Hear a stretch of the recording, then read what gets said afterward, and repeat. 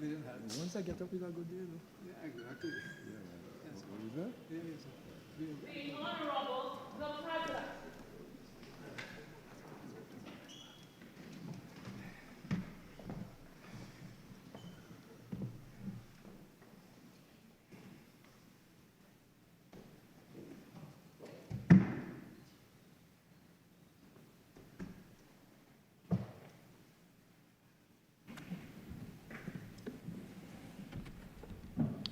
Let us pray.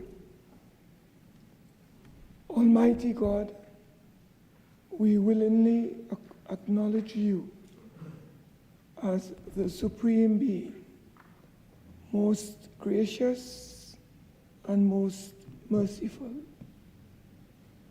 Look down, we beseech you, on us who are members of the Senate, and deign to assist us in the duties that we have to perform on behalf of our beloved country of Trinidad and Tobago.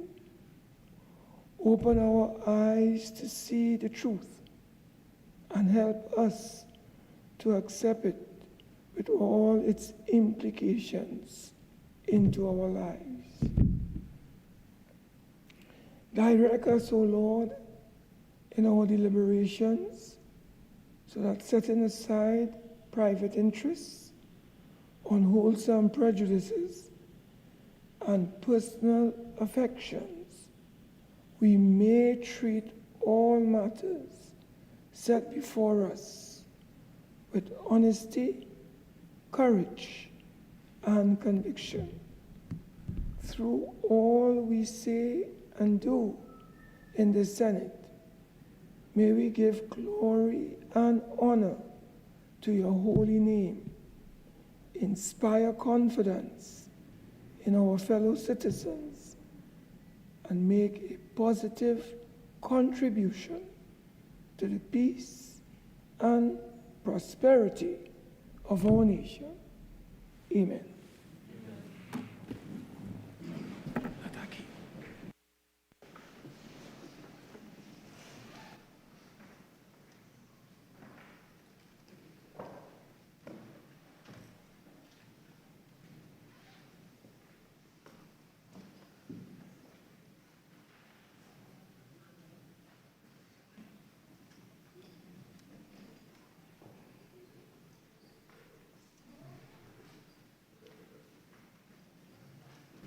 Papers. Senator Melanie Roberts-Radgman. Mr. President, I have the honor to lay on the table the following paper as listed on the order paper in my name. The delegation report on the 74th Westminster Seminar on Effective Parliaments, Westminster, United Kingdom, from March 9th to 13th, 2026. Minister of Planning, Economic Affairs and Development, and the Minister in the Ministry of Finance. Mr. President, I have the honor to lay on the table the following papers as listed on the supplemental order paper in the name of the Minister of Finance. The report of the Auditor General of the Republic of Trinidad and Tobago on the public accounts of the Republic of Trinidad and Tobago for the financial year ended September 30th, 2025, and the public accounts of the Republic of Trinidad and Tobago for the financial year 2025. Public business, government business, bill second reading. Minister of Labor, Small and Micro Enterprise Development.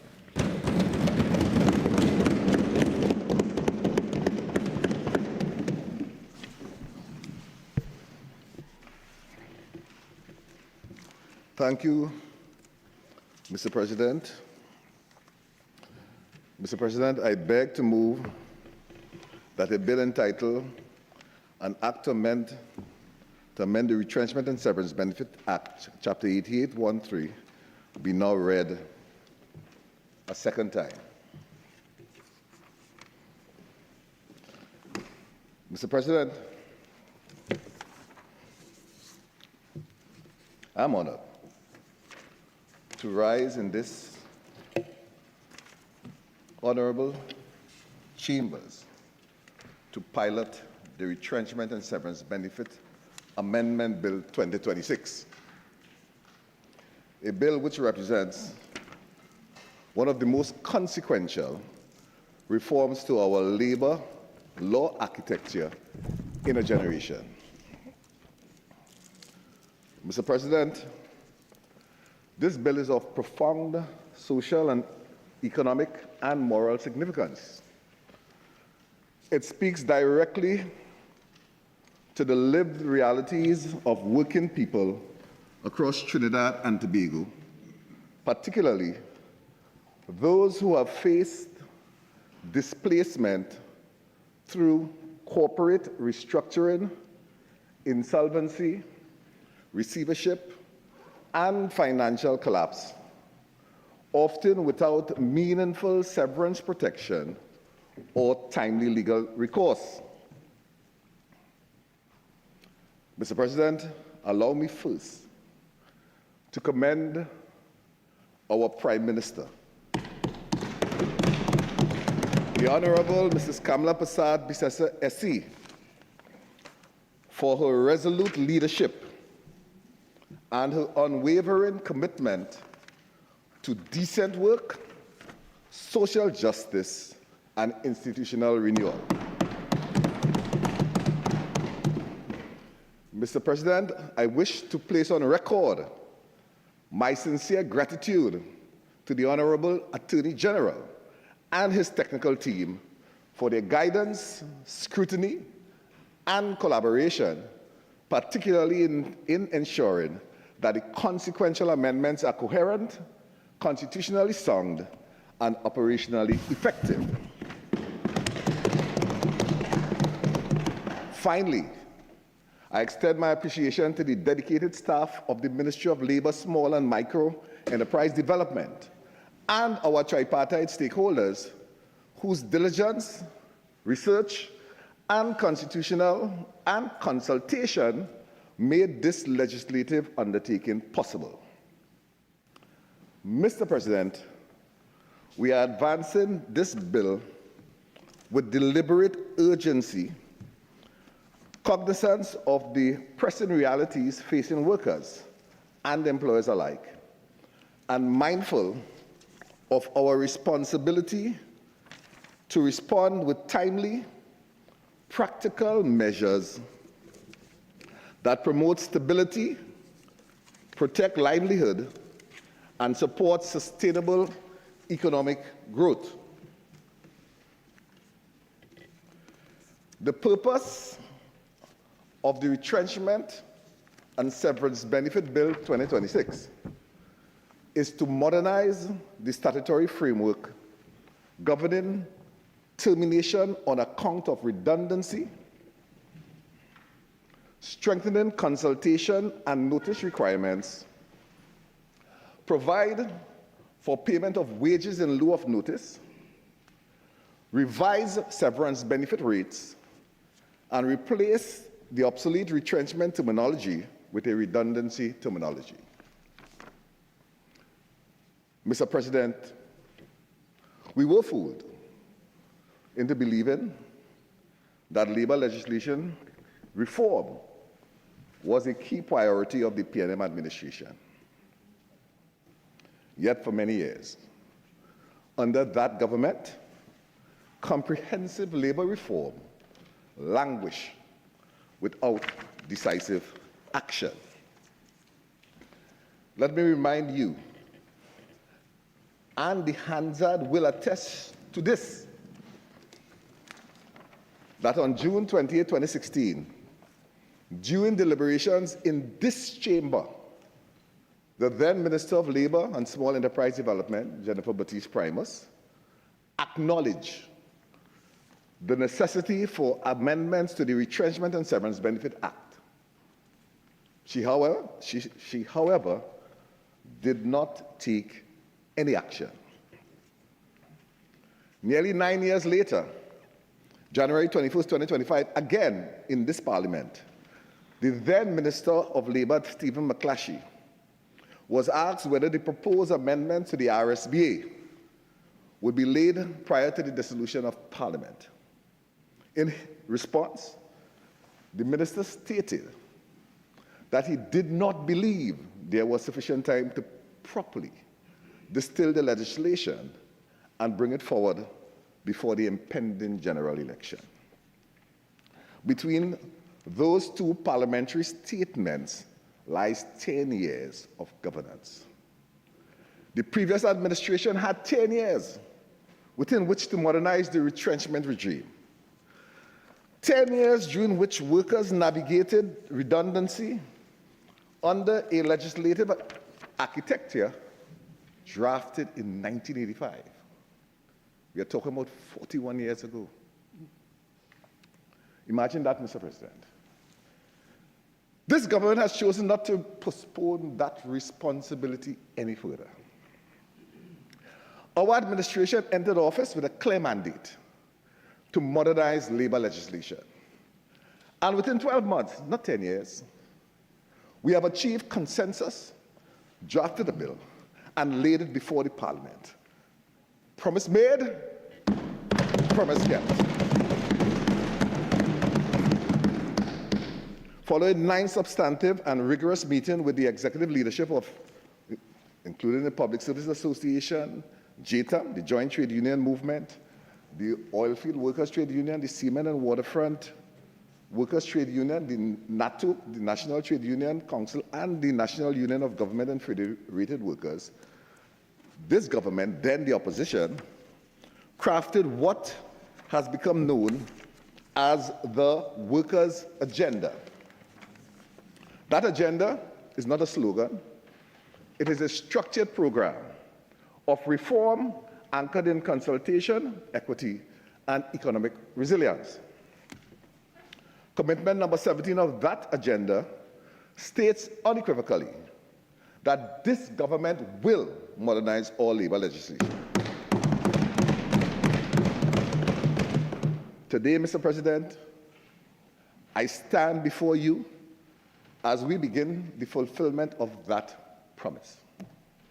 This bill represents the first of several major legislative initiatives designed to realign our industrial relations framework with contemporary economic realities and international best practice.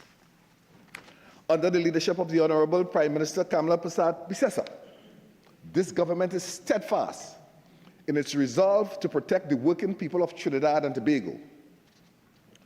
Protection, however, must not be conflated with rigidity.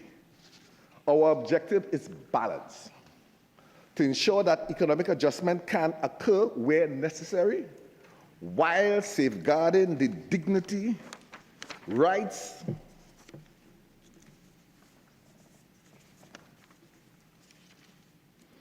and legitimate expectations of workers who have contributed faithfully to national productivity.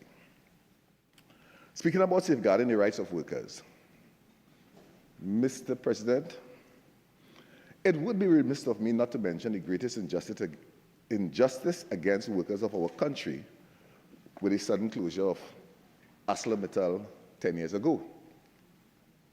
That event stands as one of the most significant instances of industrial retrenchment in this nation's recent history. The 2016 closure of ArcelorMittal, which displaced approximately 1,400 workers, including the so-called contract workers, exposed the weaknesses of our outdated legal framework. Despite this, and even during the COVID-19 crisis, which negatively affected businesses, no comprehensive reform was pursued. Mr. President, the 1,400 is not an abstract figure. It represents families whose livelihoods were disrupted under a system that had remained unchanged since 1985. People lost their homes, lost their families, and sadly, even lost their lives.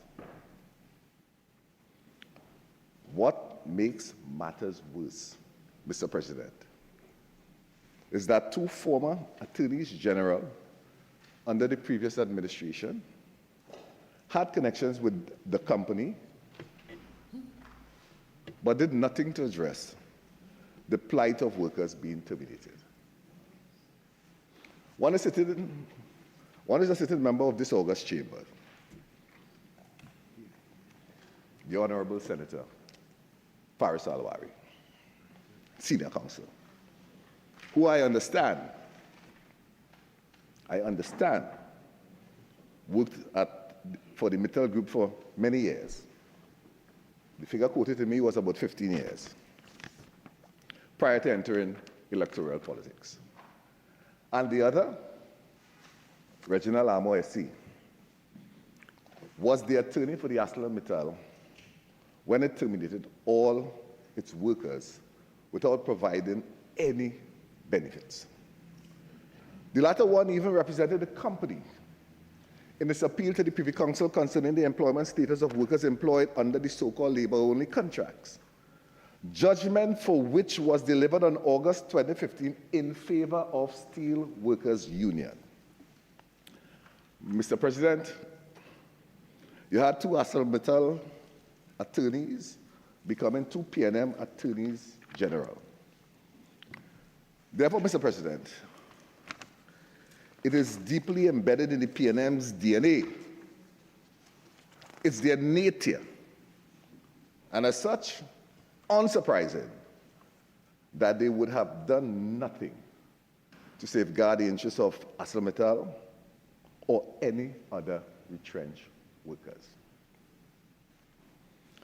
Had these amendments been enforced at that time, the workers displaced in ArcelorMittal would not have relied solely on the strength of their collective agreement or the goodwill of executive decision-making. They would have benefited from a modern statutory definition of redundancy, mandatory consultation, enhanced severance rates, codified payment in lieu of notice, protection in restructuring and insolvency contexts, and priority reemployment safeguards. This bill ensures that future workers, regardless of sector or bargaining strength, are protected not by circumstance, but by law. I sound almost like Senator Lalit Etienne. Rights rather than charity. Mr. President, the development of this labor reform has been informed by rigorous tripartite engagement. This bill is a product of extensive, inclusive, and multi-party consultative process convened by the ministry through national stakeholder consultations, working group sessions with workers, employers, organizations, trade unions, and the International Labour Organization. These deliberations were synthesized and examined, ensuring that the resultant policy struck a careful and principled balance between workers' protection, economic sustainability, and industrial harmony. A robust comparative legal analysis was undertaken, benchmarking these reforms against jurisdictions such as Barbados, Jamaica, Canada, South Korea, Australia, and the United Kingdom, and ensuring alignment with Goal 8 of the United Nations Sustainable Development Goals, which call for decent work and productive employment for all. From the onset, coming into office last year, the ministry undertook a careful review of the legislative deficiencies, engaged in meaningful consultation, and committed ourselves to modernizing this critical framework of labor protection. Today I affirm that this undertaking has not remained a mere policy aspiration, but this government has fulfilled the mandate entrusted to us by the people of Trinidad and Tobago. A commitment was articulated, and a commitment has been honored.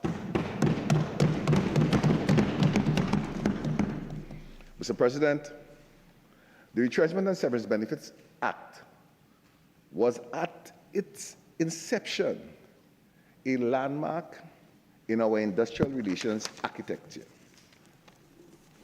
It sought to do two things of fundamental importance.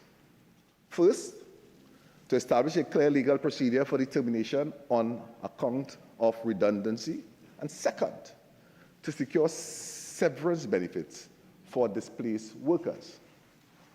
For decades, it has served as a shield for employees navigating the uncertainties of economic change.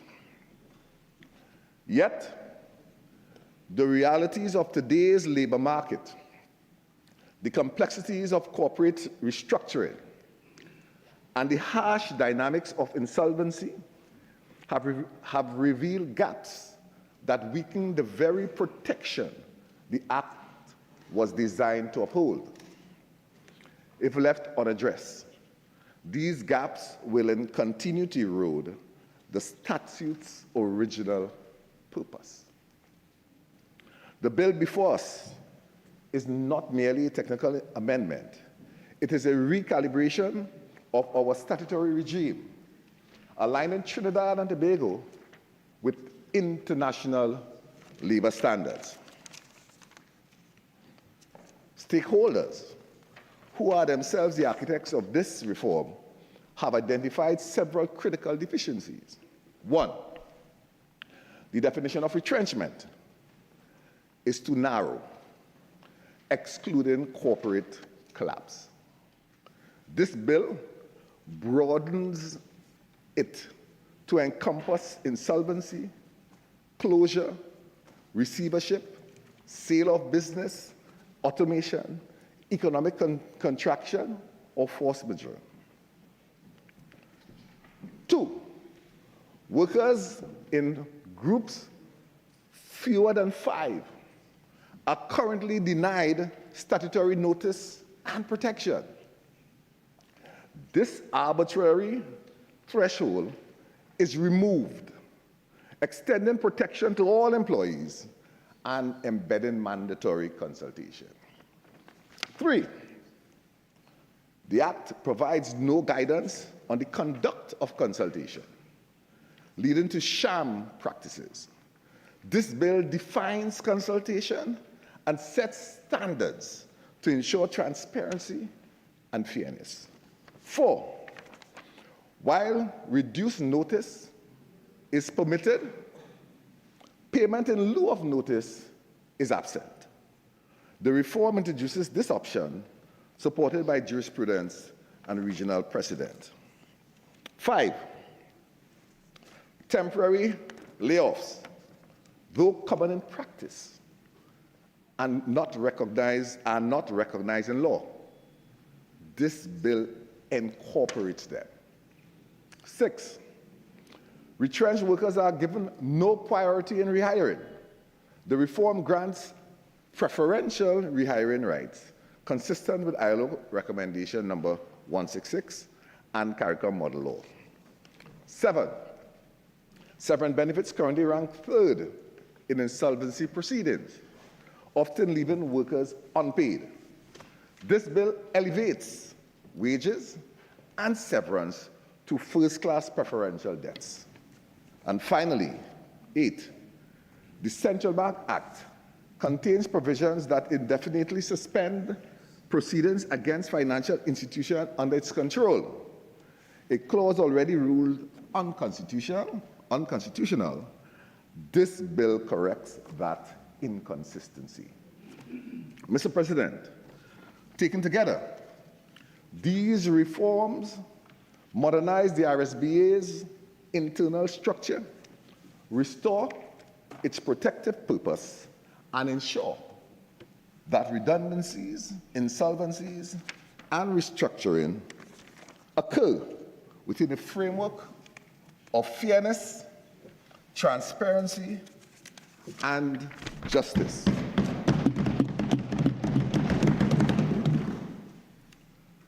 Mr. President, I now propose to address the clauses of this bill in sequential order. Clause 1 of the bill provides the short title of the bill. It states that this bill may be cited as the Retrenchment and Severance Benefit Act, Amendment Act 2026.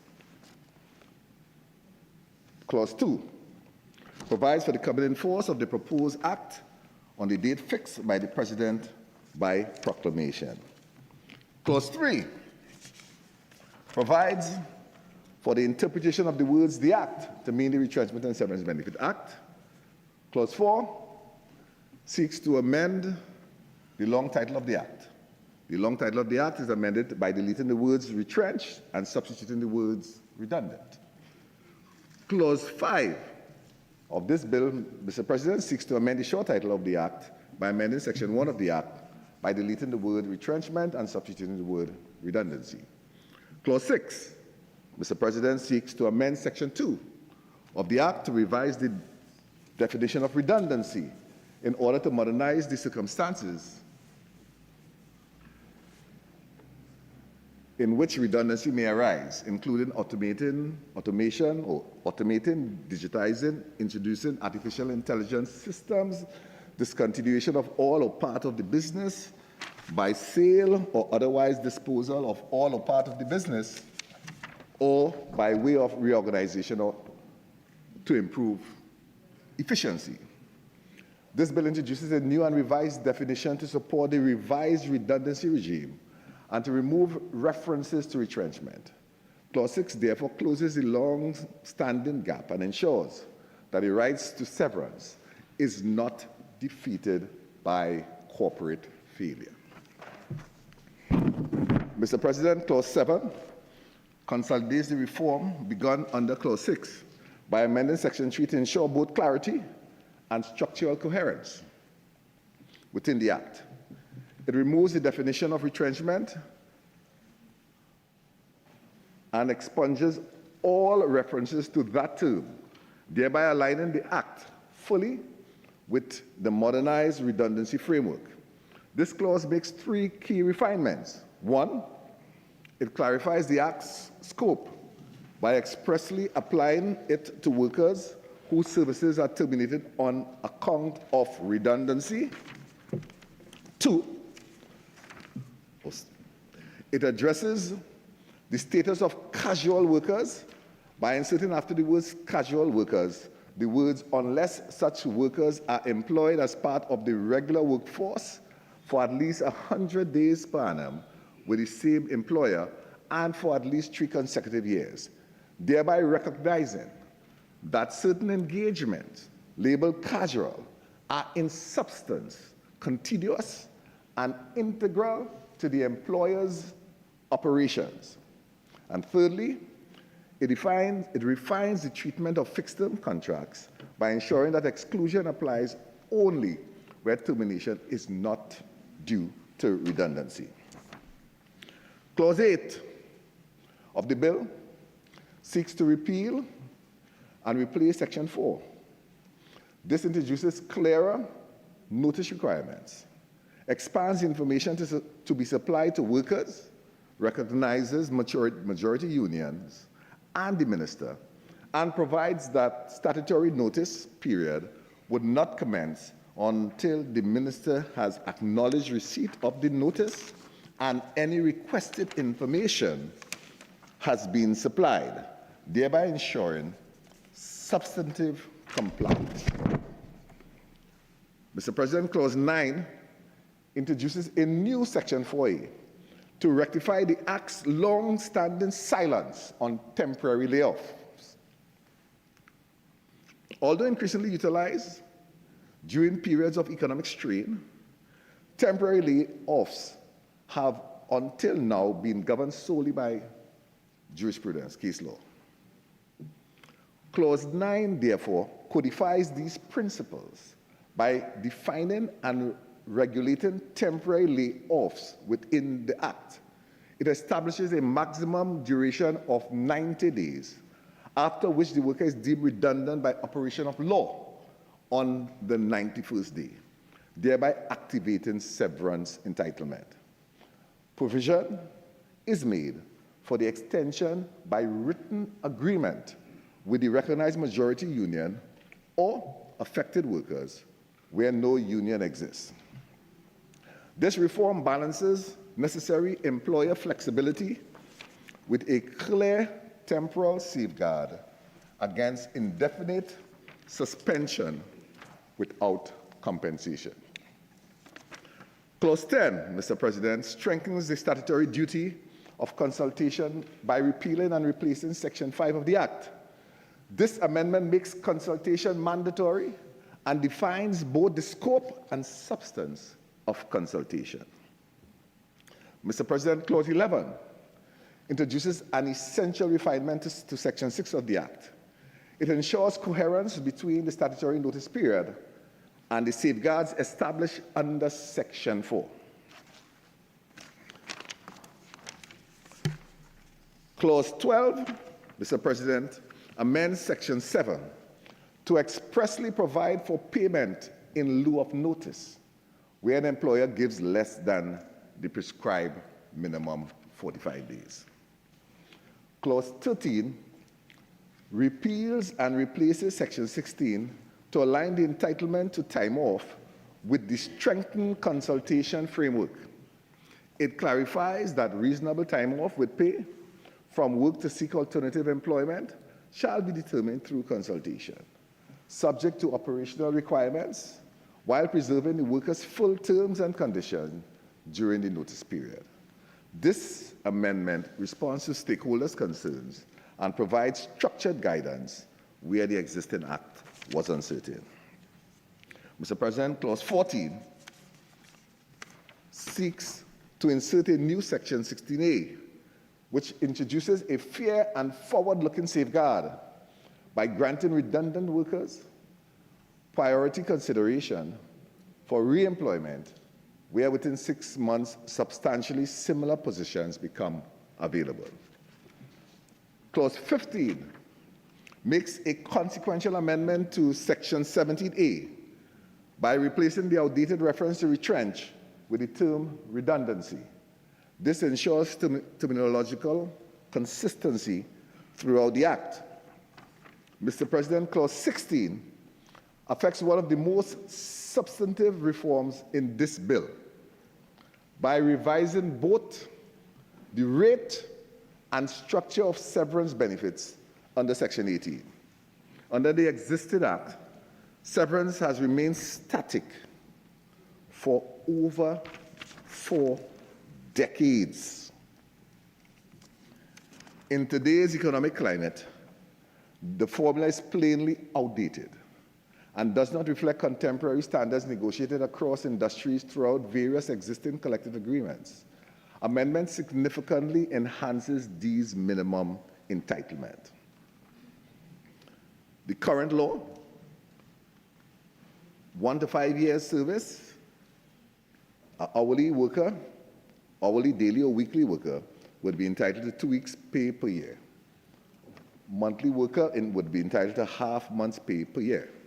5 years or more service, the hourly or daily or rated worker receives 2 weeks' pay for the first 4 years and 3 weeks' pay from the 5th year onward.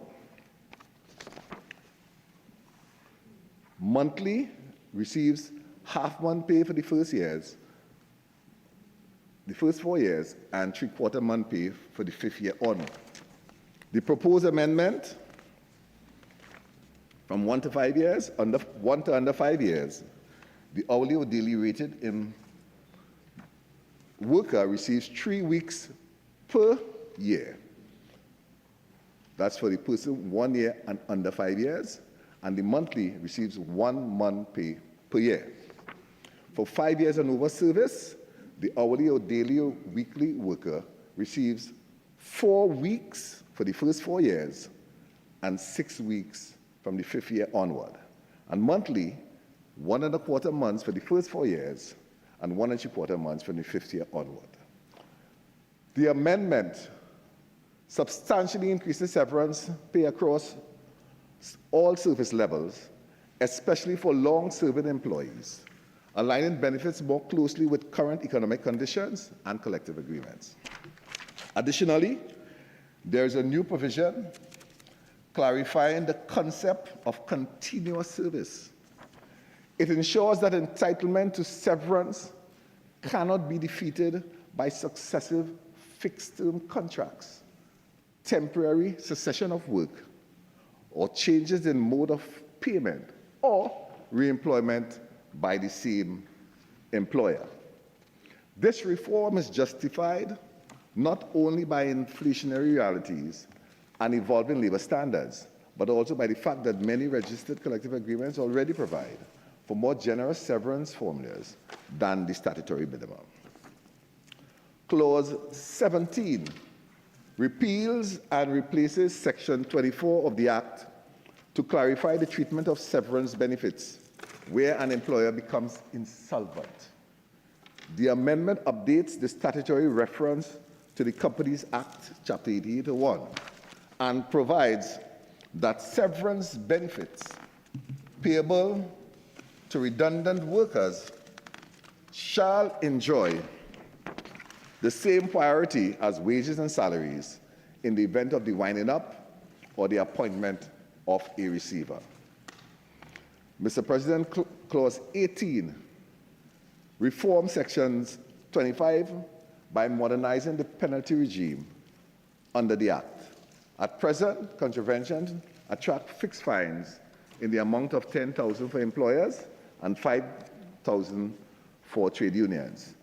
These static sums, unchanged for decades, neither reflect contemporary economic realities nor adequately deter non-compliance.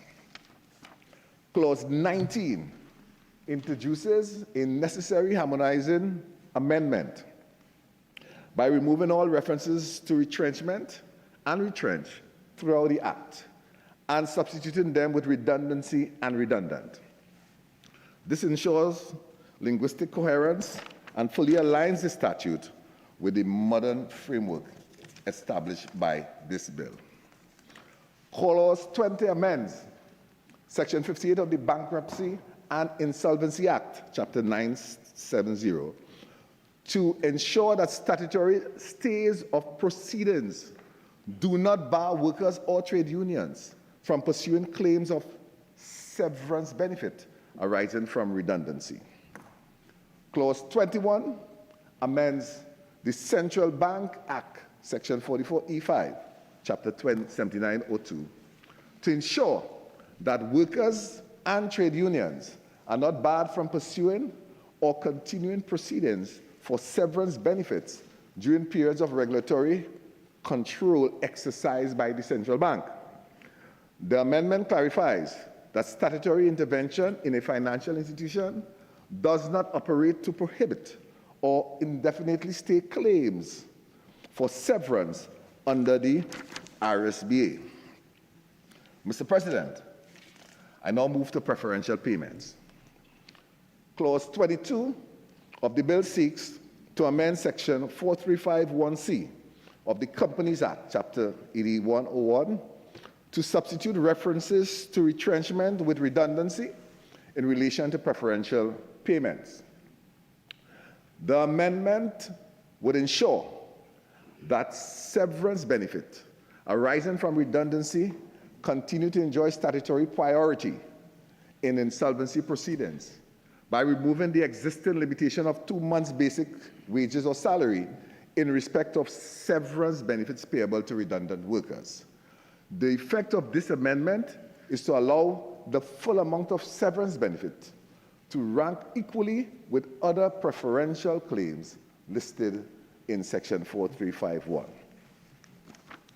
Clause 23, Mr. President, amends the Industrial Relations Act, Chapter 8801, by replacing references to retrenchment with redundancy within the statutory definition of worker.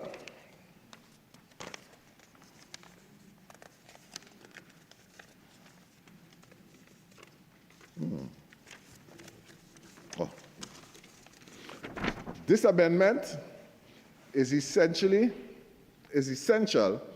to preserve the jurisdiction of the Industrial Court and to ensure that workers and trade unions retain standing in disputes arising from redundancy under the revised framework. Finally, Clause 24 provides the necessary transitional and savings provisions to ensure that legal continuity upon commencement of this Act. It preserves terminations effected prior to the enactment, protects accrued rights and liabilities, and safeguards pending proceedings, arbitrations, and appeals.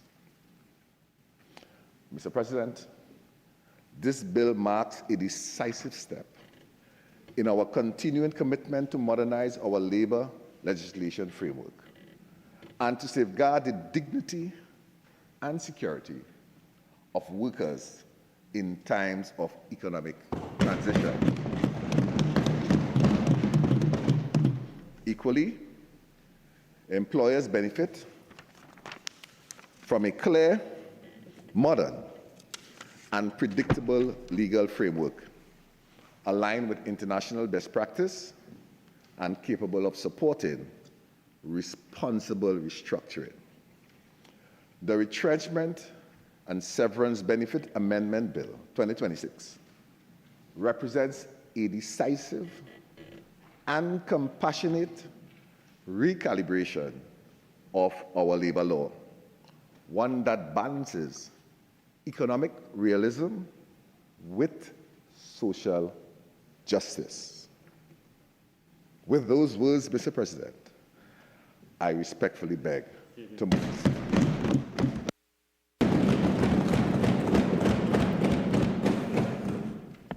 Honorable Senators, I shall now propose the question for debate.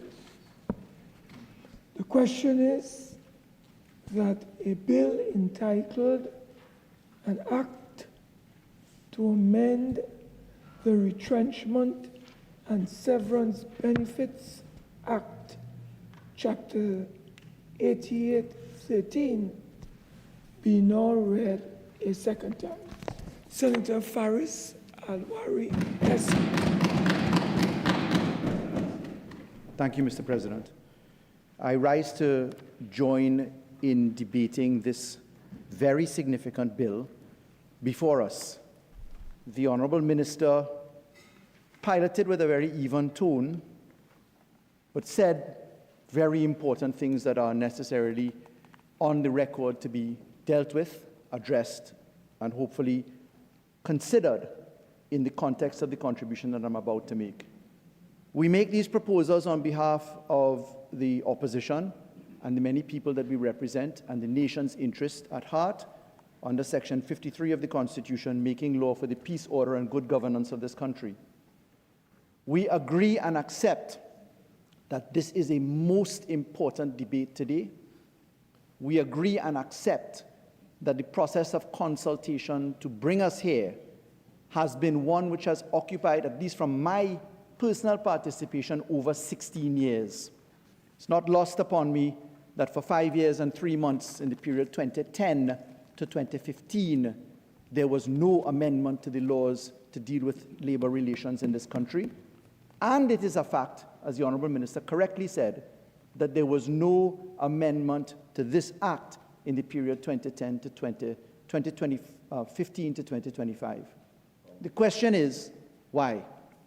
The question is, what ought we to do when presented with this bill today? I start off by making the observation that the Retrenchment and Severance Benefits Act, Chapter 8813, is a law that commenced on the 2nd of January, 1986. The law itself was piloted and brought into the Acts of the Republic in 1985. I want to mark that point. 1985, the law was piloted. 1986, it commenced. And that is so, as it comes to a particular point that I'm going to make, I join the Honourable Minister in his observations on Section 16 of the Act as it is proposed to be amended. Section 16 is, I agree, one of the most critical provisions of the legislation, and it is clause 13 that treats with amendments to section 16. In the period 2017 to 2021, the Honourable Minister is correct, the Ministry of Labour engaged in significant consultation. There was a particular and specific work product which is recorded in a memorandum dated this July 6, 2021, which is the amendments to the Retrenchment and Severance Benefits Act, Chapter 8813. Attached to that is a National Tripartite Advisory Council report. That National Tripartite Advisory Council report is the report coming from the stakeholders, that is the government, private sector, and the trade unions. And that report is very critical to considering a number of the clauses today.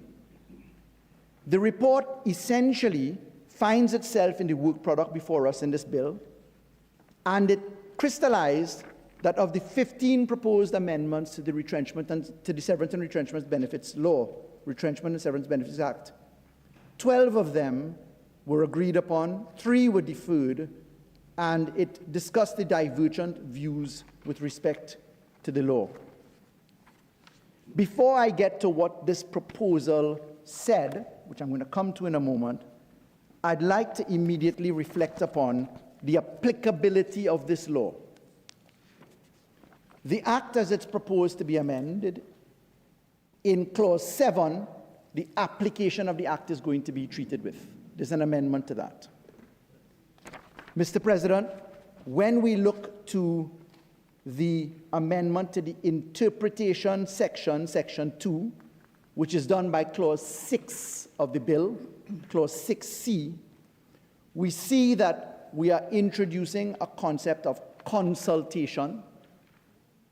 And consultation is, in fact, adopting the classical case that deals with consultation, and that is the case of RV Northeastern Division Health Authority ex parte Coughlin, 2001, Queen's Bench 213. And I'll spell Coughlin for the parliamentary record. It's Coughlan.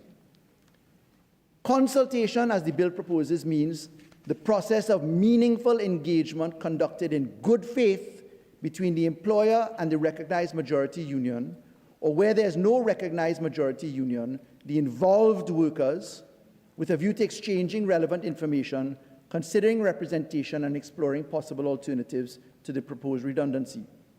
Now, what Coughlin sets up is that for consultation to be meaningful, you essentially have to have 4 elements.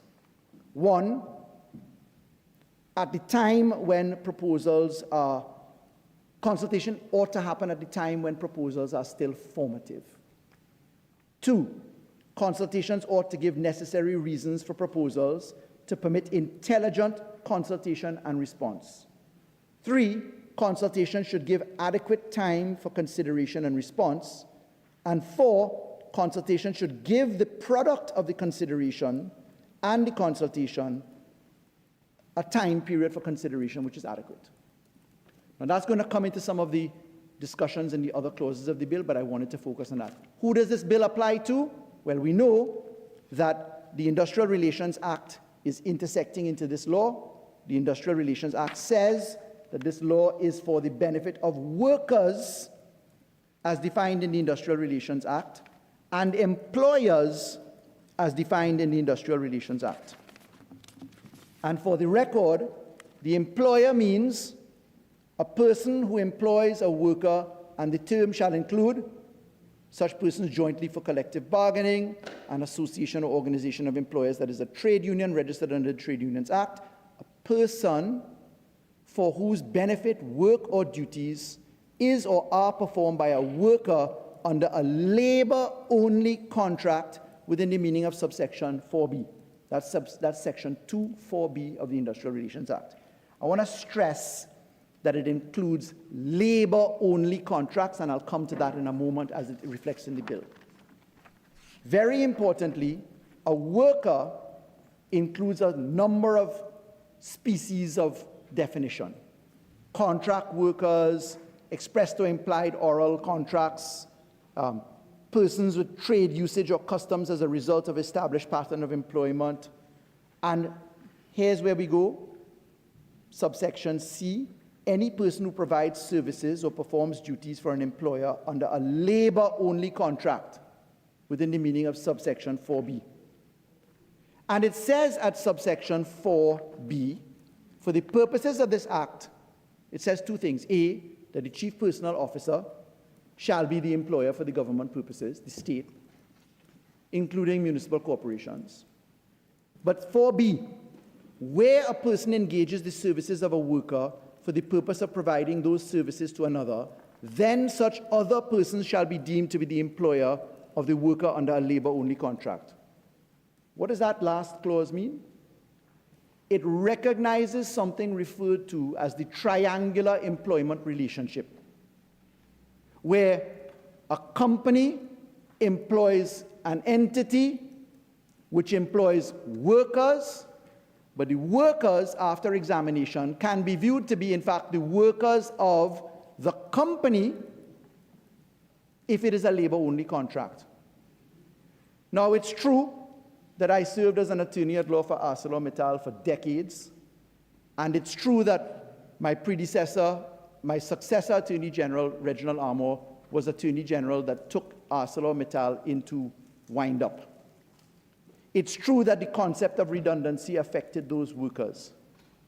For the record, any dealings with ArcelorMittal whilst I was in government, I recused from, as I was bound to in law, because I could not have represented clients and then treat with the material that they were going to be treated with by way of legislation. So I recused out of those matters. It's going to be relevant on some other matters that will properly speak to how you manage those conflicts of interest. Now, in this construct of the worker, the industrial court has been very, very careful to explain triangular relationships. And there are a series of cases that will be well known to my friend, the Minister of Labour, and to others, to you, Mr. President.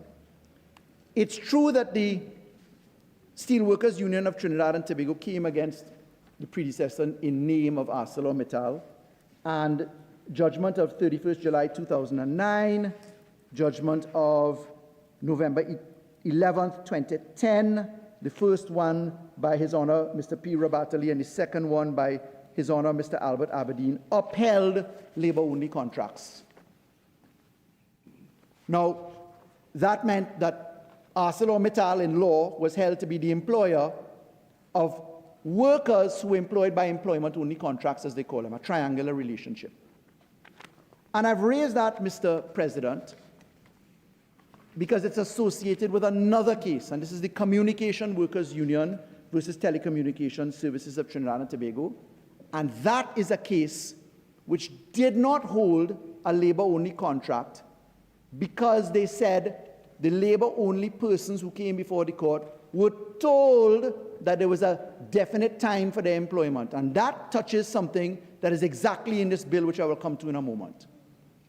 So these cases I put on the record as I come into a more deeper exploration of the bill to make the point now, jumping back to consultation. The bill proposes that we are treating with workers, we're treating with employers. The bill proposes amendments that say that termination is going to be treated with for redundancy. There is a movement in this bill to accept a number of things upon which consultation happened. There is a movement specifically to adopt the CARICOM model legislation. That is the CARICOM Model Harmonization Act regarding termination of employment. And the specific terms relating to redundancy in sections 20, 21, 22, 23, 24, 26, 27 of that model CARICOM bill are present in this law. I want the Honorable Attorney General to take note that there are some inconsistencies which we'll address at committee stage with the view and hope that the government may adjust it to harmonize the law into what we believe it ought to be. But when we look to this bill, we have no objection to the concept of removing the definition of retrenchment and removing the definition of redundancy and substituting it. There is a problem, however, when we get to the definition of redundancy. Redundancy in the bill says it means the termination of the employment of a worker in whole or in part. Stick a problem, pin there. You cannot have a definition where you're proposing to dismiss somebody in part. I believe that that is merely a transcription error. It can be fixed at committee stage. I direct the Honourable Minister to the language of Section 20 of the CARICOM bill, and you will see that the language used is unfortunately not properly adjusted, but that can be fixed at committee stage. That's point number one. But point number two is that when we are looking to the definition of the elements of redundancy, there is an undue inclusion of technologically specific matters which can confuse the court or which can become otiose or archaic over time. It says here, which results in a reduction of the workforce that is a direct result of the employer modernizing, automating, and it includes these words, digitizing, introducing artificial intelligence systems. That definition, inclusion, has a problem. It will cause interpretation challenges in the court. I humbly suggest that the Honourable Minister look again to the CARICOM model in legislation. This bill has exactly the model legislation, except this bill includes those words, digitizing, introducing artificial intelligence systems. The courts are going to be called upon to interpret this law, and we need to make sure that there's clarity in Parliament's intention. Mr. President, the fact is this bill welcomes reduced operations in business of the employer has been made necessary by economic conditions, including lack or change in markets, contraction in the volume of work, sales, reduced demands, surplus inventory, and the fact that businesses may be discontinued. Now, Mr. President, the largest employer in the country is the government. We are very lucky to have a former trade union leader and another former trade union leader in the cabinet of Trinidad and Tobago. The largest employment factor is in the government. This bill recognizes redundancy. I respectfully believe that the application of this bill needs to be adjusted. When you look to Clause 7A, it says that the Act applies to persons falling within the definition of workers under the IRA whose services are terminated on account of redundancy. It really ought to be whose services are proposed to be terminated. Because if you're waiting for the trigger to be are terminated, you miss the entire run-up to the wicket which the law treats with. Consultation, layoffs, notice periods, etc. So there's another amendment to come there. But Mr. President, with the largest employer being the government, and with the largest employer as the government, including labor-only contracts, we are bound to go to Section 16 of the Act as it is proposed to be amended, and Section 16 of the Act is going to be amended according to this bill by Clause 13. Now, Section 16 of the Act actually says that this law, forgive me, Mr. President, I'm referring to Section 18, which is Clause 16A. Section 18 of the Act being amended by Clause 16, the Minister said that Clause 16 was one of the most important clauses. We agree. The parent law in Section 18, which Clause 16 treats with, says, every worker to whom this Act applies retrenched on or after 1st of January 1985 is entitled to severance benefits. I come back to where I started. This Act became effective in 1986. Section 18, which Clause 16 amends, says effectively that this law is retroactive and that persons who were made redundant in the retrospective period of nearly a year before the law became current would receive benefits. Now, I flagged, Mr. President, that we had consultation on the amendments, and I flagged the good fortune that we have of the Honourable Minister coming from the trade union itself, standing figure, names as strong as the Honourable Clyde Elder, yeoman service in court. I've seen him in action, tremendous guy in court. Mr. President, when we go to the consultation paper that I raised a little while ago, July 6, 2021, what strikes me in the 12 out of 15 elements that were agreed is that, yes, there was agreement on the definitions of redefinition of retrenchment, no problems. We'll adjust that at committee stage. The procedure for retrenchment was agreed, time frame for notification, consultation prior to formal notice, payment in lieu of retrenchment, temporary layoffs, rehiring of retrenched workers, penalties, coverage of all contract workers in the Retrenchment Severance Benefits Act, minimum period of notice, establishing criterion for selection. But the issues that occupied the greatest attention was this one: amendments to the Retrenchment Severance Benefits Acts to be retroactive, led by the trade union movement. Now, Mr. President, I was in shock to hear the Honourable Minister say that ArcelorMittal, after proceeding to go into particulars about Reginald Amo and me being lawyers for ArcelorMittal, coming in to say that the greatest and most significant event was in the last 10 years was the sudden closure of ArcelorMittal. Significant in the nation's recent history, according to the Honourable Minister, where 1,400 workers were displaced. Well, my Lord, I wondered what happened to the Honourable Minister. Last time I checked, the greatest number of layoffs happened in the last couple of months, last year. 11,000 people in CPEP, 5,000 people in URP, 5,000 people in forestry, 2,000 people at HDC, 1,000 people between contract workers, etc., at Ministry of Education, and the list goes on and on and on. And the Honourable Minister said quite correctly and quite in reflection of tragic experiences that people lost their livelihoods, lost their homes. He said people even lost their lives. Mr. President, that all happened in the last couple of months again.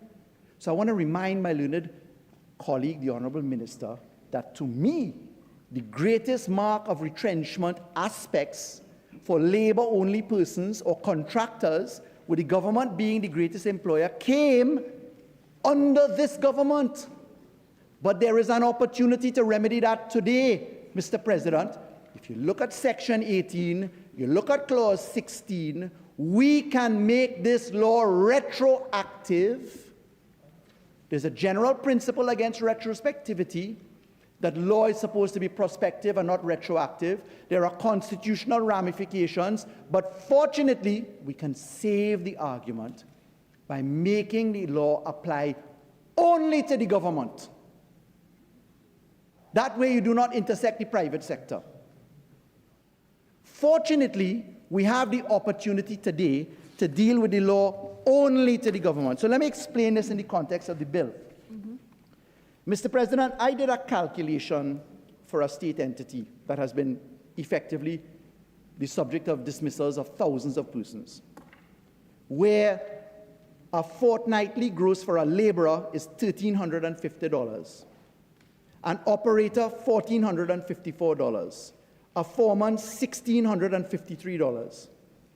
And when you calculate the severance and retrenchment benefits due to the workers under this law, as it's proposed, if we make it retrospective to government employees or public bodies within the government state enterprises sector, not the public bodies within the meaning of the public procurement law, a narrower version, Mr. President, let me give you the total figure. if you had 323 contractors with 30 employees and they were working for 5 years, the government owes them $74,680,258.29. Fortunately, this bill says that contracts of service will be deemed to exist for the time frame regardless of a break-in contract. Fortunately, this bill says that. Mr. President, if they were working for 10 years, the government owes 323, 11,000 contractors, 11,000 workers who are workers of the government, $176,516,974.14. If you look into the employee, an employee who was working for 10 years is supposed to get $546,492.18. If you were working 5 years, you would get $231,208.23. Now, fortunately, Mr. President, in reading the room, we have an Attorney General who is extremely experienced. In the mass firings of URP, which went to the industrial court, the argument offered on behalf of the workers was that they fall under labor-only contracts, and the labor-only contracts were to be treated with. Same industrial relations labor-only contracts, same triangular principles contracts. The very capable and brilliant attorney at law leading the charge there was none other than John Jeremie, SC, assisted by Anthony Bullock. He's well familiar with the case. He would be able to advise us here today if we're talking about the compassion for the worker, we're talking about the livelihoods, we're talking about the largest retrenchment that the Honourable Minister said. The Honourable Minister was passionate, just forgetful, that the largest event wasn't ArcelorMittal's 1,400 workers. It's about the 50,000 workers that this government fired. But, Mr. President, fortunately, the constitutionality of the bill as it relates to retrospectivity can be saved if we narrow the pack down to government workers and make the law applicable as of May 1st, 2025. Mr. President. You see, Mr. President, when we're talking about this bill articulates on a very important policy which was agreed upon. Let me read for you what the unions had to say, and my learned friend, the Honourable Minister, must have been there in his consultations that he recited a little while ago. He must have come across this. So, paragraph 9 of the document dated July 6, 2021, Roman 6, paragraph D, 4.5, amendments to the RSBA to be retroactive. Let's go on. We see now at Roman 5, on the issue of retroactivity, the amendments to the RSBA, the labor sector representatives, in presenting their case, cited the precedent in the Swan Hunter matter and compared those circumstances with ArcelorMittal worker, Mr. President, in their demand for retroactivity. Let's go further. In this document, the National Tripartite, we see that there was consensus on the term retrenchment being redefined, borrowing Section 20 of the CARICOM Act. We see that we should have mandatory consultation, which this bill brings to life. We see that 45 days notice should be retained. What time do I finish? 20. We see misuse, no need to include certain items of consensus because it's there. Let's define layoffs. Let's provide for severance or retrenchment after 19 days if there's 90 days if there's a layoff. No penalties, etc. Mr. President, under Roman 4, 4.5, amendments to the RSBA should be retroactive. The Council noted the government sector that it wasn't practice to have retrospectivity. Labor representatives were strong in the view that, especially taking into account the extenuating circumstances surrounding the termination of services of ArcelorMittal, employees of Swan Hunter precedent to be followed, and that as a consequence, the amendments be made retroactive. The document is filled with retroactivity, the demands of the union. Now, Mr. President, I'm sure I'm pushing at an open door, because the government will not be constitutionally affecting the private sector by taking a retroactivity to pay people. But, Mr. President, this bill is premised on a very important document, the ILO number 166 convention, which Trinidad and Tobago is a participant of, and which is part of this bill.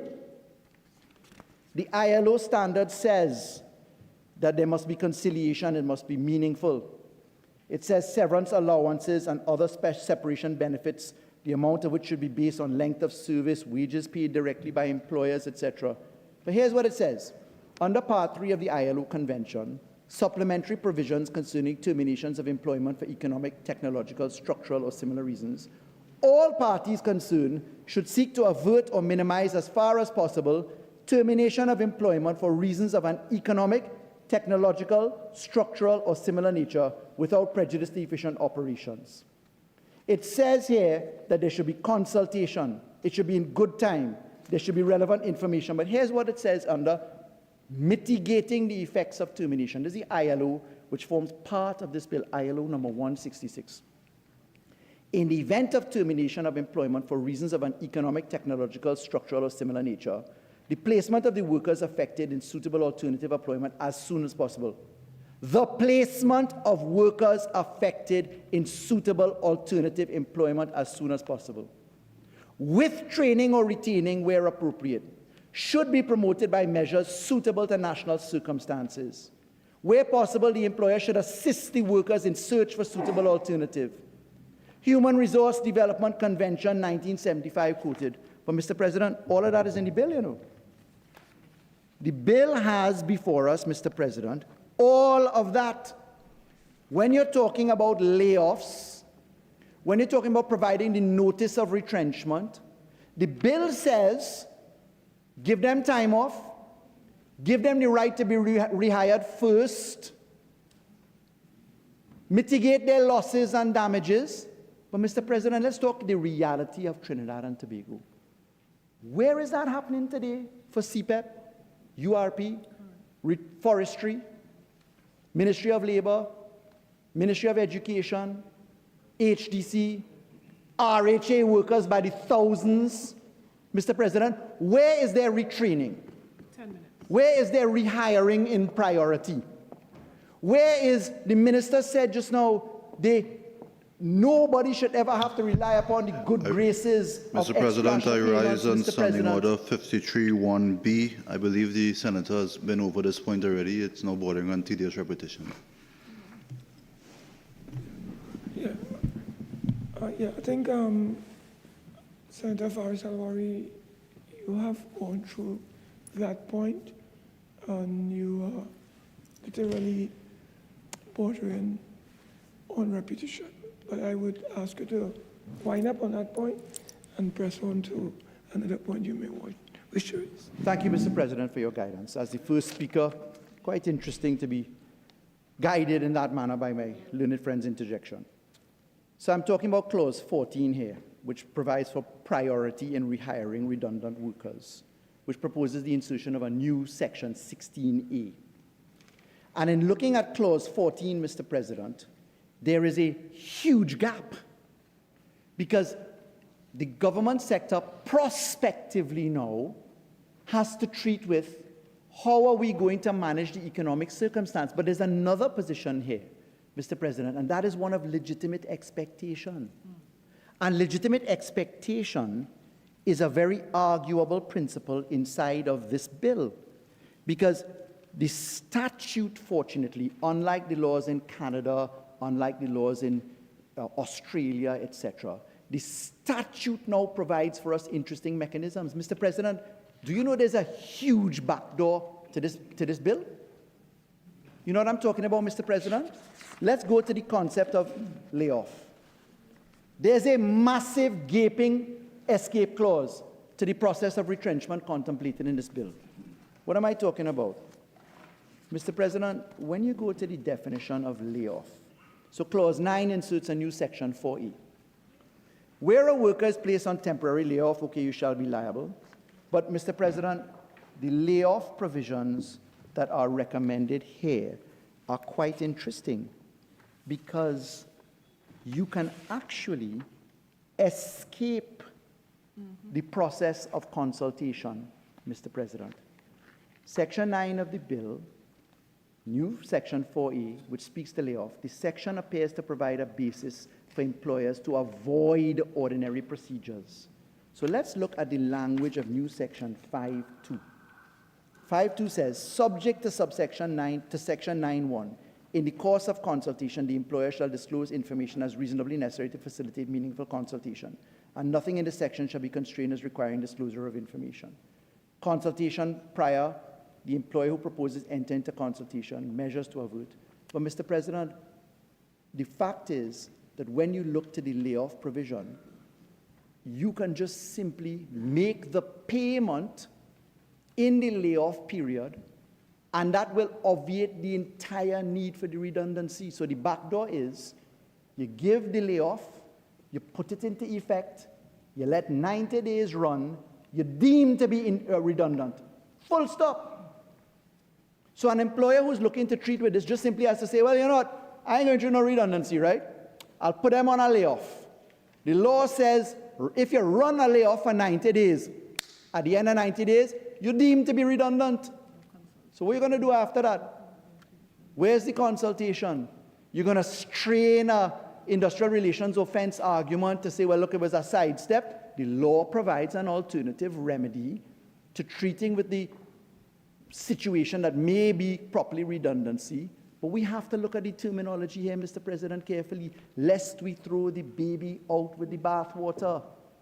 Now, Mr. President, we support the concept of this bill, but let me make it abundantly clear. May I be guided as to what is final time, Mr. President? 6 minutes. 6 minutes? Yeah. Thank you so much. 21. Mr. President, the position is this. We had to tighten up the definition clause. We have to treat with the application of the Act. It can't be the law applies to persons who are falling within, whose services are terminated, whose services are proposed to be terminated. It can't be that section, that the section that includes the concept of termination in the definition of redundancy stands as it is because you cannot be dismissed in part. You would have to either be dismissed or not dismissed. Refer you to section 20 of the CARICOM legislation. It can't be that you have the escape hatch of running through the layoff after 90 days and coming there. But, Mr. President, when we get down to the amendments to the prioritization of charges, be it on payments as priorities, under insolvency, winding up, emergency powers in the central bank, etc., there is a readjustment to go into, number one, ranking the priorities, moving from number 3 to number 1. So no longer will there be rates and taxes, charges and charges to the government. The first one is salary, retrenchment, no problems. We agree with that. When we deal with the fact that there is a provision for action to start and continue, if you look to the amendments to the Bankruptcy Act, the Insolvency Act, the Central Bank Act, when you look to that, Mr. President, it's important to note that the action can start. But what goes on there, Mr. President, is that you may not yet be in the prudential position of being able to even see what is in the pot, rank priorities or otherwise, because all of it may go in one shot. So I'm just raising a caution that there is a factoring as to ranking in pari passu, what is going to be left to be divided equally amongst others who are entitled of the same class, when you get to insolvency, etc. That's something that we ought to pay some attention to. But, Mr. President, I think it's critical, if you really want to make this bill right, that we have to look to the retrospectivity as it relates to the government alone. I've said enough on that. I'm marking the spot. It'll feature in the committee stage. Mr. President, I think all eyes are on the reality of what this is truly going to be. I want to point out that in the consultation process, there was a requirement. The reason that it waited when Mr. McClatchy then came Minister of Labour to say that there wasn't time before the general election to come to it, he didn't reveal that there was a condition precedent that the NIB conduct an actuarial study, because when you're dealing with insolvency, bankruptcy, etc., the law says that you really ought to have a guarantee fund, because you may find that the entity that is insolvent has nothing to pay, and therefore the aspect of having a pot, much like the accident fund in motor vehicle and road traffic events happen, or you look at the injury compensation for persons, the NIB needed to produce an actuarial study to deal with whether these things can be afforded as an alternative. Because you may very find the cupboard is bare. You have the judgment, you can do nothing with it. So I hope that the Honourable Minister will talk to us about the status of the actuarial fund analysis, what the alternative is, because our employers now to expect that we're going to have a new contributory fund, apart from paying for NIS, apart from health surcharge, apart from green levy, apart from income tax, apart from landlord tax, alcohol tax, all of these new taxes that have come in the last year. Is there going to be an employment fund to funnel with the amendments that we propose in bankruptcy, insolvency, the Companies Act, etc.? These are important clarification points so that the whole of society, right now the load is on the private sector, they need to have foresight. So, Mr. President, we look forward to the government supporting the retrospectivity so that the thousands of workers who have been fired can receive their fair share. Thank you, Mr. President. Courtney Nish. Thank you very much, Mr. President. I'm happy that I caught your eye. Mr. President, in my 44 years of practice of industrial relations in this country, it has become very difficult for me to name or identify consequential ministers of labor within recent vestige. There have been so few. By this I mean ministers of labor who have had the courage and commitment to bring comprehensive amendments to our aging inventory of labor legislation. Over the last 5 or 6 administrations, not a single minister has moved to address existing labor-related legislation beyond the state of consultation or policy paper. Mr. President, in large measure, most of our labor legislation have been on the books for over 40 years.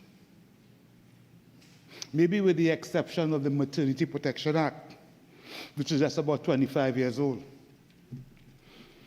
In my view, given the passage of time, such legislation, most of which impact on serious social justice issues, should be reviewed on an average 10 to 15 years to ensure their continued relevance to changing circumstances, particularly within our wider society. For example, our workmen's compensation legislation was first enacted in 1927, but has been in place, the current act has been in place in our books since 1960. That's before the country became independent.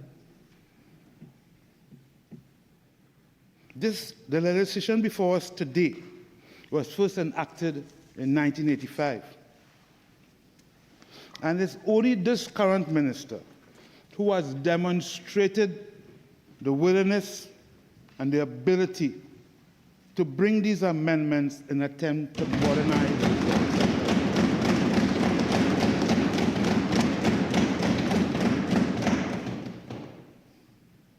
Therefore, as a long-standing practitioner in industrial relations, I must offer him my congratulations. In my own many writings and publications, I have repeatedly called for the updating of our labor legislation, as most statutes not only impact labor directly, but our wider society, going straight to the root of social justice issues. I therefore expect this minister to bring before the Parliament even more amendments to more labor legislation before his tenure comes to an end. Mr. President, 41 years ago, the RSBA, as we practitioners refer to it, was considered noble, groundbreaking, and even revolutionary. Today, however, these provisions are now seen as fundamental tenets in our industrial relations landscape. It is my view, Mr. President, that in time, these amendments before us today, to this very fundamental instrument of social justice that is now before us, they too will also become well entrenched in our industrial relations fabric and jurisprudence. Mr. President, I, for one, am happy that these amendments are before us, and I'm prepared to give them my full support for their passage in this House. Notwithstanding my general support, Mr. President, I have some observations and concerns that I feel will improve these amendments and bring more balance given the tripartite composition of our industrial relations environment. Mr. President, let me therefore begin with Clause 6 of the proposed bill. This not only amends Section 2, but fundamentally alters and shifts the conceptual structure of the current ISB. Firstly, let me pronounce openly, there is nothing in industrial relations jurisprudence or practice that allows the termination of a contract of employment in part. Nothing. It does not exist. Mr. President, you can either terminate a contract of employment for a variety of reasons, or you can vary the terms of an existing contract. You can even amend responsibilities and objectives of a job role as expressed in a job description. But you therefore cannot legally and practically terminate an employment contract in part. It is an impossibility. This is faulty drafting in my best estimation, and I intend to submit an amendment to address this error. You see, Mr. President, unlike commercial contracts, there are express terms and implied terms in an employment contract. You may be able to terminate a commercial contract in part if there are provisions in the contract that facilitates this.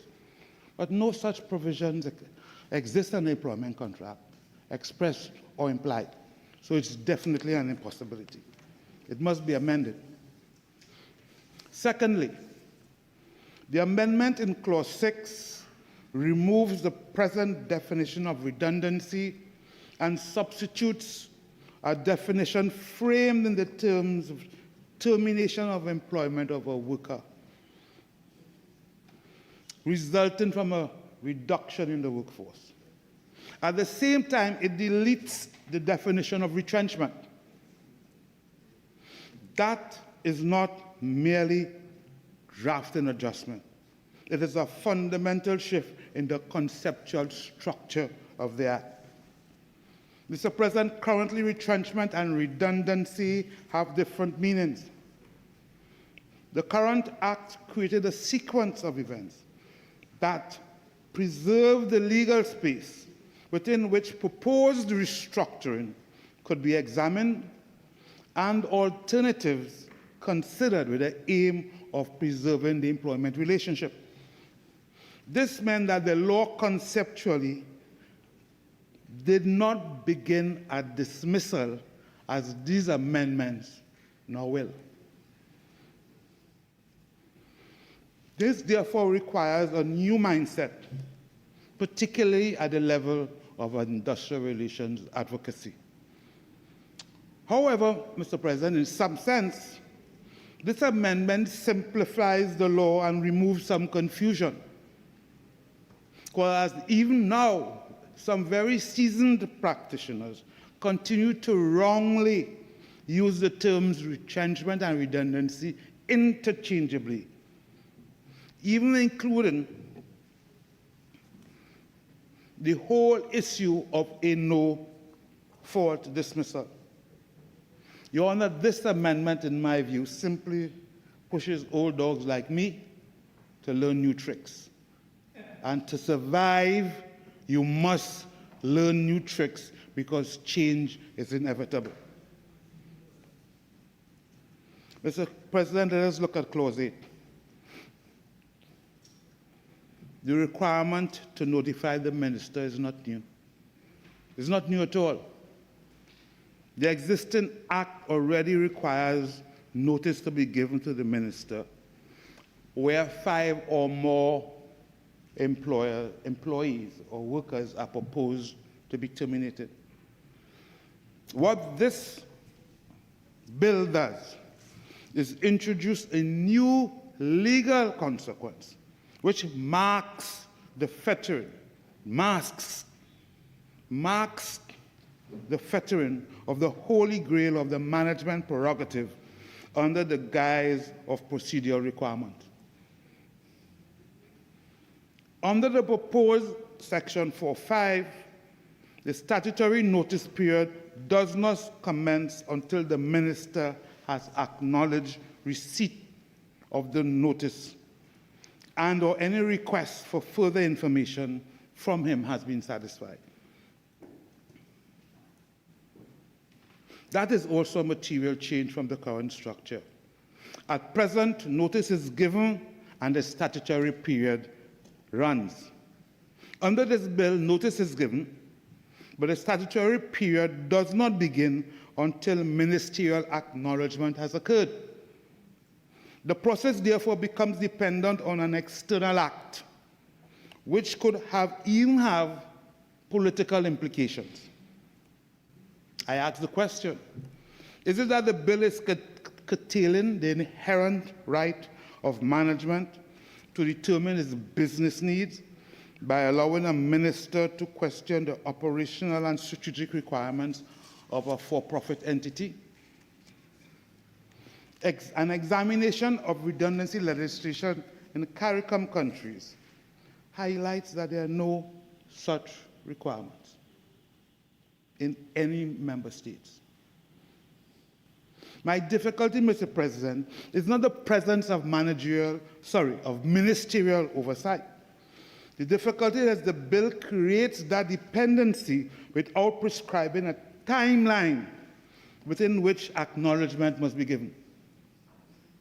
The requirement for acknowledgement is made to depend on a ministerial action, but the bill is silent when that action should occur. It is of no answer to say that acknowledgement is merely administrative. Where the commencement of the notice period depends on it, the administrative act requires substantive effect, without which employers are left without certainty as to when the statutory period begins to run, while incurring unnecessary costs, and workers are left without certainty as to the time frame within which termination is expected to occur. However, Mr. President, I have found that in Suriname, ministerial involvement to a no-fault dismissal is not left open-ended. The dismissal permits Decree E39, enacted on January 27, 1983, requires a decision from the minister within 30 days after receipt of the notice or application, and further provides if no such decision is received within that period, then it is taken that the permit or the acknowledgement occurred. That creates certainty.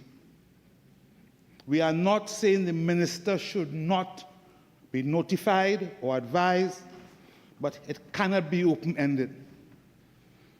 If the bill before us is to preserve the acknowledgement mechanism, Mr. President, then a defined time frame and a deeming provision ought to be properly considered.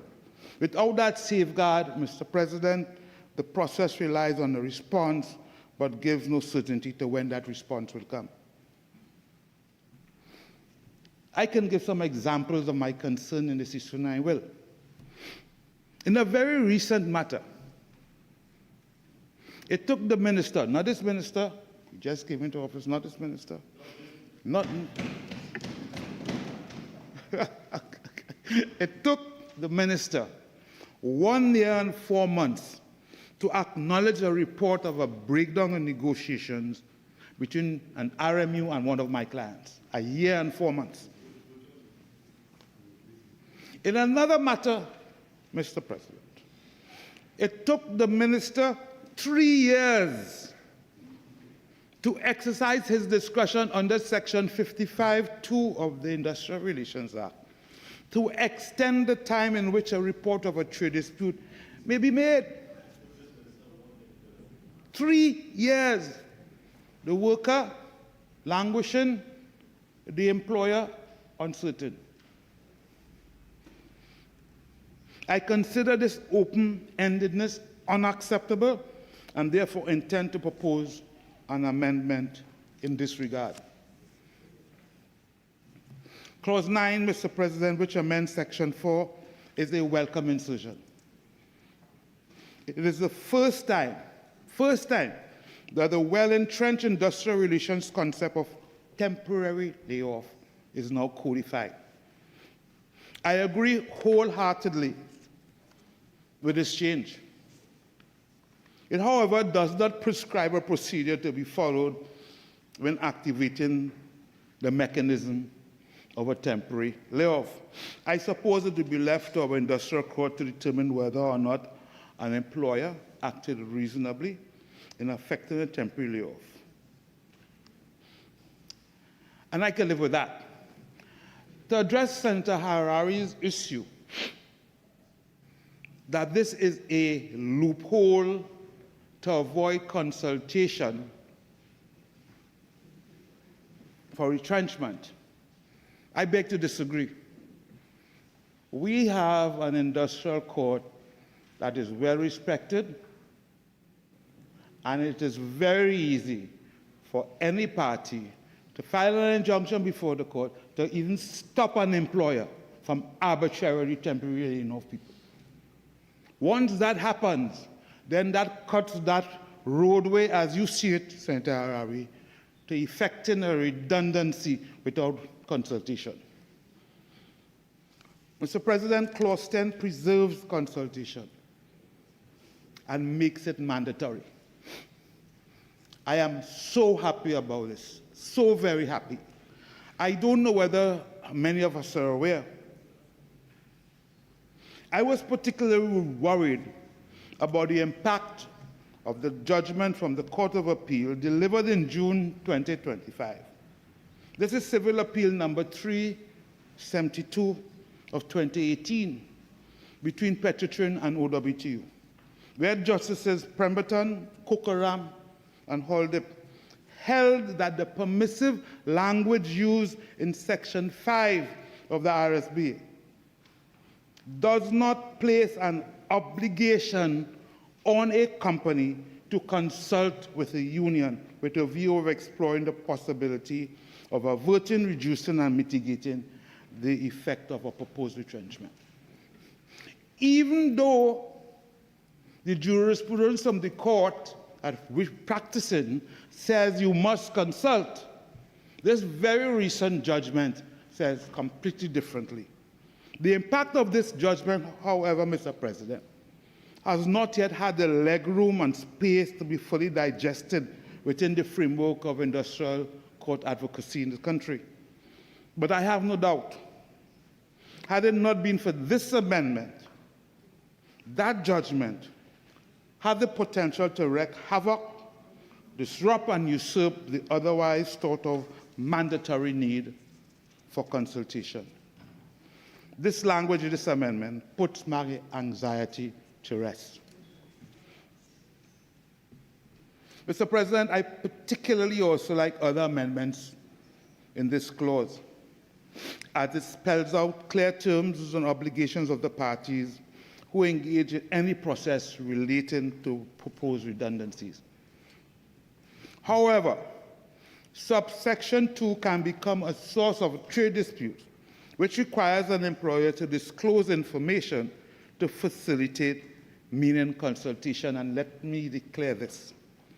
It is in this regard I absolutely remain resolved that a private company has no duty or obligation to open its financial records or books for scrutiny and examination by any third party, RMU, minority union, any third party, unless such information is subpoenaed by the industrial court. I know that will become an issue going down the road. The 21-day maximum for consultation, in my view, is also not unreasonable. The way these amendments are structured, it appears that this 21-day maximum for bilateral consultation can run concurrently with any mandatory period within which the minister must acknowledge statutory notice forwarded to him by the employer. It can be interpreted there are two separate periods, but the way I interpret it, they can run concurrently once the minister has a time frame in which he needs to acknowledge. Mr. President, that is important. Once a company gives notice about restructuring and proposed redundancies, one can assume the company is suffering some sort of distress. To have extended periods of time before it can effect the necessary terminations to redundancies becomes important. So having these periods been able to run concurrently, in my view, is extremely useful. Mr. President, Clause 12 is a much-needed amendment to the Act. Many employers are faced with stiff awards of damages by failing to appreciate that the Act as currently written never authorized payments in lieu of statutory notice. This amendment simplifies the law and lays to rest the issue of payment in lieu of notice, as opposed to the option of a mandatory period of notice where the employee is not required to attend work. You see, Mr. President, the jurisprudence of our industrial court is that notice is mandatory, and to pay in lieu of notice is not given notice. Hence, it reflects a breach of the law. And as such, employers were made who thought they were doing it correctly by paying in lieu of notice. They paid in lieu of notice, and then they had to pay damages for breaching the law. So I'm very happy that the employer now can actually activate the payment in lieu of notice. Mr. President, I have some concerns with Clause 14, which amends Section 16 of the Act. The amendment provides preferential or priority hiring for redundant workers within a 6-month period after their termination. Mr. President, I'm particularly concerned with Section 16A. I absolutely support the intent of this amendment and the requirement to give some preference to rehiring of redundant employees. As a matter of fact, such a provision exists in almost all collective agreements. It is nothing uncommon. I, however, predict that the operationalization of this clause will lead to significant trade disputes before the Industrial Code, because it fails to provide any basis for an employer to refuse to hire a redundant worker. An employer may have just reasons for not rehiring a redundant worker. This cannot be interpreted to mean that he must hire.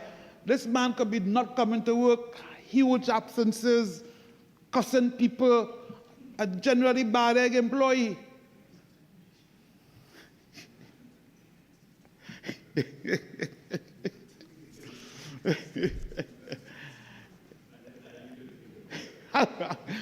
Yes, Mr. President. There must be a basis on which at least the employer can tell a redundant worker, you're not suitable for this position because X, Y, Z. So even if it goes to court, it can be defended and justified. I intend to propose an amendment in this regard. Mr. President, Clause 16 of this bill, which amends Section 18, also presents with some challenges. It deals with, in part, severance benefits entitlement upon termination, as well as the vexing issue as it affects fixed-term employees and their qualification for severance benefits. A deep analysis of the severance benefits schedule, as the Minister aptly pointed out, under this section reveals that where a worker has served an employer without a break in service for 5 or more years, his severance benefit more than doubles compared to the existing benefit rate schedule. In this intended arrangement, the rate moves from 3 weeks as a maximum, or 3/4 month for each year of service, to 1 3/4 years. This is a substantial increase. Mr. President, I have no problem with a rate increase. This rate has been static for the last 40 years. So a rate increase in my mind is very justified. But, Mr. President, in 1985, employers were not confronted with International Accounting Standard 19. This was not a requirement back in 1985. Employers must now conform to this International Accounting Standard, must make provisions and accrue on their balance sheet sufficient amounts to adequately treat with benefit liabilities like vacation leave and severance pay, etc., etc. These large increases in severance benefits, therefore, will definitely have an impact on budgetary provisions of most companies and could even send some balance sheets into the red. This must be of concern to all of us. It is understandable and acceptable in my view, Mr. President, that these amendments as instruments of social justice reengineering would generally be skewed towards the less fortunate. However, some degree of balance should be obtained.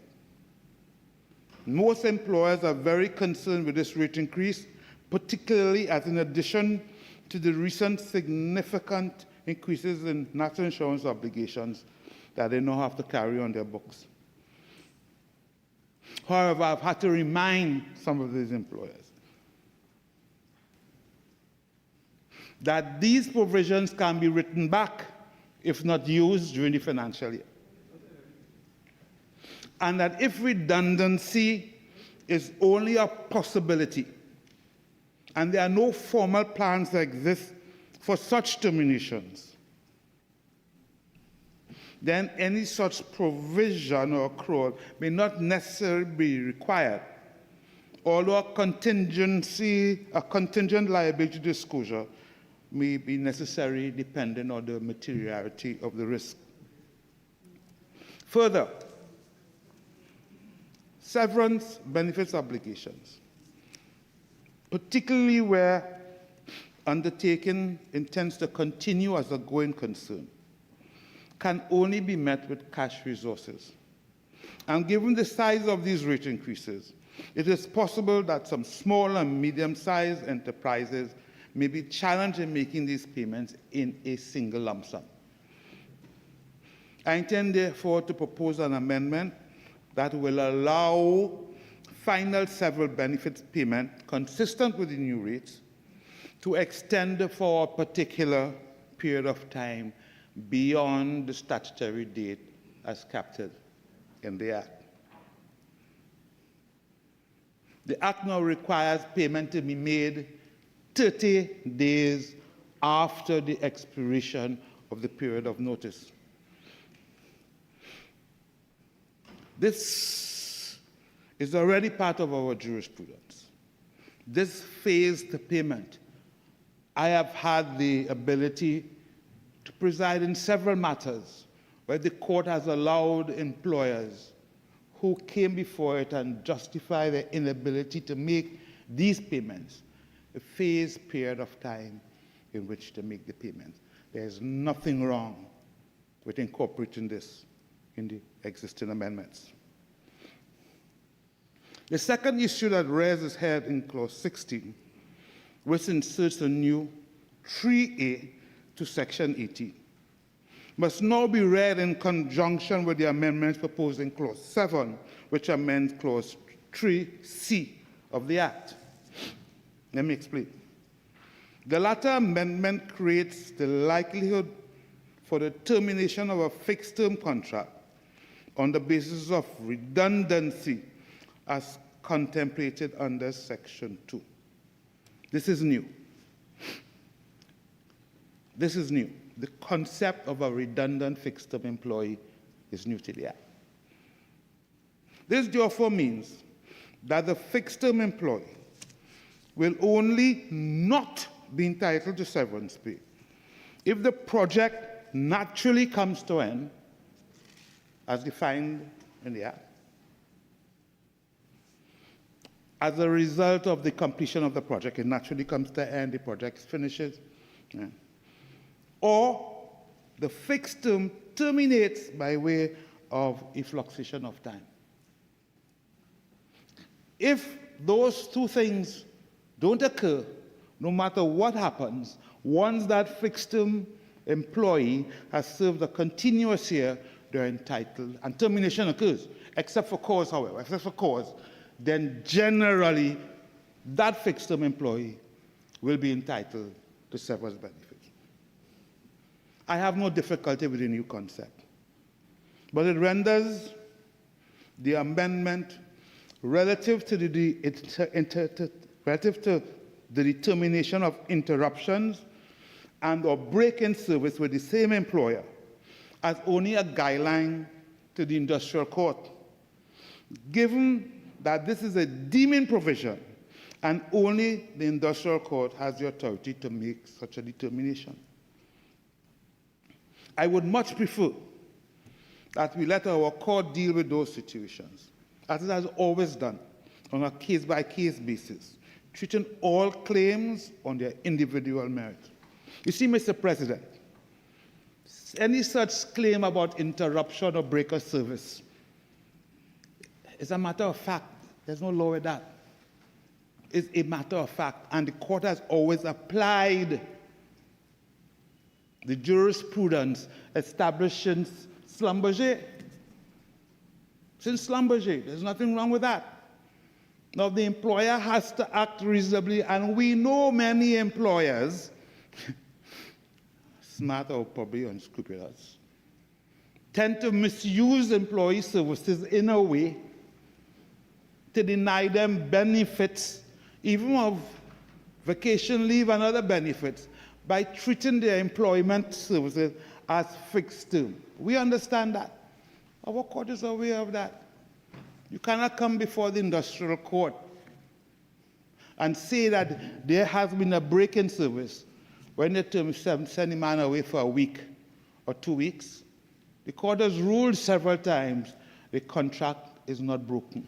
I prefer that the court continues to treat it in that way. Clause 18, Mr. President, simply amends the penalties for parties that contravene the provisions of the Act and who are found guilty of an industrial relations offense within the meaning of the Industrial Relations Act. This means that the offending party has actually committed a criminal offense. And a company could be charged with an offense, or an individual could be charged with an offense. So you have a conviction. I hope, Mr. Minister, when you are amending the IRA, that is something to be treated with. I must, however, point out that the Industrial Relations Act does not define what an industrial relations offense is. There's no definition of that in the Act. What it does, it speaks to the elements of an industrial relations offense in only two situations. One, failure to treat and negotiate between an employer and its RMU. And two, the taking of illegal industrial action. That's two. I am therefore at a loss to determine how a violation of this Act could fall within the framework of an industrial relations offense contemplated by the IRA when there are only two such offenses. Maybe some brilliant legal mind can educate me. History and practice in this business has shown that very little industrial relations offense brought under this Act. Everything that goes to court, it goes as a trade dispute. You're unfair, you dismiss me, you breach the Act. Because you breach the Act, I was unfairly dismissed as a trade dispute. It's not an IRO. And trade unions wouldn't bring the IRO. Because at the time, the IRO penalty was $4,000 or $5,000. You get hundreds of thousands for unfair dismissal. I have never seen a trade union being accused of committing an industrial relations offense under the RSBA. It's never happened. I've never seen it. Yes, sir? Just on a point of correction, a couple months ago, there was a matter brought by, I believe it is a union that is certified for desalcot. It's an industrial relations offense, and it relates to the dismissal of persons who did not take the COVID protocols.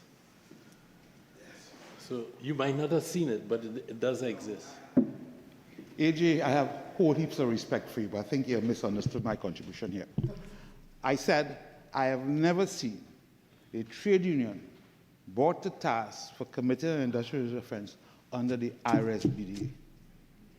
I have seen trade unions brought as for committing industrial offense under the IRA, and that is an offense under the IRA.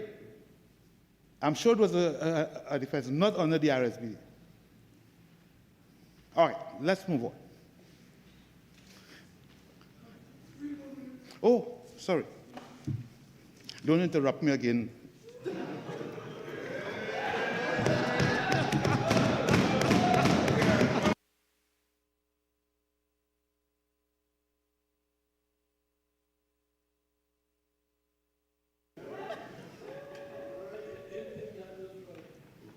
Oh, go ahead.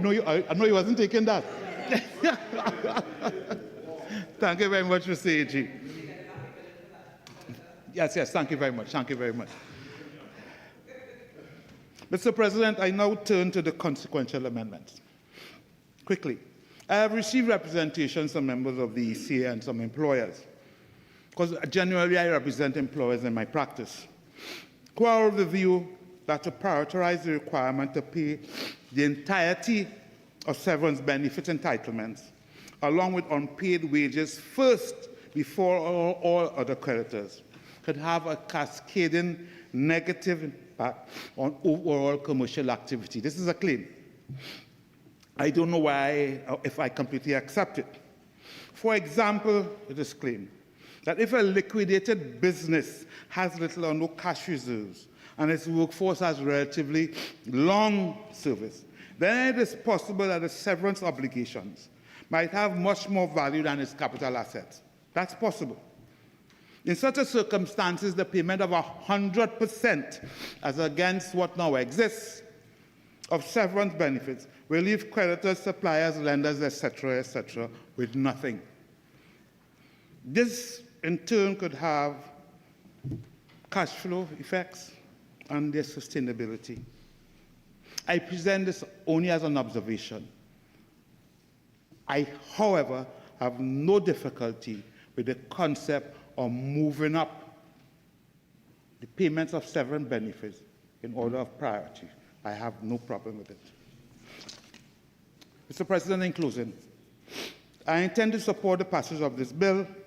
I trust the government will seriously take into consideration the amendments I intend to offer, and I am sure this bill will create a new legal structure for the management of redundancies in Trinidad and Tobago and will stand for many years to come.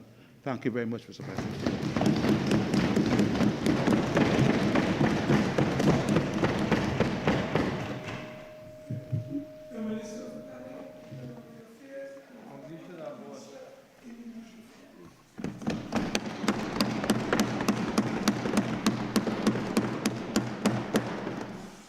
Mr. President, thank you for recognizing me, and as I stand to support my colleague, the Minister of Labour, and to express complete confidence both in him and in this piece of legislation that is being brought by the government. Mr. President, I was asked by the leader of government business to be very vanilla and to, of course, make sure and just express a few sentiments and thoughts. As a former HR practitioner myself, and I must say I enjoy, and in fact, let me start by saying I wanted to also express birthday greetings to my Honorable Prime Minister as she celebrates this milestone in her life, and to pray God's blessings to her with many more birthdays to come. And to thank her for the leadership that she has demonstrated by giving us, she continues to exhibit such wisdom and giving us such a wonderful Attorney General and giving us a brilliant Minister of Labour, not only whose name we know, but who... Name they know. Dhanpaul, you learn your boy yet? But also, I think, Mr. President, this demonstrates the beginning and the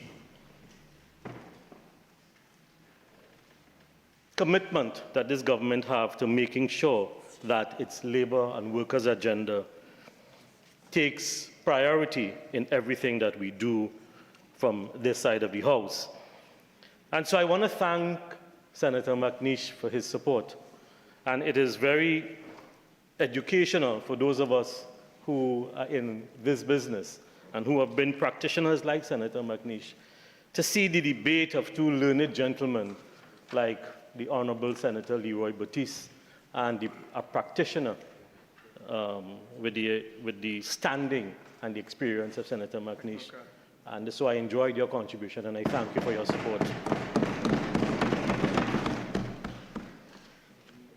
Well, Mr. President, I have to sort of defer to the leader of government business and to change a little bit of my vanilla approach, because having listened and been completely edified with the contribution of two learned practitioners, I then have to deal with some of the contributions made by someone who is not so learned or practiced in the area of industrial relations. And again, Mr. President, for the second time, the room was not red.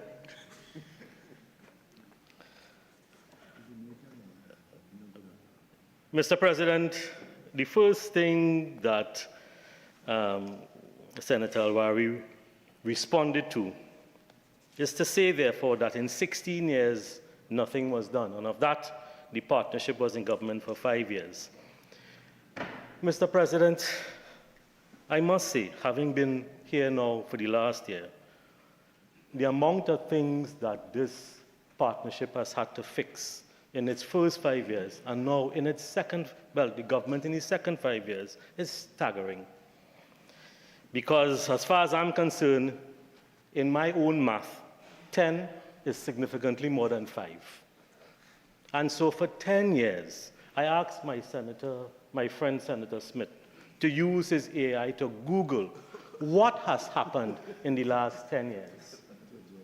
What meaningful piece of legislation was brought in the last 10 years? The other thing Senator Al-Rawi talked about is the consultation that took place in 2021. Now, there's a big difference between spending 10 years consulting and spending 5 years acting, doing, and making something come to fruition to effectively impact the positive lives of persons who go before the industrial court and, of course, workers.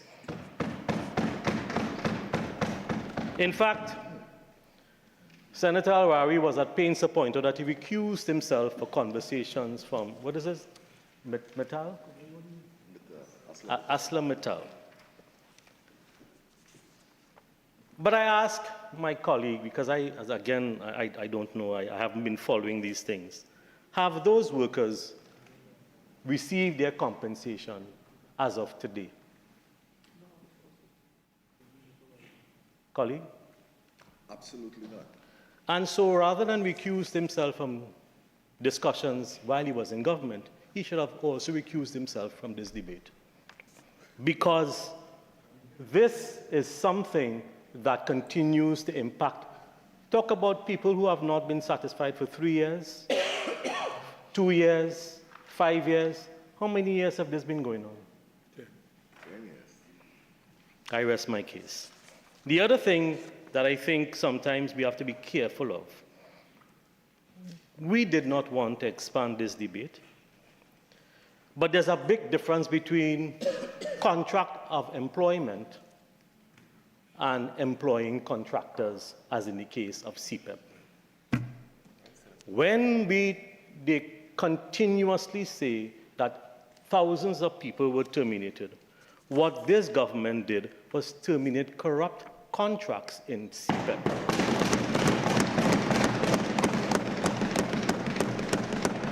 Now, Mr. President, I am the least of the bacchanalists. I don't call names, and I don't refer to persons on that side. All I will say is, when you sit on that bench, do not come here to talk about CPEP. Because otherwise, I will ask my colleagues on this side, who are a lot more learned than myself, how many of those contractors were friends and family of PNM members? So, the mayor, the councillor, the MP. Do not cast aspersions on this government for cleaning up, not just the mess. Well, so when we took away your contract, you fired the people who were working for you.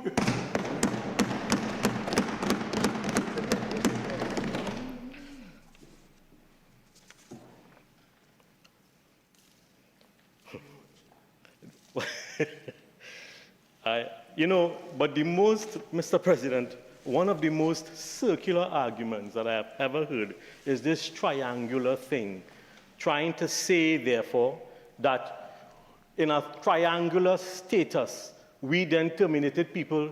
You terminated your workers when we terminated your contracts. We didn't terminate them.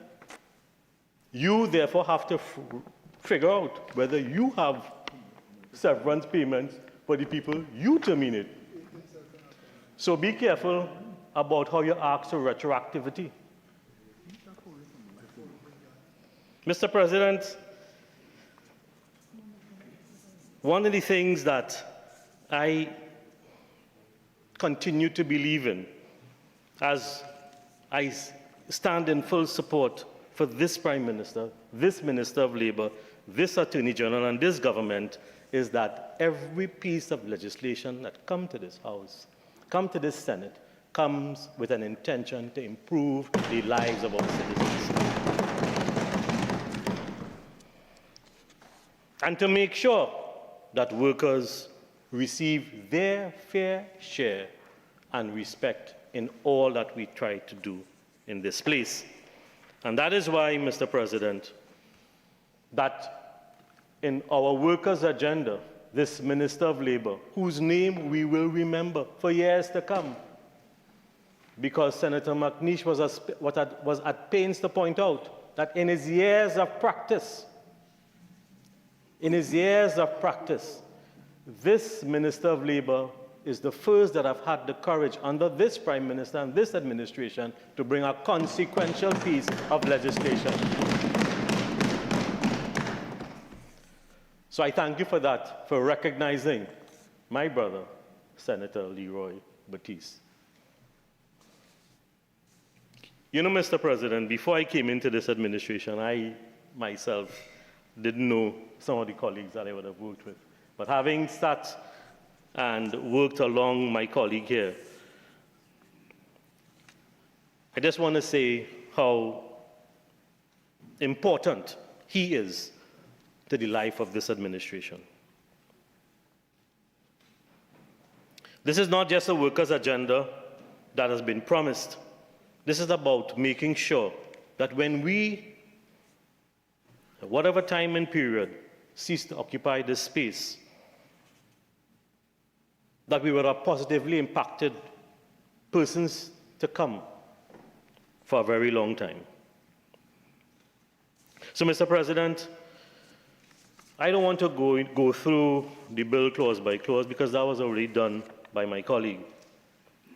But this bill is not as a technical piece of amendment, to existing statute. It is a comprehensive reform of how we treat workers who have been retrenched, and as this act seeks to do, to change not just the word, but the concept of retrenchment and redundancy, to make sure that we give the right statute and connotation to what this brings to the lives of workers. So no longer is redundancy viewed narrowly as a simple reduction of staff, Mr. President. These amendments refine not only the definition, but now constitute restructuring, reorganizing, and technical changes and insolvencies, issues that come to organizations, but that both employers and employees are very clear in how this can be treated and how these definitions will impact their lives.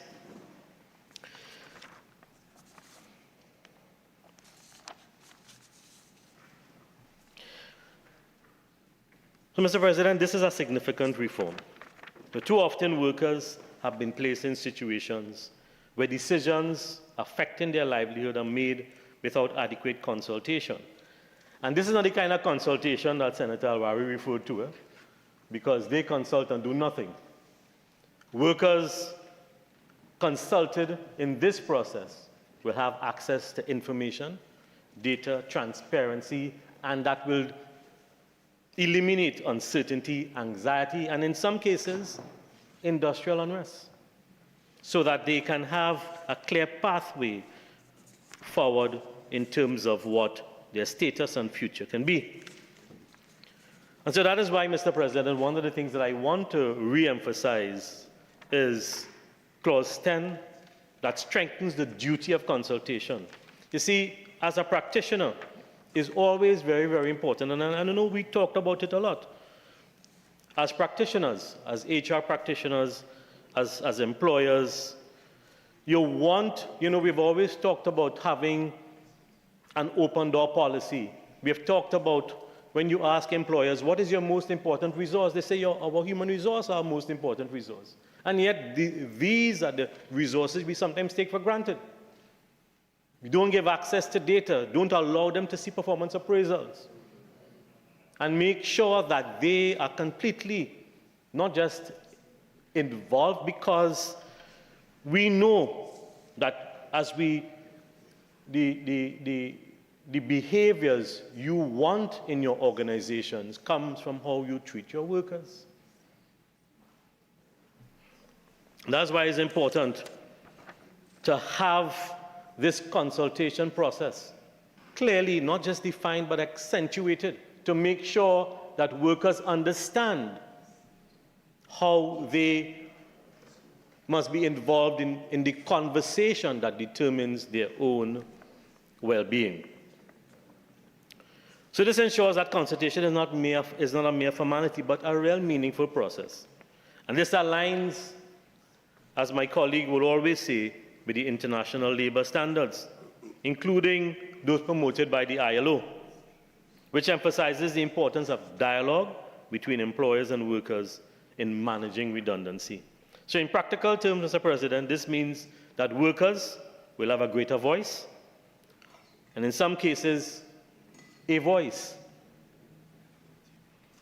They will be informed, and they will have an opportunity to explore alternative, inclusive of redeployment or retraining. There is a feature in, at least when I worked in the Defense Force, where soldiers used to have access to something called training that was part of their contract that will allow them a year or two before their service comes to an end to choose a field that they would wish to migrate or transition to, and have that training as a mandatory part of their period of employment. So there are organizations that actively seek to help transition persons. So when we think about some of the provisions, it opens a whole suite of services. And I know Senator McNeish talked about his representation of employers. But there are several ways in which many organizations are now treating with issues of how workers are trained, and how workers are developed, and how workers are positioned in order to create additional benefits. Oftentimes, that argument has also been shifted towards use of technology. These are things that help organizations transition and create a meaningful exchange. And that's why dialogue with employers with employees could assist organizations as they work towards bringing about a new future, not just for the employers, but for the institutions and organizations. Oftentimes, when we talk about these things, we talk about it in a closed setting. But these amendments opened a whole suite of other types of conversations that can be had between employers and employees. What this does is bring some balance, it brings some new ideas of conversation, and it seeks to move the agenda forward to make sure that in these balanced conversations, workers are not disadvantaged.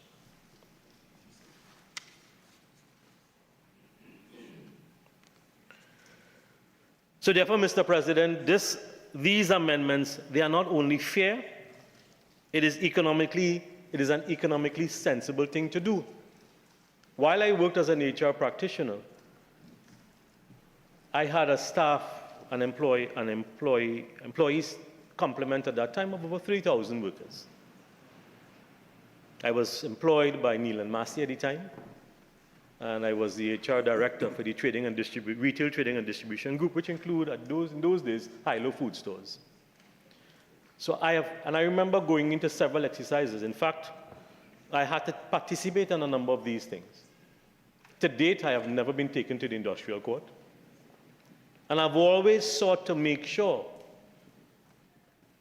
that people, I remember there was a group of persons, we transitioned from employees to contractors so that they created their own business. But again, it is these conversations, these consultations that lead to new possibilities.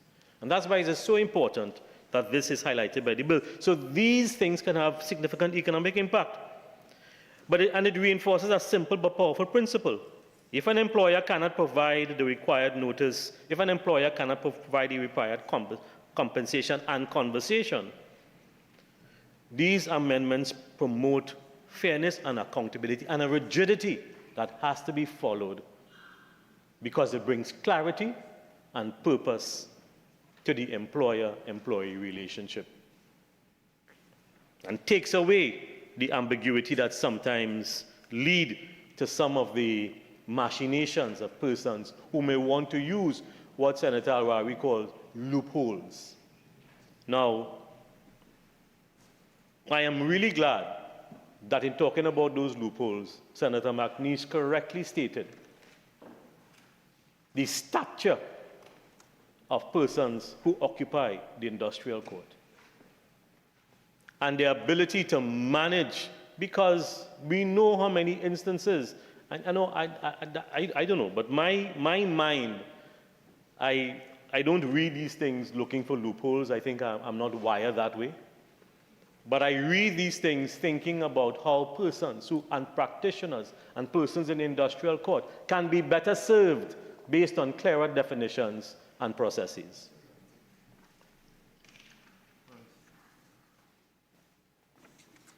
I know it takes a certain type of person who only sit down and think about loopholes. You know. I'm not sure. I'm just not wired that way. I don't know Senator Dhanpaul not wired that way as well. In his sober thinking. But this bill, Mr. President,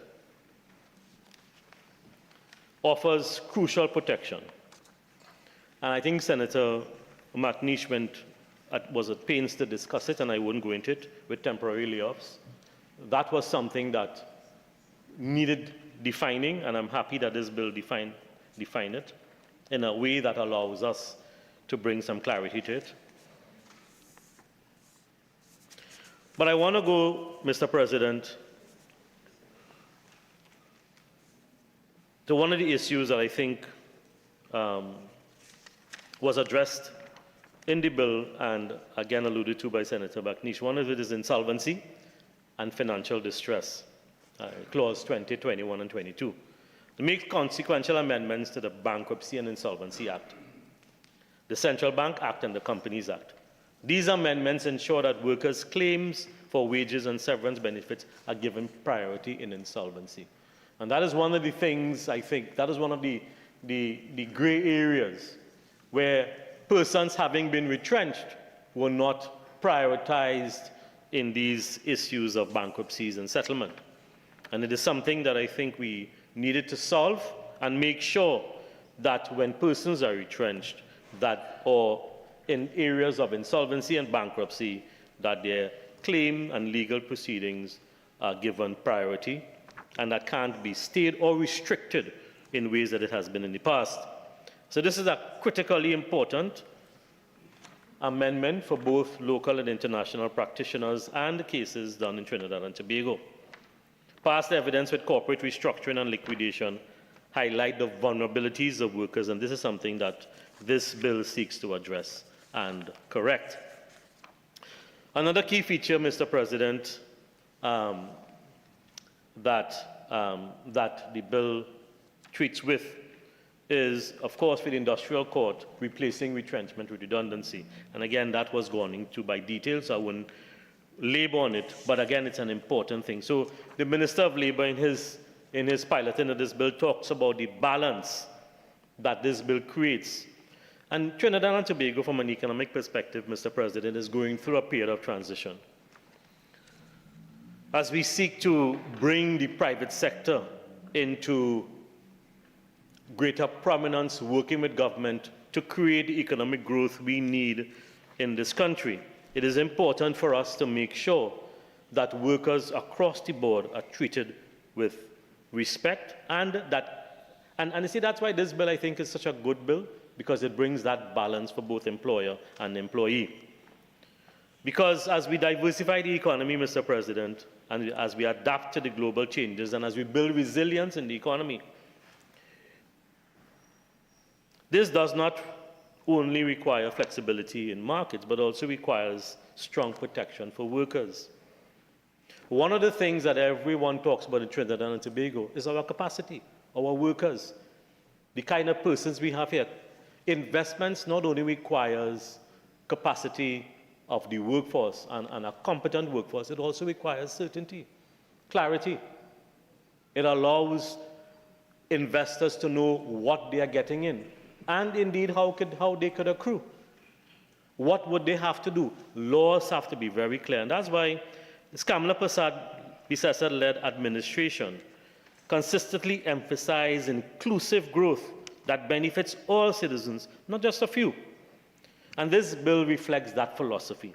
It recognizes that while businesses must adapt and evolve, workers must not be left behind.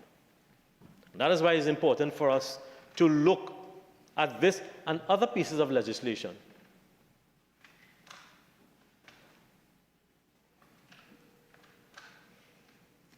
It recognizes that the costs of economic adjustment are not borne disproportionately by those least able to absorb them.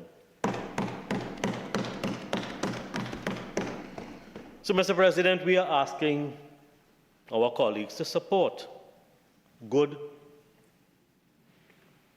futuristic, important legislation that will help bring workers into balance.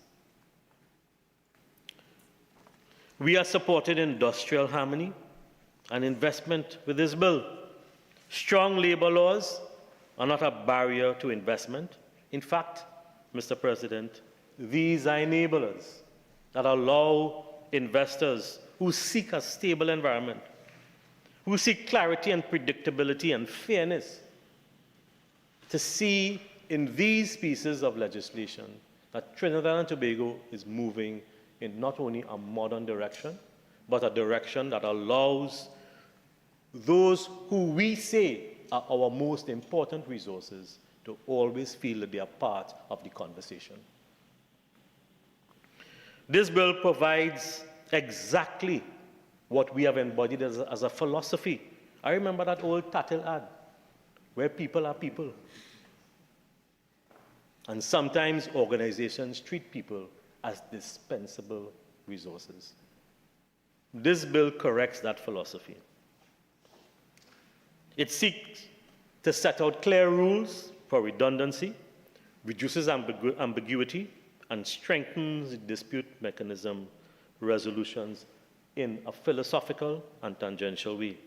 So in doing so, Mr. President, this bill reduces the risk of industrial conflict and enhances the attractiveness of Trinidad and Tobago as a place to do good business.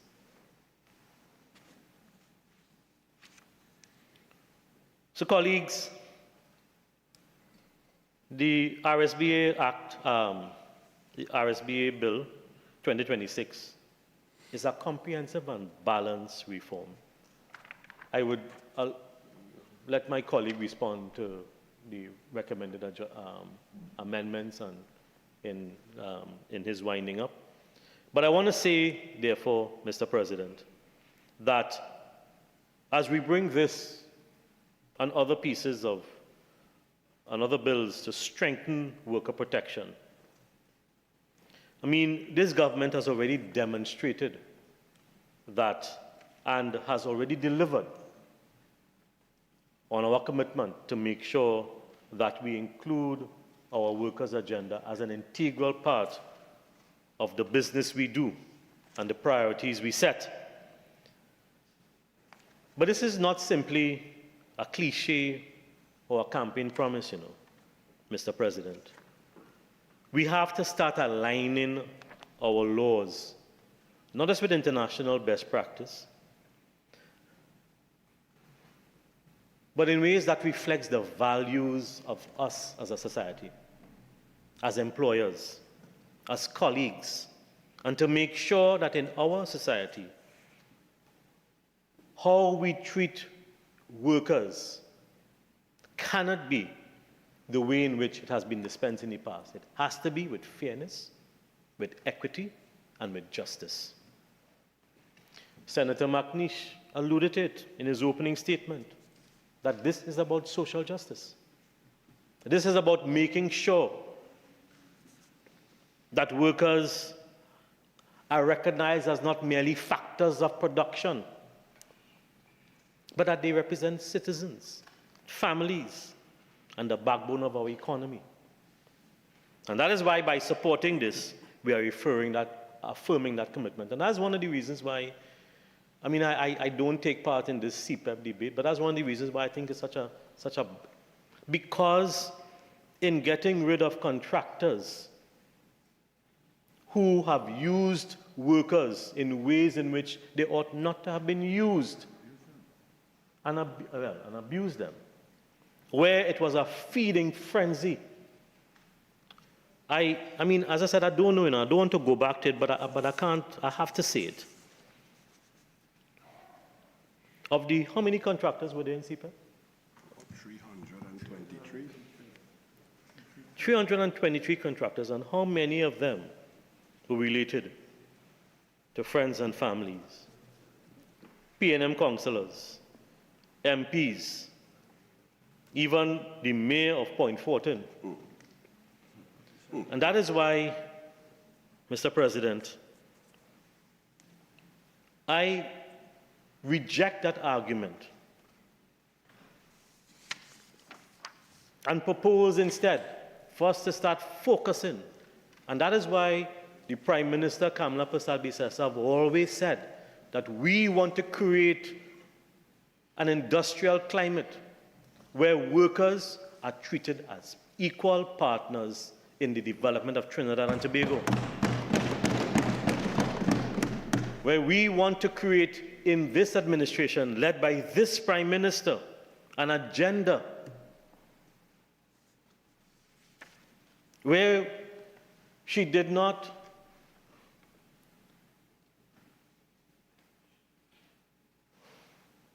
committed to making sure that in her agenda and her commitment to deliver for Trinidad and Tobago, that these pieces of legislation be prioritized and be brought at the earliest opportunity. And I want to thank my colleague, the Minister of Labour, and the Attorney General.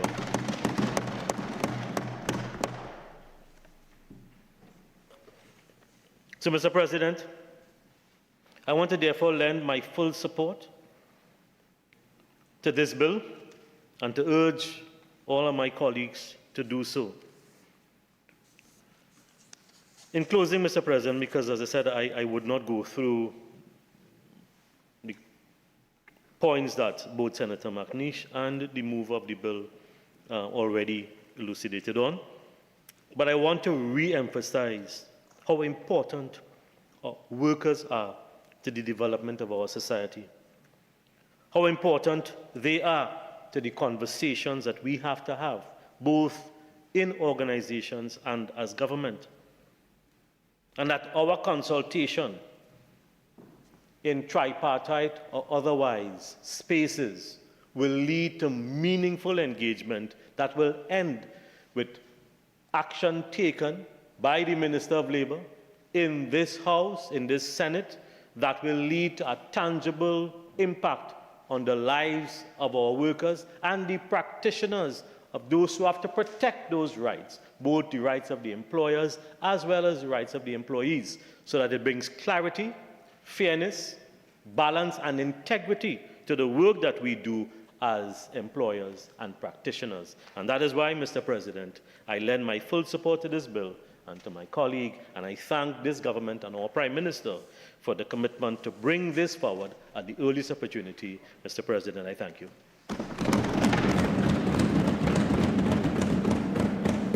Senator Foster Cummings. Thank you, Mr. President.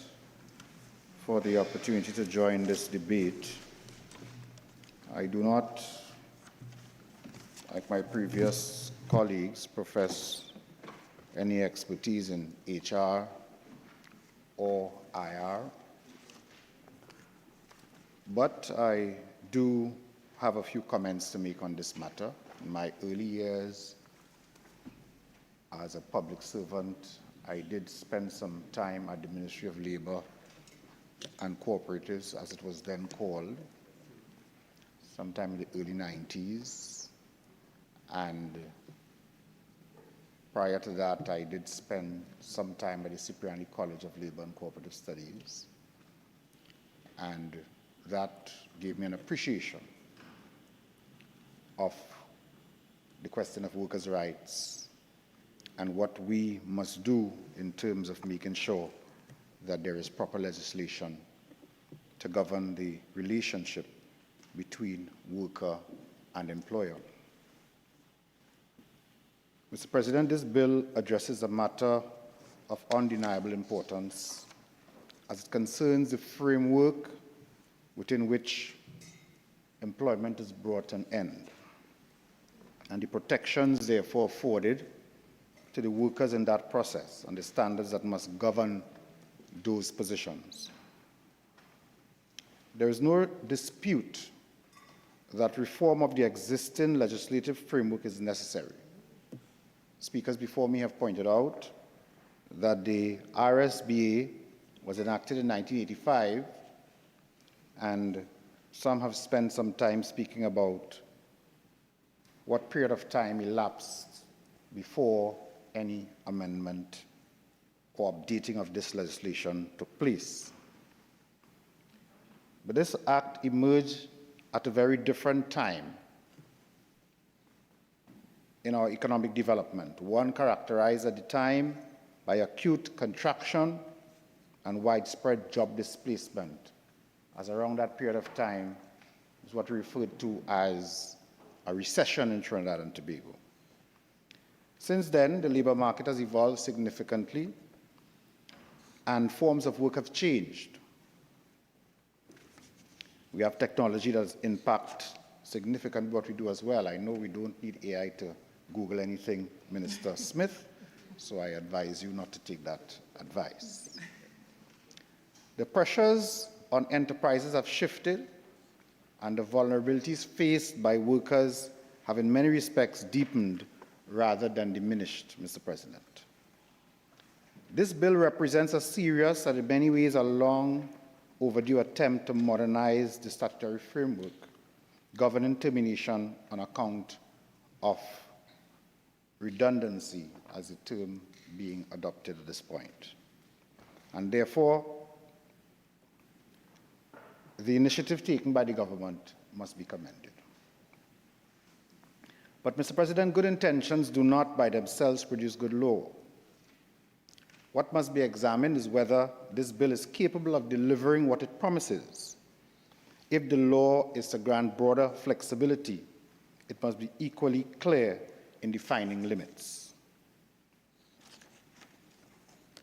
The bill seeks to modernize the framework, and therefore it must ensure that safeguards are not diluted in the process. And if it is to promise protection, as spoken to by the mover of the bill, it must be capable of delivering that protection in practice. At the onset, Mr. President, one fundamental question must be addressed. What exactly are we trying to correct by this piece of legislation? And so each amendment must be anchored somehow in clearly defined terms, because without that clarity, there's a risk that the reform becomes expansive rather than precise, and that in attempting to fix one problem, we may create several others. And we heard from a very experienced senator early on pointing to some of those areas and indicating that he will move some amendments for the consideration of the government. We know that the existing Act has long-standing shortcomings. These include, among other things, gaps in procedure, the absence of clear temporary layoff framework. I will not spend much time on that. I know two speakers have at least spoken about that. Outdated severance calculations and historical concerns regarding the treatment of workers in insolvency scenarios. These issues have been identified for years and have formed part of stakeholder discussions across successive administrations. But this bill does more than address these deficiencies. It introduces a significant conceptual shift. It expands the definition of redundancy. It restructures consultation and alters the procedural landscape. And I'll speak a bit more about that consultation in a short while. And so the question, Mr. President, remains, is this bill narrowly targeted at correcting identified weaknesses, or does it fundamentally reconfigure the framework in ways that may have unintended consequences? Mr. President, the answer to that question has serious implications. It determines how far the bill extends, how it will be applied, and whether the balance it creates is a fair one. If the scope of the reform is not clearly defined, then there's a risk that provisions intended to address specific gaps may instead widen the circumstances in which workers can be displaced. Mr. President, one of the most notable features of the bill is a deliberate move away from the term retrenchment and the adoption of the term redundancy as a central organizing concept. At one level, this is a sensible modernization. The term retrenchment is, by many accounts, outdated and less reflective of contemporary labor dynamics. The shift in terminology aligns with international use and provides a more expansive conceptual base. However, Mr. President, it is not merely a change in language, it's a change in substance. And the new definition of redundancy is in fact very broad. And we have to be careful that that is not abused moving forward. It recognizes termination arising out of automation, digitization, reorganization, we could even say the use of AI, Senator Smith, economic contraction, and operational restructuring. These are without question real drivers of workforce reduction in a modern economy. And the government has spoken a lot about its intention to expand the economy, to involve the last speaker spoke about the government involving the private sector and bringing the private sector on board to work along with the government to expand economic activity and to create additional jobs and to create opportunities. But they are also inherently wide and in some cases very subjective. The concern that arises in this is that does this expanded definition clarify the law, or does it enlarge the scope for employer discretion in a way that it may make it more difficult to challenge? Because if redundancy becomes defined by broad categories, such as economic conditions or reorganization to improve efficiency, then the threshold for justification becomes less precise. And where that threshold is less precise, the burden shifts often unfairly onto the worker to contest decisions after the fact. Mr. President, that shift is significant. It moves the framework from one that is more narrowly confined to identifiable circumstances, to one that may capture a wide range of business decisions, some of which may be difficult to interrogate in real time. In practice, this means that workers may only be in a position to challenge some of these decisions that I alluded to a short while ago, after they have already been displaced. That is the worker, after the worker has already been displaced. And often without access to the full information necessary to do so effectively. It also raises a further question as to how consistently these provisions will be applied. Terms such as reorganization and economic conditions are capable of broad interpretation, Mr. President. Without clearer parameters, there's a risk that similar situations may be treated differently across workplaces, depending on how these terms are defined and relied on by employers. And so that is why, Mr. President, the issue here is not simply whether the definition reflects modern realities, but whether it does so with sufficient clarity and restraint. If the scope of redundancy is to be expanded, then the safeguards surrounding its use must be equally robust so that the balance between operational flexibility and worker protection is properly maintained. Mr. President, when we discuss issues such as economic contraction, changes in market demand, technological transformation, which reflect the realities of our modern business operation, we must take into consideration, and no reasonable observer will deny, that enterprises must adapt to survive in our current scenario. But the law must distinguish between adaptation and expediency. There's a difference between redundancy as a last resort and redundancy as a strategic tool. And whilst most of my experience comes from my exposure in the business sector, we know for a fact that, and I think one speaker before me mentioned it, employers may find creative ways in which to utilize the law to the detriment of the worker.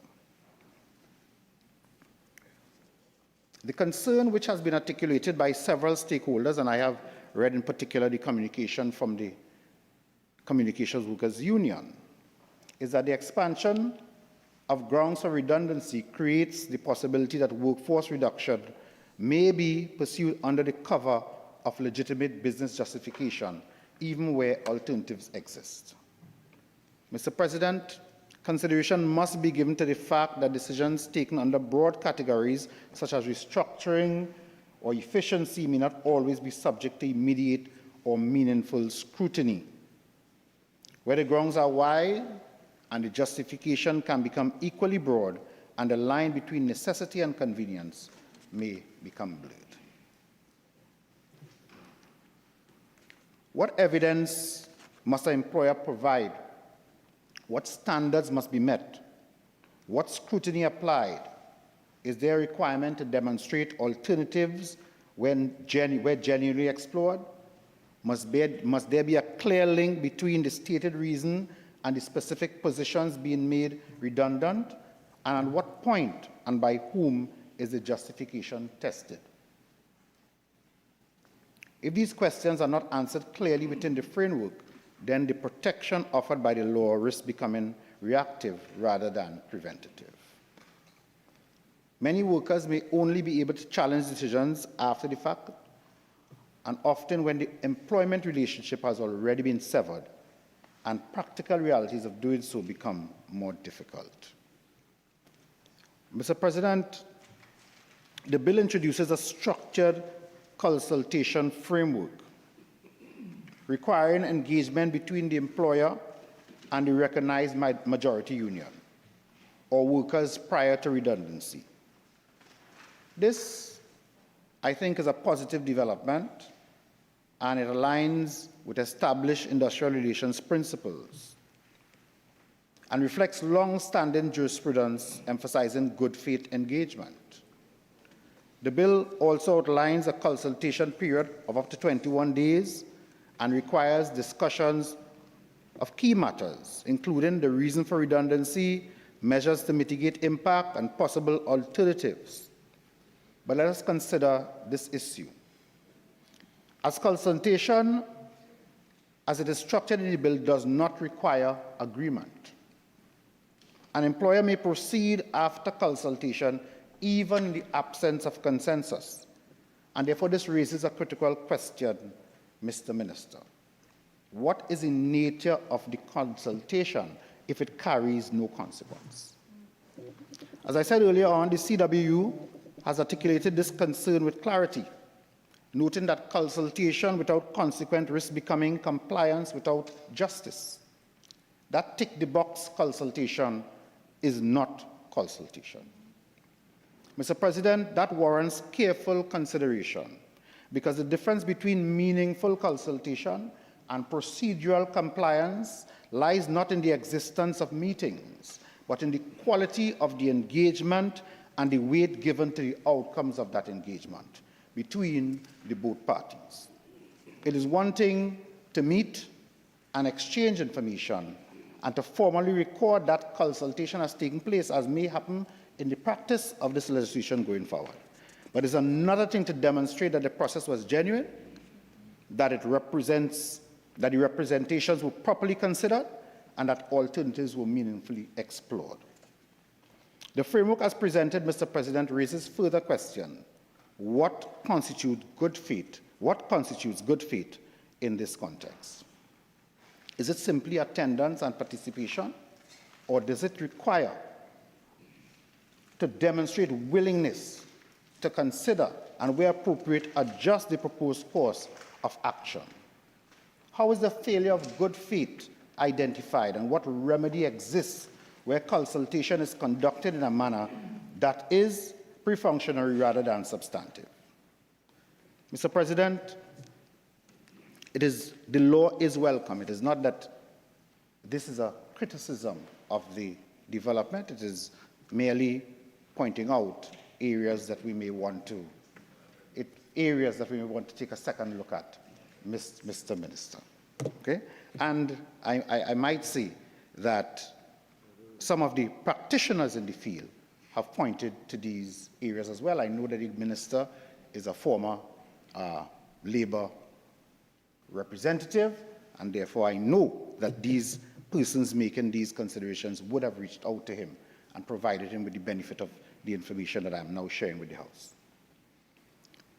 If the law does not define what constitutes meaningful consultation, if it does not establish consequences for bad faith participation, if it does not provide mechanisms to challenge superficial compliance, then the framework risks being honored in form while undermined in substance. In those circumstances, consultation, Mr. President, may become just a procedural step to be completed rather than a safeguard intended to influence the outcomes. Mr. President, the next point I want to spend 2 minutes on, I don't want to delay us from our lunch break, is the temporary layoff mechanism, capped at 90 days, which is another significant feature of the bill. It addresses a gap in the existing legislation where the absence of a defined framework created uncertainty and, in some instances, abuse.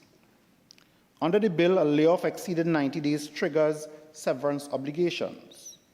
That is an important safeguard. It prevents indefinite suspension of employment without consequence. However, Mr. President, the question that arises is not only what happens after the 90 days, but what happens within those 90 days. What protection exists for workers during that period? What safeguard presents temporary layoff as a means of deferring obligations or exerting pressure on the employees to exist voluntarily? I believe one speaker did make mention of that. Mr. President, the period of temporary layoff is not a neutral space.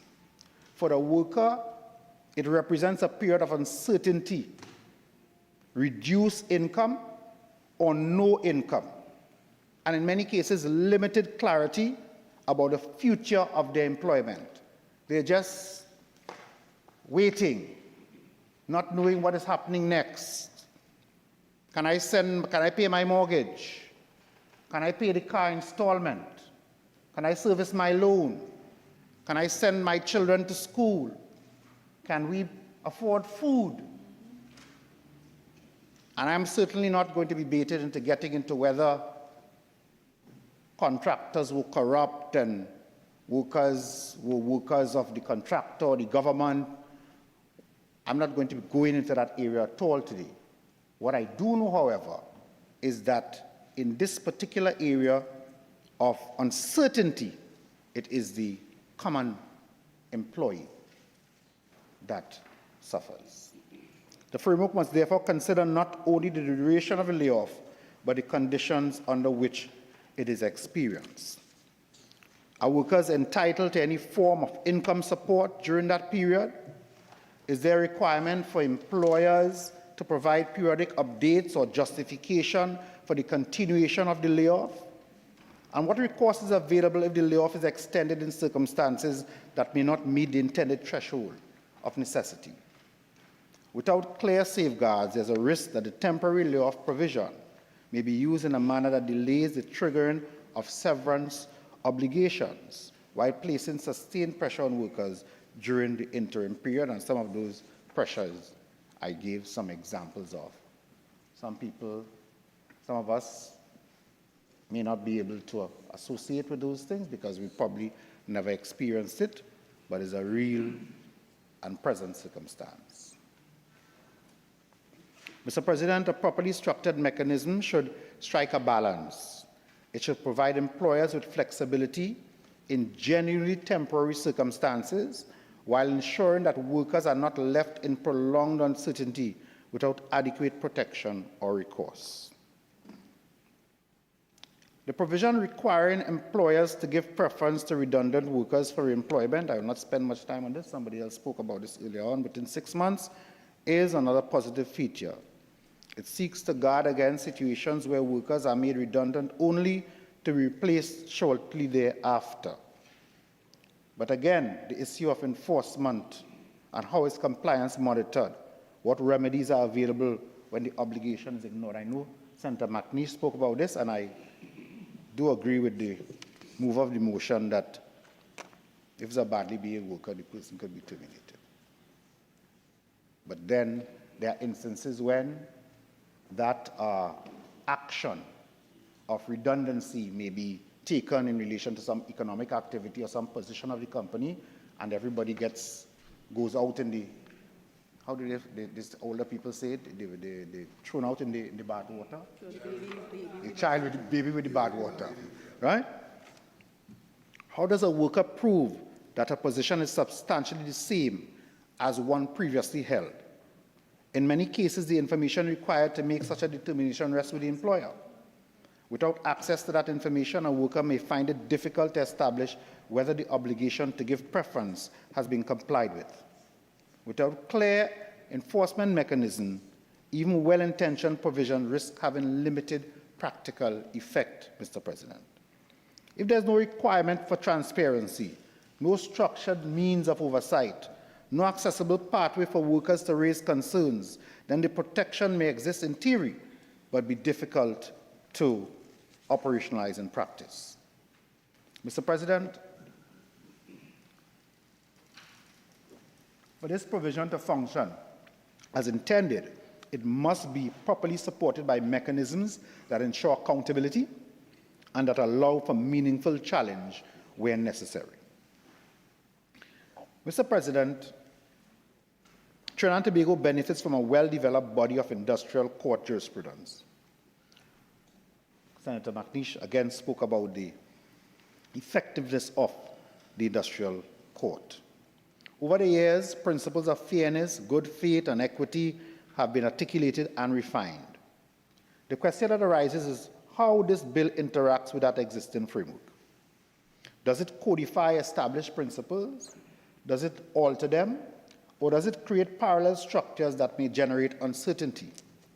These are important considerations, Mr. President, because the strength of our IR system has in large part been shaped by the guidance of the industrial court over the years.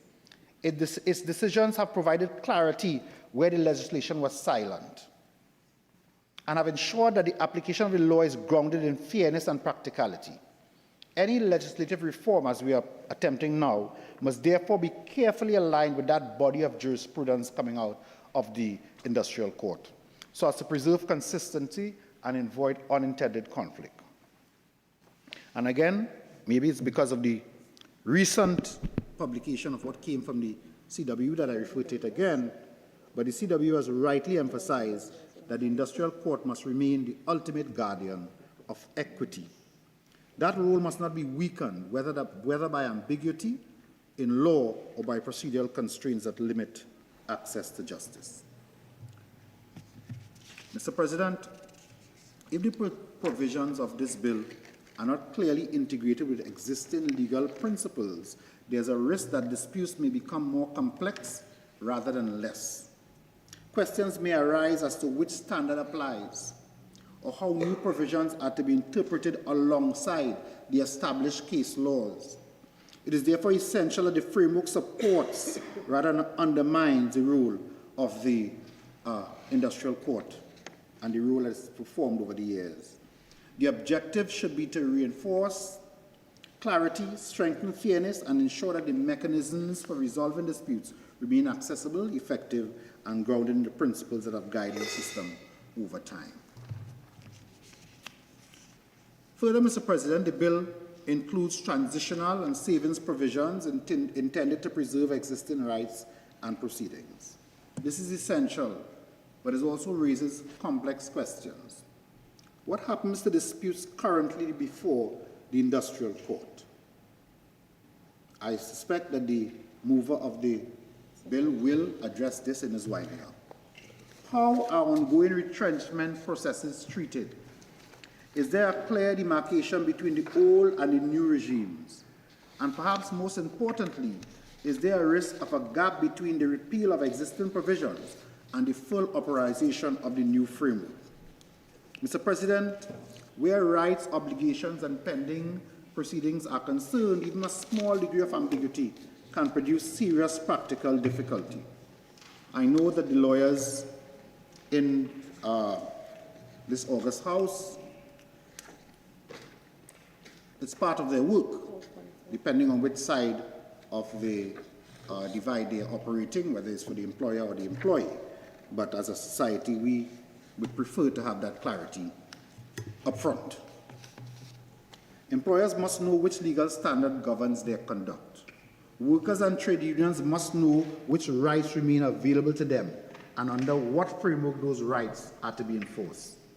Legal transition must be seamless, because anything less creates uncertainty, and uncertainty in labor law or law in general has real consequences for employees and employers. And Mr. President, that is why this clarity in the transitional provisions is so important. The next question, Mr. President, is the question of retroactivity.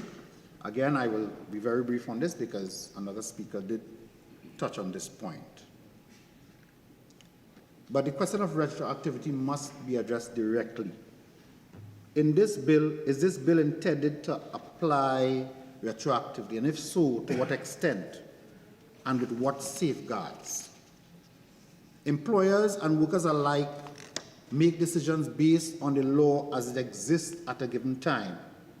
Where legislation is applied retroactively, it has the potential to alter those expectations after the fact and to impose obligations or confer rights in circumstances that were not originally contemplated. Retroactive application of labor legislation may affect how past decisions are assessed, whether previously concluded matters may be revisited, and whether actions that were lawful at the time they were taken may now be subject to challenge under a revised framework. Mr. President, it may also have consequences for matters currently before the industrial court.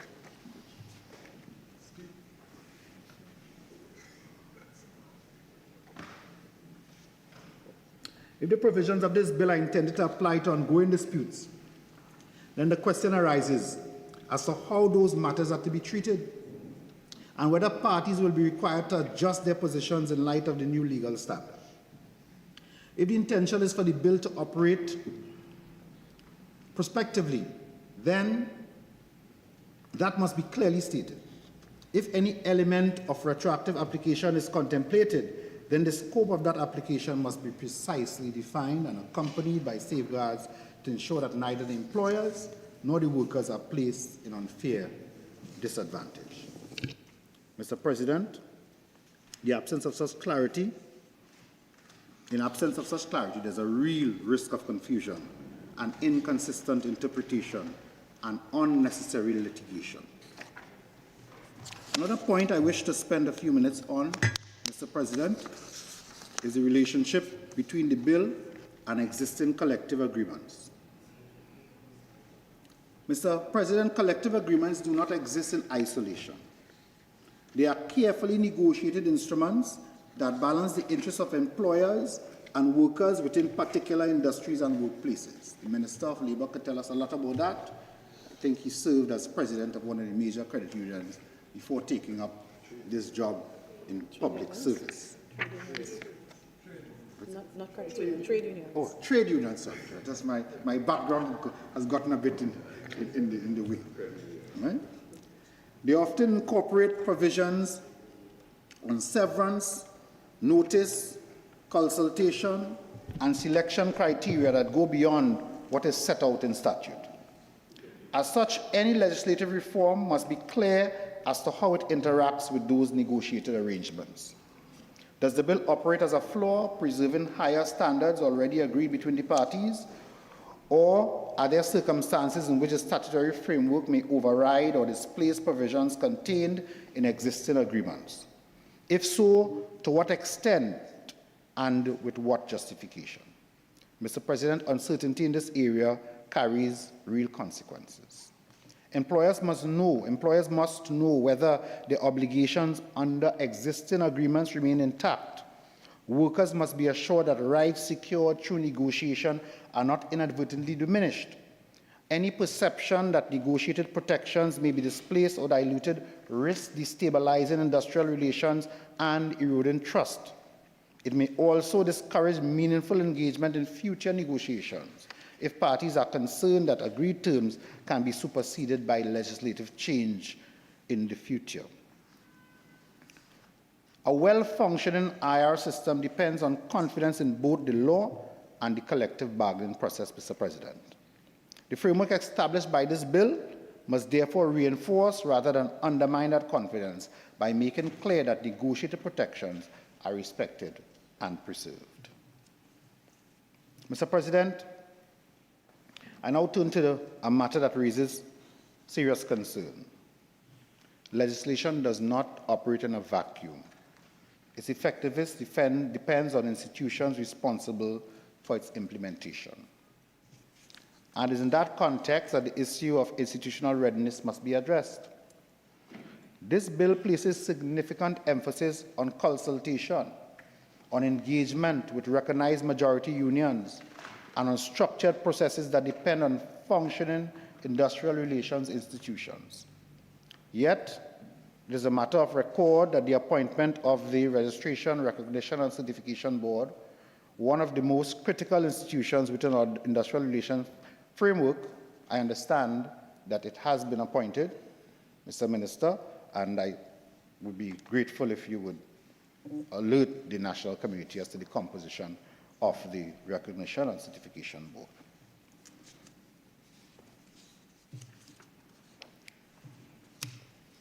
Mr. President, if this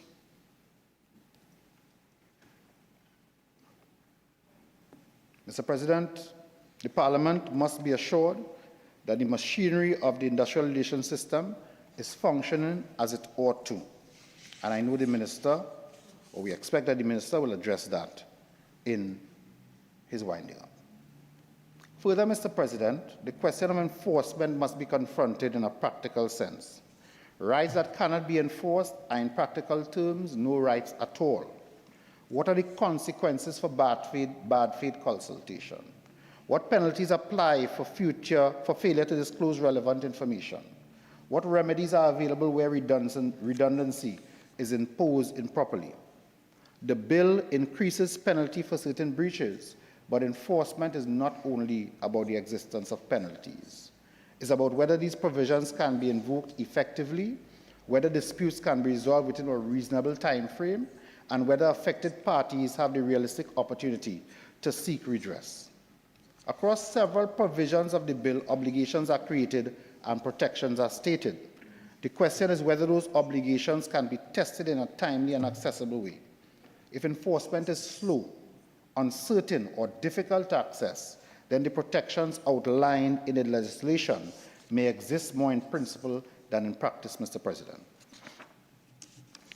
And finally, Mr. President, this bill represents an important moment in the evolution of labor law in Trinidad and Tobago. It seeks to modernize and to clarify and to strengthen. As a responsible opposition, we are giving careful consideration to this piece of legislation, and we take the move very seriously. There are elements within it that are progressive. There are provisions that address long-standing gaps, and there's a clear attempt to align law with contemporary realities. But there are also questions that remain, questions about scope, questions about safeguards, questions about implementation, questions about the balance between flexibility and fairness, Mr. President. In considering this, the Senate must ensure that in updating this framework, we do not inadvertently weaken the protections it was designed to provide. If Parliament is to expand the circumstances under which workers may be made redundant, then it must be equally precise in defining the limits of that power and the protections that must accompany it. But ultimately, Mr. President, the measure of this legislation will not be found in this text alone, but is the impact on the lives that it governs, and many of those lives and the experiences that they encounter in relation to their employment status. I spoke to a bit earlier on and gave some examples. Mr. President, with these few words, I thank you for the opportunity. Okay. Honourable Senators, I propose to suspend the sitting at this time and resume at 2:15 p.m. This sitting is now suspended until 2:15 p.m.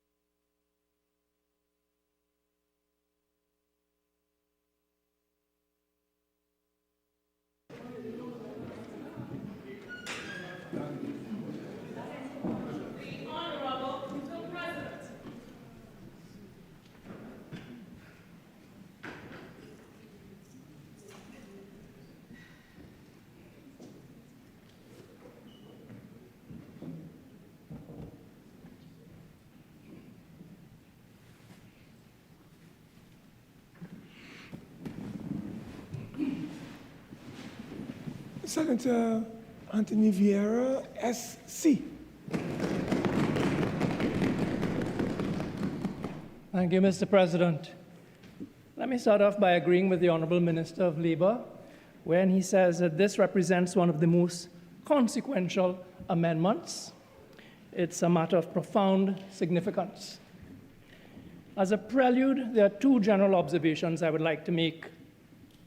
First, relates to the concepts of redundancy and retrenchment and the significance of the definitional changes proposed by the bill. Now, traditionally, under the existing Retrenchment and Severance Benefits Act, a distinction has been drawn between the two concepts. Redundancy refers to the existence of surplus labor within an undertaking. That is to say, a situation where an employer has more employees than are required based on the operational needs of the enterprise. Retrenchment, on the other hand, refers to the termination of employment of a worker at the initiative of the employer because of their redundancy. In other words, once a redundancy situation arises where labor is surplus to operational requirements, the employer may retrench workers whose positions are no longer required. And this reflects a long-standing principle of the common law. An employer has the right to reorganize his business and to reduce his workforce where economic or operational conditions require it. And that right has never been absolute, but it has long been recognized as part of the legitimate management of a company. The Retrenchment and Severance Benefits Act did not create that right.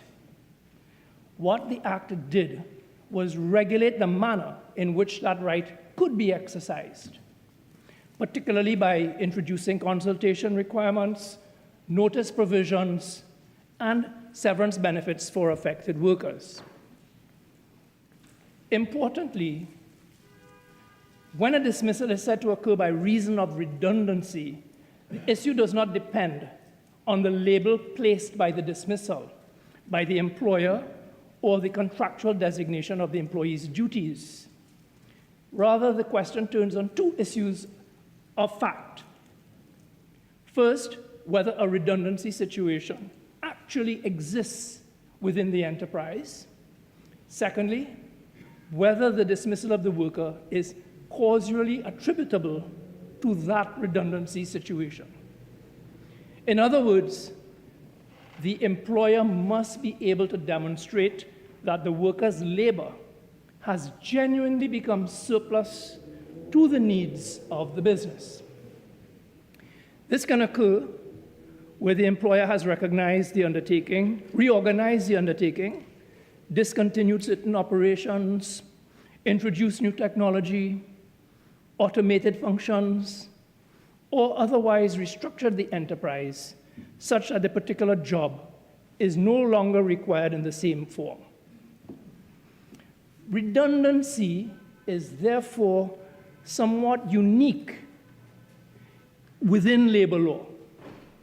It is perhaps the only remaining basis upon which an employer may lawfully terminate the employment of a worker who is not personally at fault. And here I'm happy to say we are not like what obtains in the United States where an employer could just say you're fired and you're gone. The worker has done nothing wrong. There is no misconduct. There is no incapacity. There is simply a question in which the employer no longer requires that work to be performed. And because the law recognizes the profound consequences of such dismissals for workers and their families, the Act imposes safeguards to ensure that the process is conducted fairly and transparently. So thus, from a conceptual perspective, the bill before us proposes two notable changes. First, it removes the existing statutory definition of redundancy and substitutes a new definition. Secondly, throughout the Act, it replaces the terminology of retrenchment with the word redundant. Now, at first glance, one might be tempted to think these are just merely cosmetic changes, but they are more significant than they may initially appear. The shift in terminology reflects an effort to modernize the language of the Act and align it with contemporary labor law concepts. Historically, the word retrenchment was commonly used in Commonwealth labor legislation to describe workforce reductions associated with cost-cutting exercises or economic contraction. Over time, however, the concept of redundancy has become more widely used legally as a legal term internationally. It emphasizes an important principle, namely that it is the job that has disappeared, not the worker who has failed.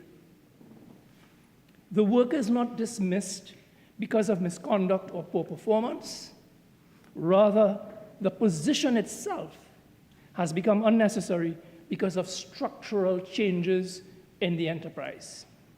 And this is a useful distinction as it reinforces the idea that workers displaced by redundancy are not at fault, and as such, they are entitled to protections and benefits that the law provides.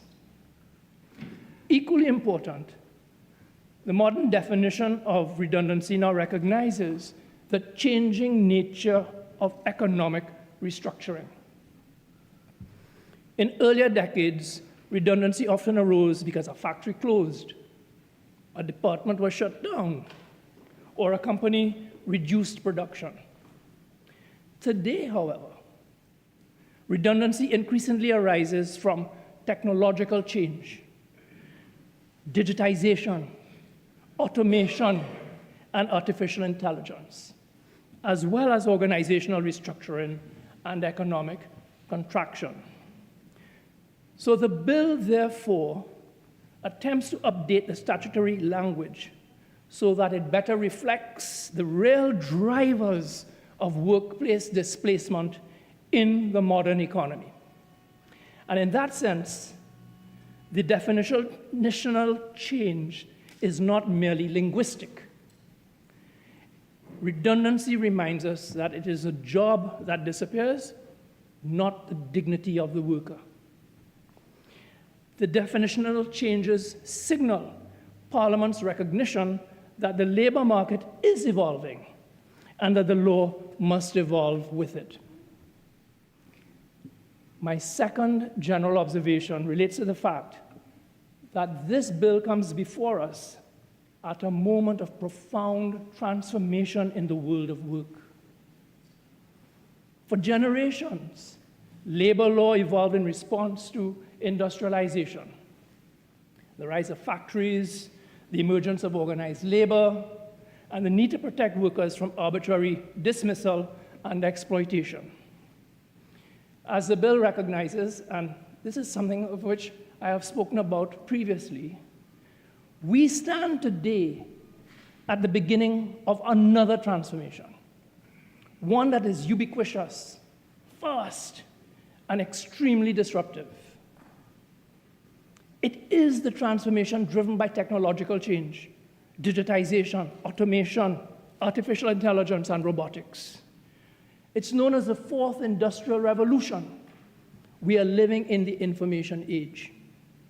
Across the world, workers are beginning to experience what some analysts describe as a siege in the labor market, not caused by recession or by war, but by technological acceleration. Automation is no longer a distant possibility. It is already here. Artificial intelligence systems are increasingly capable of performing tasks that were once considered uniquely human. They analyze documents, managing logistic systems, processing financial information, answering customer inquiries, drafting reports, and even performing elements of professional judgments. We're seeing it in the law. In warehouses and factories, intelligent machines now sort goods, assemble products, and package inventory. Some projections suggest that by the middle of the next decade, the number of AI-driven robots in operation worldwide could reach over 1 billion units, potentially outnumbering human workers in certain sectors. But automation is not just limited to physical work. It is also transforming the knowledge economy. Many of the entry-level professional roles that traditionally formed the first rung of the career ladder, the jobs where young workers learn their craft, they're beginning to shrink. Tasks that once required junior analysts, clerks, or assistants can increasingly be performed by software. We cannot be blind to the fundamental shifts taking place globally, where the lines between the physical, digital, and biological worlds have blurred, where traditional manufacturing and industrial practices are using modern smart technology, large-scale machine-to-machine communication, and the Internet of Things, where the need for human intervention is becoming less and less relevant or necessary. So the result is growing anxiety amongst workers everywhere. People are asking a simple question. If machines can do my job tomorrow, what happens to me? Mr. President, legislation such as this cannot halt technological progress, nor should it. Innovation has always driven economic growth and human advancement. But what Parliament must do, and what this bill seeks to do, is to ensure that when change occurs, it occurs with fairness, dignity, and justice for working people. Too often, when we discuss labor legislation, we speak in abstract language. We speak about redundancy. We speak about restructuring. We speak about labor adjustment. But behind every redundancy is a human story. It may be the security officer who has been working faithfully for 15 years. It may be the administrative assistant who is raising 2 children on her salary. It may be the young graduate who finally secured his first stable job after years of education and struggle. When redundancy occurs, the impact is not merely economic. It is psychological. It is social. It is familial. A worker who loses his job does not simply lose income. He loses certainty. He loses status. He loses the structure around which his life was organized. As Senator Cummings observed, the rent still has to be paid. The mortgage does not pause. Children still need school books. Parents may still depend upon their support. And that is why fairness in retrenchment law matters so deeply. Because when redundancy occurs, the law must ensure that the worker is treated with dignity and justice. This bill modernizes the Retrenchment and Severance Benefits Act so that it reflects contemporary economic realities. And it does so in several important ways. First, as explained earlier, it broadens and expands the concept of redundancy, recognizing that restructuring today may result and arise from technological change, digitization, automation, economic contraction, or operational restructuring. Secondly, it strengthens the process before termination by requiring written notice with fuller particulars and by making consultation between employers and workers or their recognized majority union more structured and expressingly meaningful before redundancy takes place. Thirdly, it strengthens notice requirements, ensuring that workers receive fuller information about the reasons for retrenchment, the workers affected, and the timing of termination. Fourthly, it increases severance rate and clarifies continuity of service so workers are not easily disentitled by repeated fixed-term contracts or short interruptions.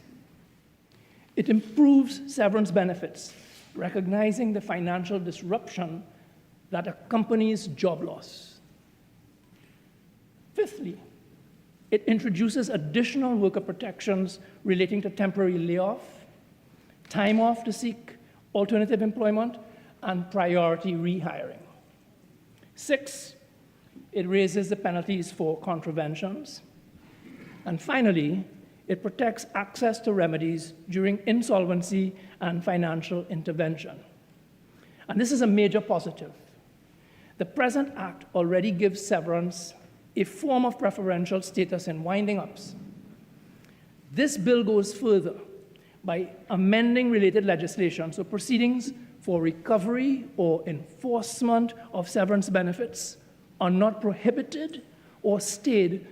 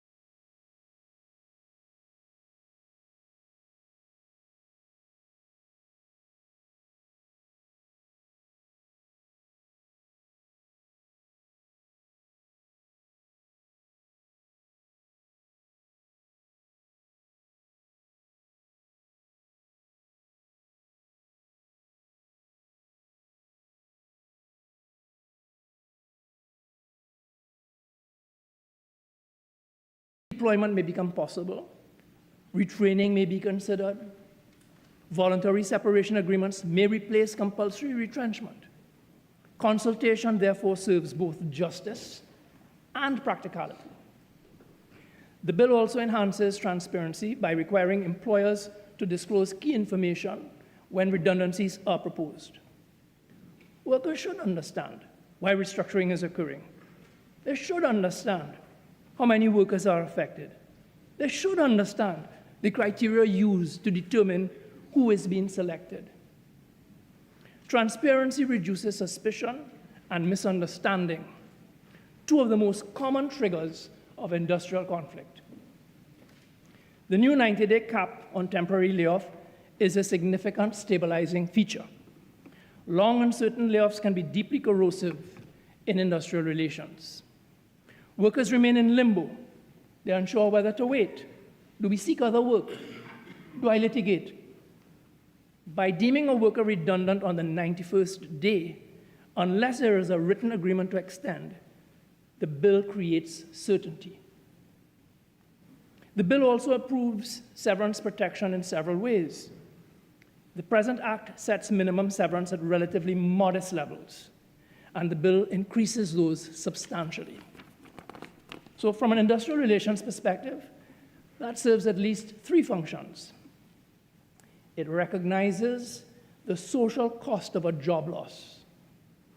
It encourages employers to treat redundancy as a genuine last resort, and it can soften the industrial impact of restructuring by improving the economic landing for affected workers. But most importantly, it recognizes that severance pay is not a windfall, it is a bridge. It is the financial space that allows a worker to transition from one job to another without immediate economic collapse. Another important feature of the bill is the strengthening of worker protections where companies become insolvent.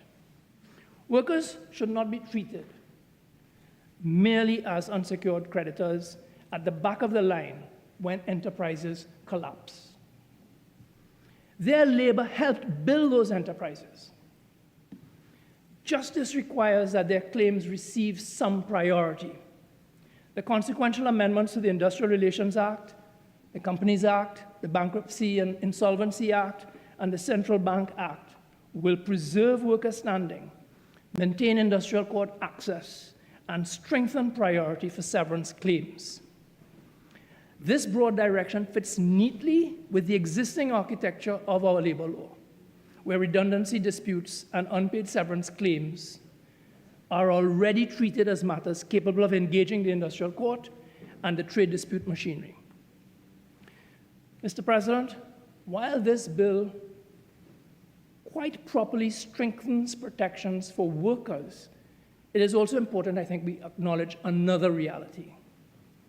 Many businesses, particularly small and medium-sized enterprises, are themselves under enormous pressure. Large multinational corporations often possess the capital required to invest in sophisticated AI systems, automation technologies, and digital infrastructure. Small enterprises frequently do not. For them, technological change presents a stark dilemma. Adopt the technology or risk becoming uncompetitive and disappearing altogether. At the same time, workers also face a stark reality.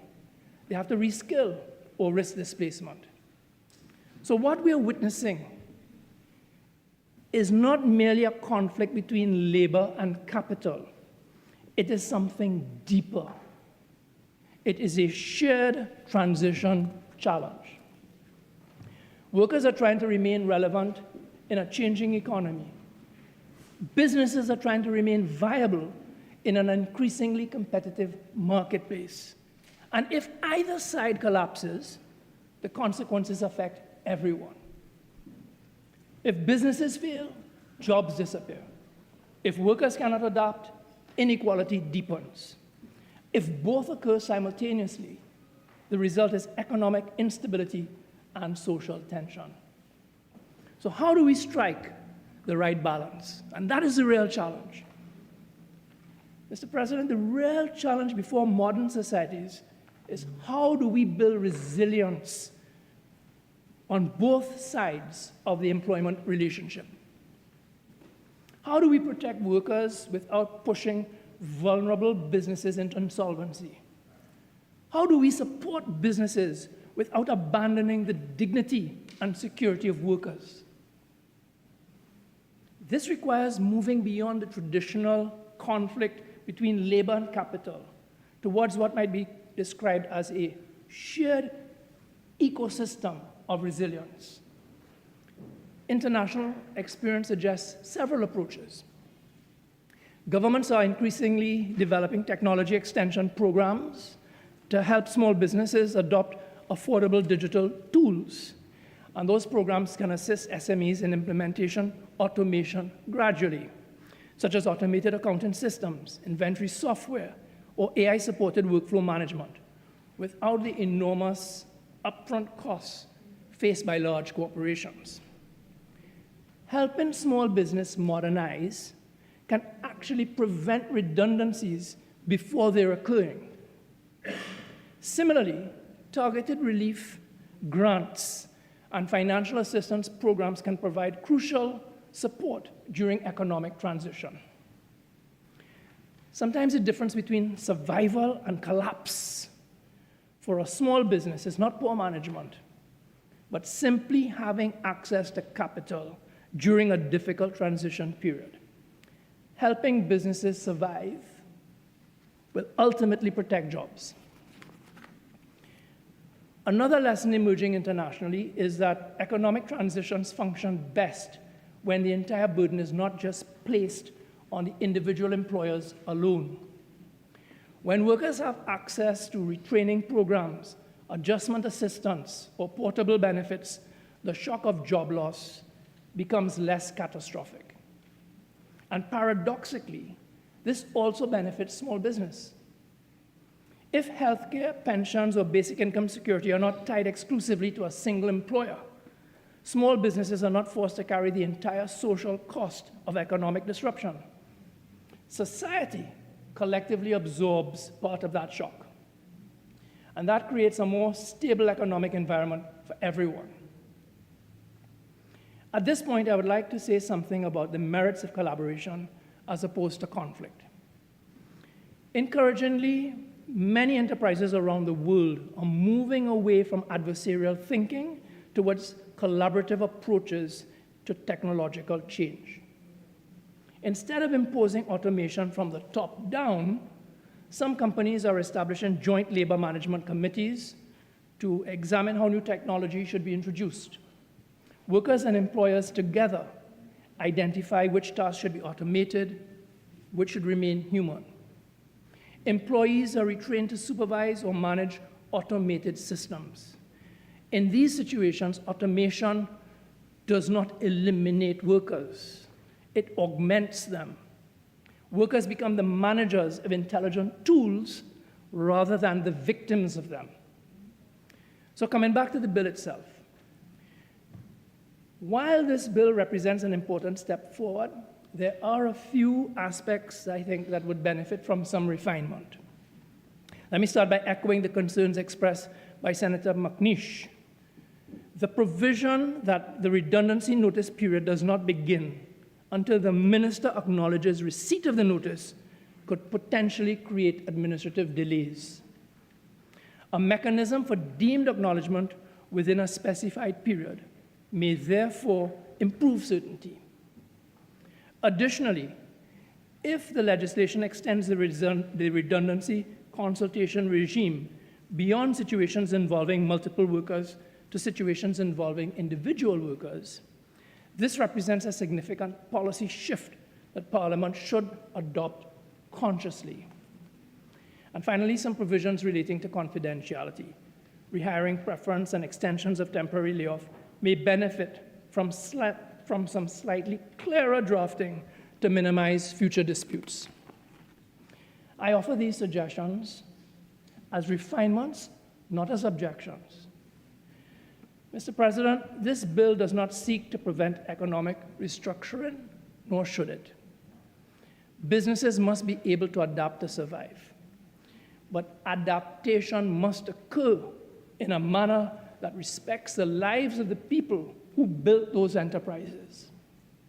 The purpose of labor law is not to resist change. It is to civilize change.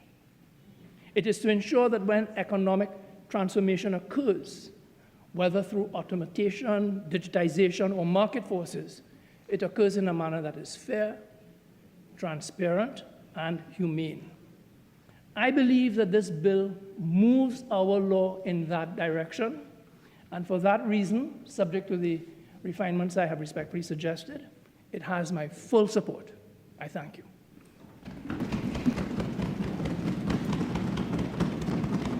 The Minister of Public Administration and Artificial Intelligence.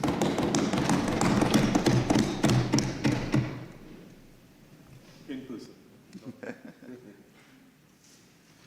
Mr. President, I want to thank you for the opportunity to speak on this bill, which is a bill with copious amount of merit.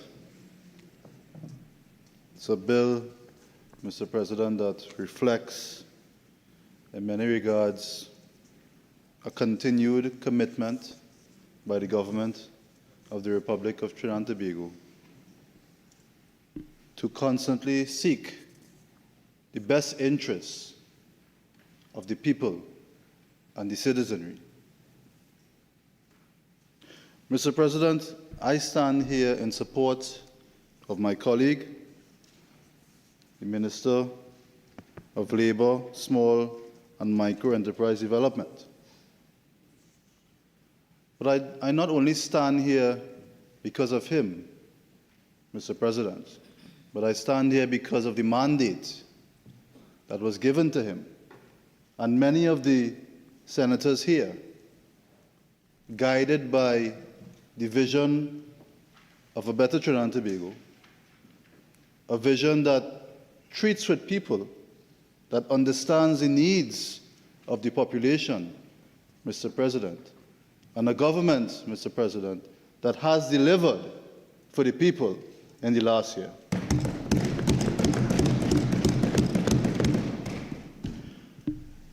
Mr. President, I know that the chamber, to me, it seemed a bit tempered. And I would like to maintain the tempered tone. However, Mr. President, however, Senator Murray, my conscience has gotten the better of me, Mr. President. You see, the truth must always be reflected in the Hansard, in this great and noble chamber. And you see, Mr. President, we as Trinis, we are not fools. And Tobagonians. We don't like when you tell us one thing and sell us as if it's do another. And what the good Senator Al-Rawi came here to do, Mr. President, unfortunately, was exactly that. And he has the tendency to often speak about legislation and bills and a copious amount of amendments that in his tenure as Attorney General, he was able to draft hundreds of policies, Mr. President. But policies and papers without outcomes, Mr. President, comes to naught. And so I want to remind members opposite that when you're speaking about labor and when you're speaking about the labor movement, it was not members opposite that was the voice of reason for labor in this country. Mr. President, I remember, Mr. President, the former government was a government that said, tighten your belts, Mr. President. The former government, Mr. President, was a government that said, 000, Mr. President. The former government, Mr. President, was a government that said, they ain't riot yet.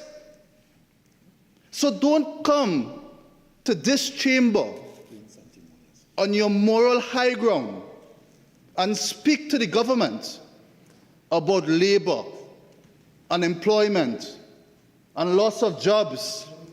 It is disingenuous, Mr. President.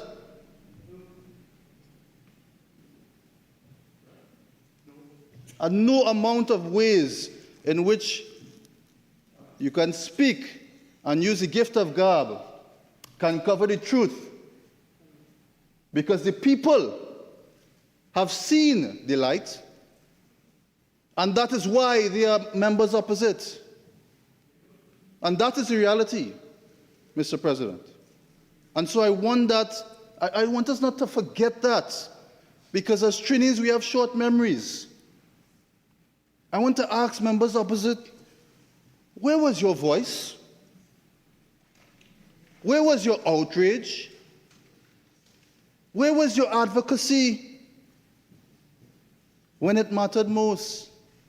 when you were in the position of power to do the right thing for the workers of this country? Where was your leadership in that moment? Where was your commitment to the people that all of a sudden you love? Where was your sense of responsibility, Senator? Where was your duty to act?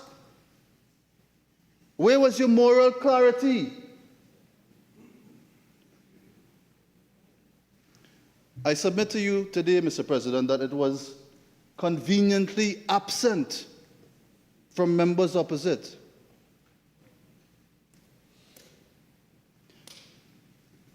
I will leave it as that, Mr. President, on Senator Al-Rawi's contribution. And I will also take umbrage, Mr. President, at Senator Cummings. Because, Mr. President, you see this, bring it on themselves. Huh? They brought it on themselves. We came here to bring good legislation, good amendments. I think across the board, everyone has said this is good legislation. But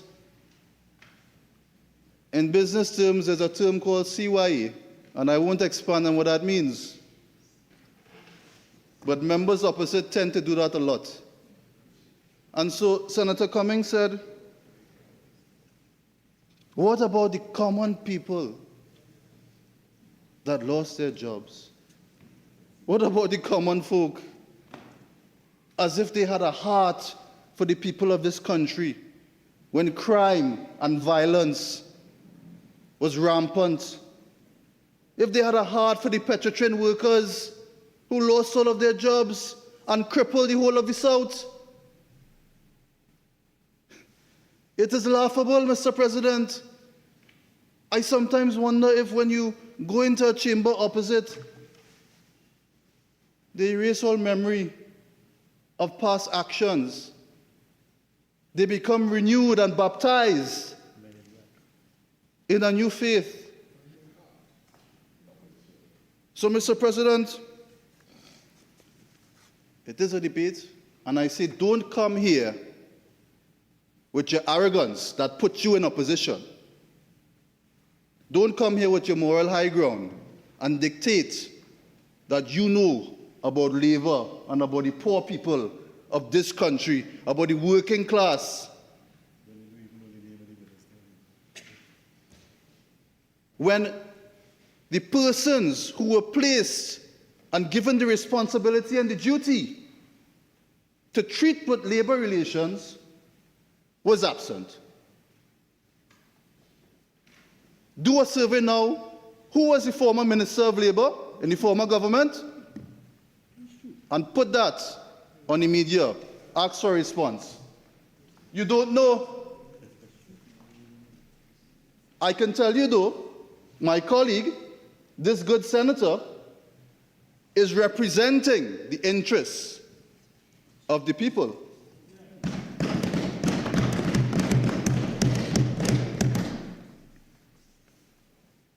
This minister, under the leadership and the vision of a prime minister that actually cares,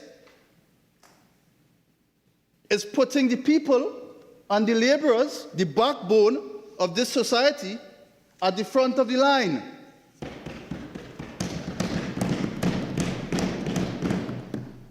So when we talk about, oh, I'm sorry about all of the persons who lost their jobs, what jobs were lost?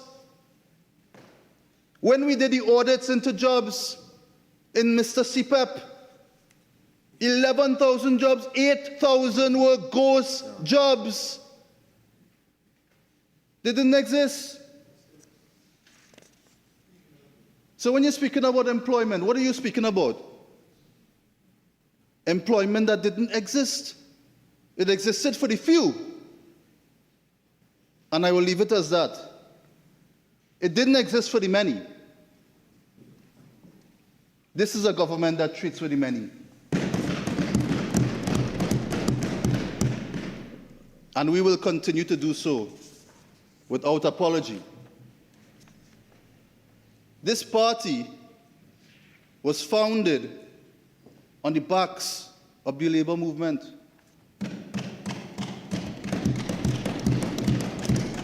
We have a rich history of persons who don't just talk the talk, but walk the walk, that were part of the motion, that were part of the movement. So when we say the government is committed to the laborers and to the workers in this country, that is not lip service, that is real service. So again, Mr. President, forgive me, but I too read the room sometimes. But in this case, Mr. President, the entire country read the room on April 28th last year. And that is the result that we have today, a more caring government, a government that takes legislation and puts it on the book. Make workers' agenda a priority, Mr. President, like no government has done before. And we will not be silent while members opposite try to placate, pontificate, allay their membership with a false flag of a workers' agenda. All of a sudden, like a thief in the night, you care about people and workers? Mr. President, I'm a type of gentleman that gets quite passionate when we're speaking about people. And that is one of the main reasons I decided to join this government, the United National Congress. Because unlike others, this is a working government. We do the work. And say what you will, at the end of our term, all of them can look at what we call give them performance.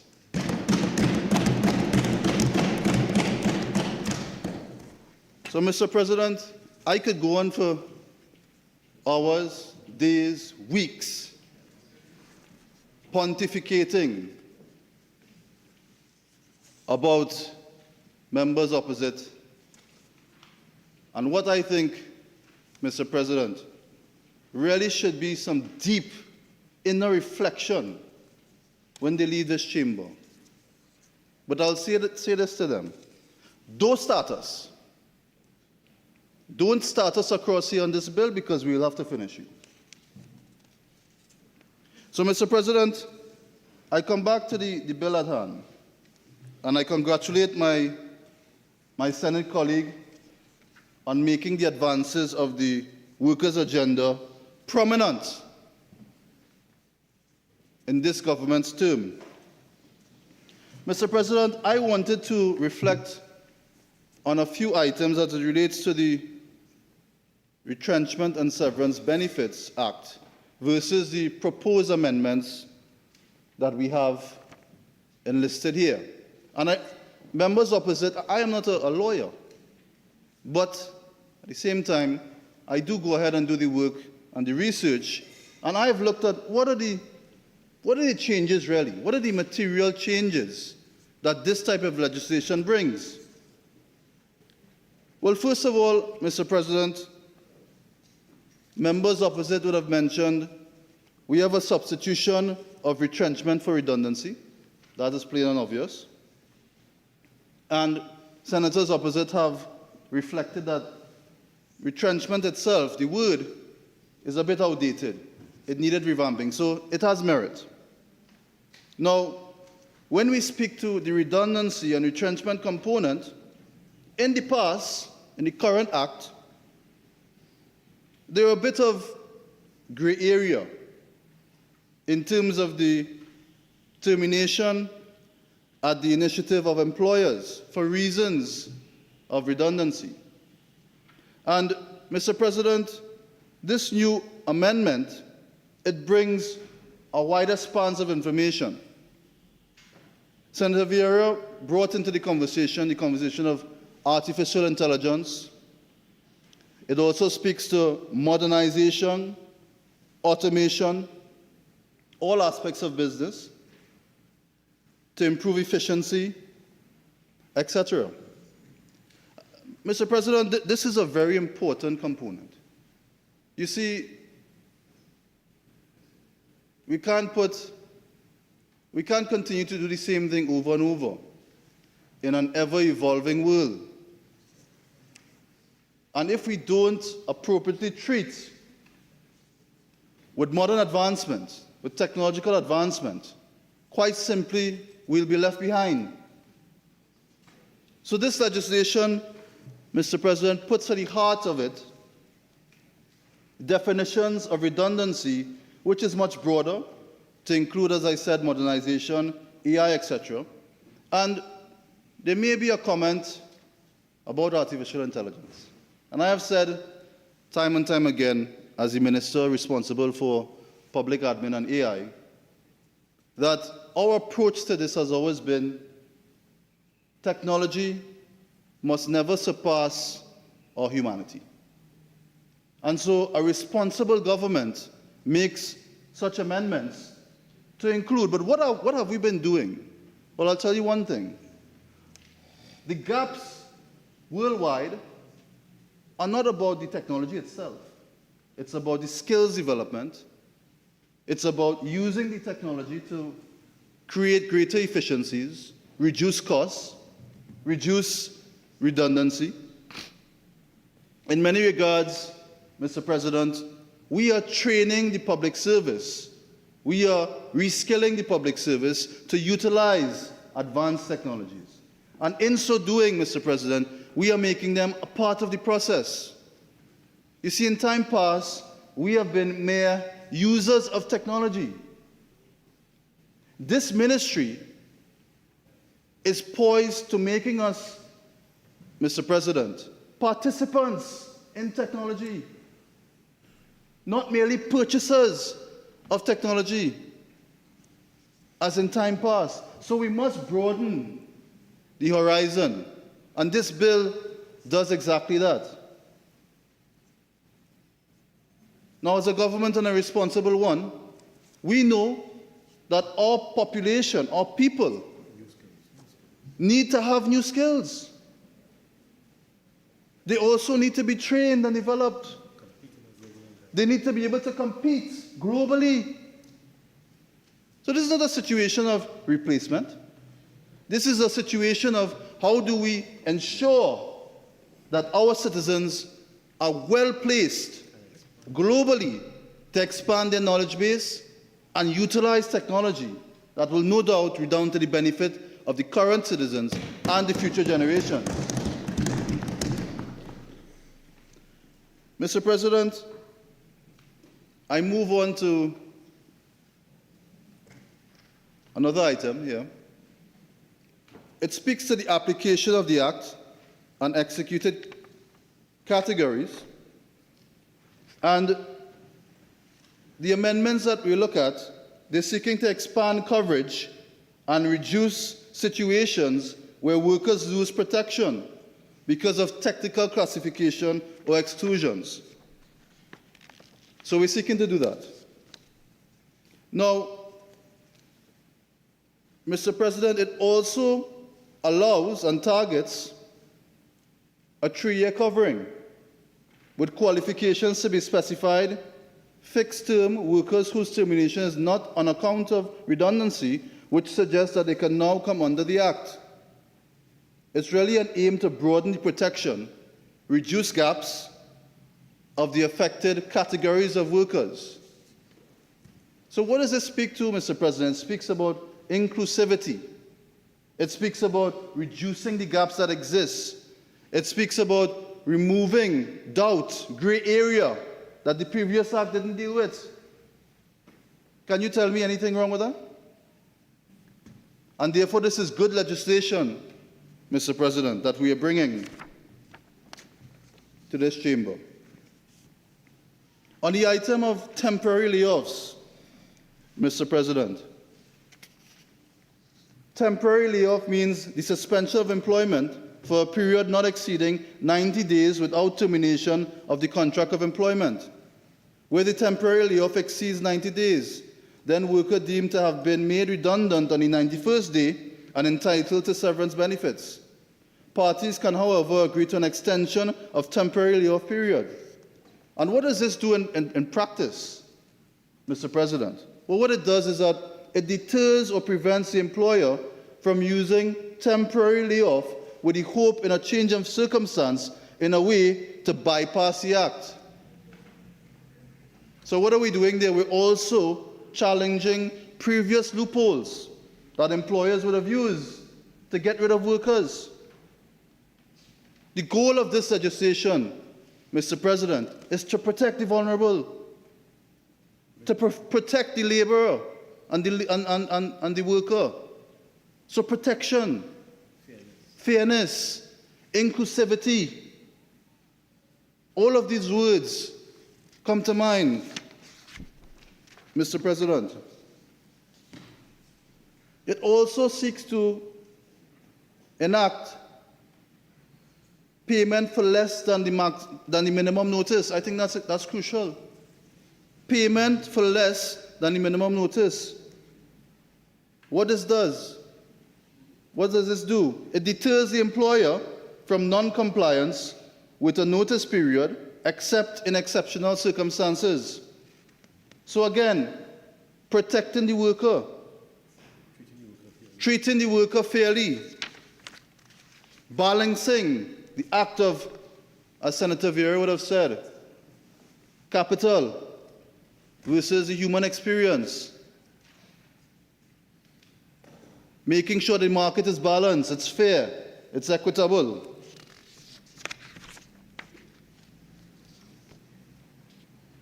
There was also the severance benefits formula.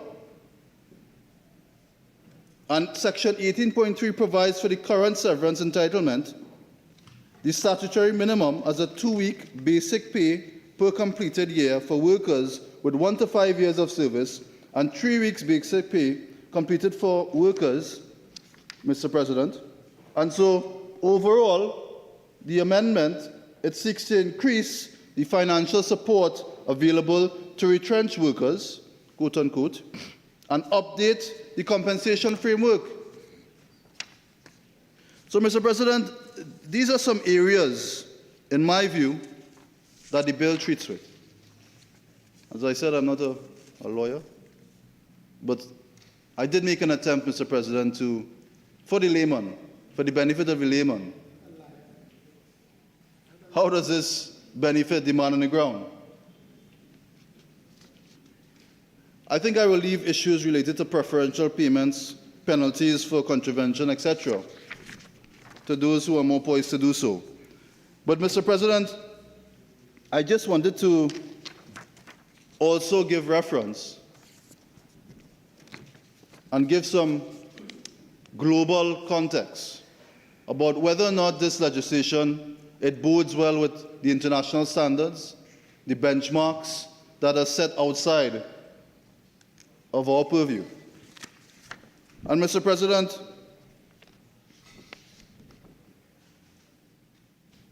I want to say one more thing on the AI component, Mr. President. Part of the mandate of the ministry has been that we utilize artificial intelligence, but we also use human intelligence. And this is the reason why we focus on that, Mr. President, is because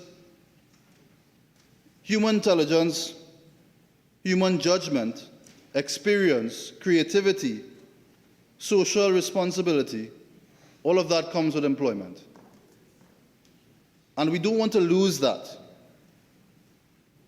at the expense of the dignity of the workers.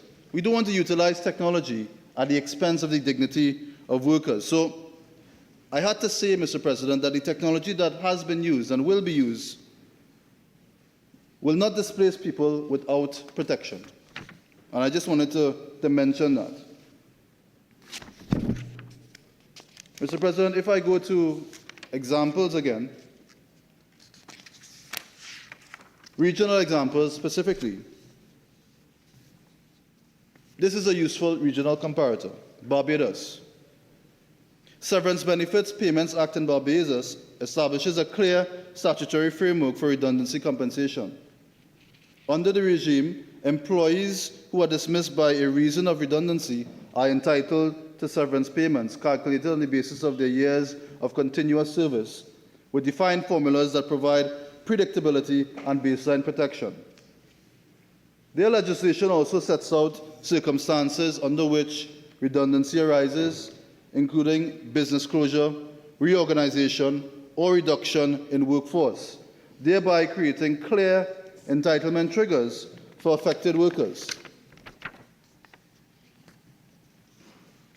This framework, however, is in fact a bit more limiting than the current framework that we have put together.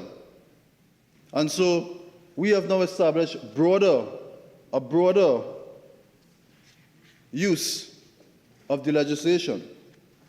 Mr. President, in Jamaica, in fact, they also have a close regional comparator through what they call its Employment Termination and Redundancy Payments Act. However, their legislation, it doesn't go as far as the bill before the current Senate.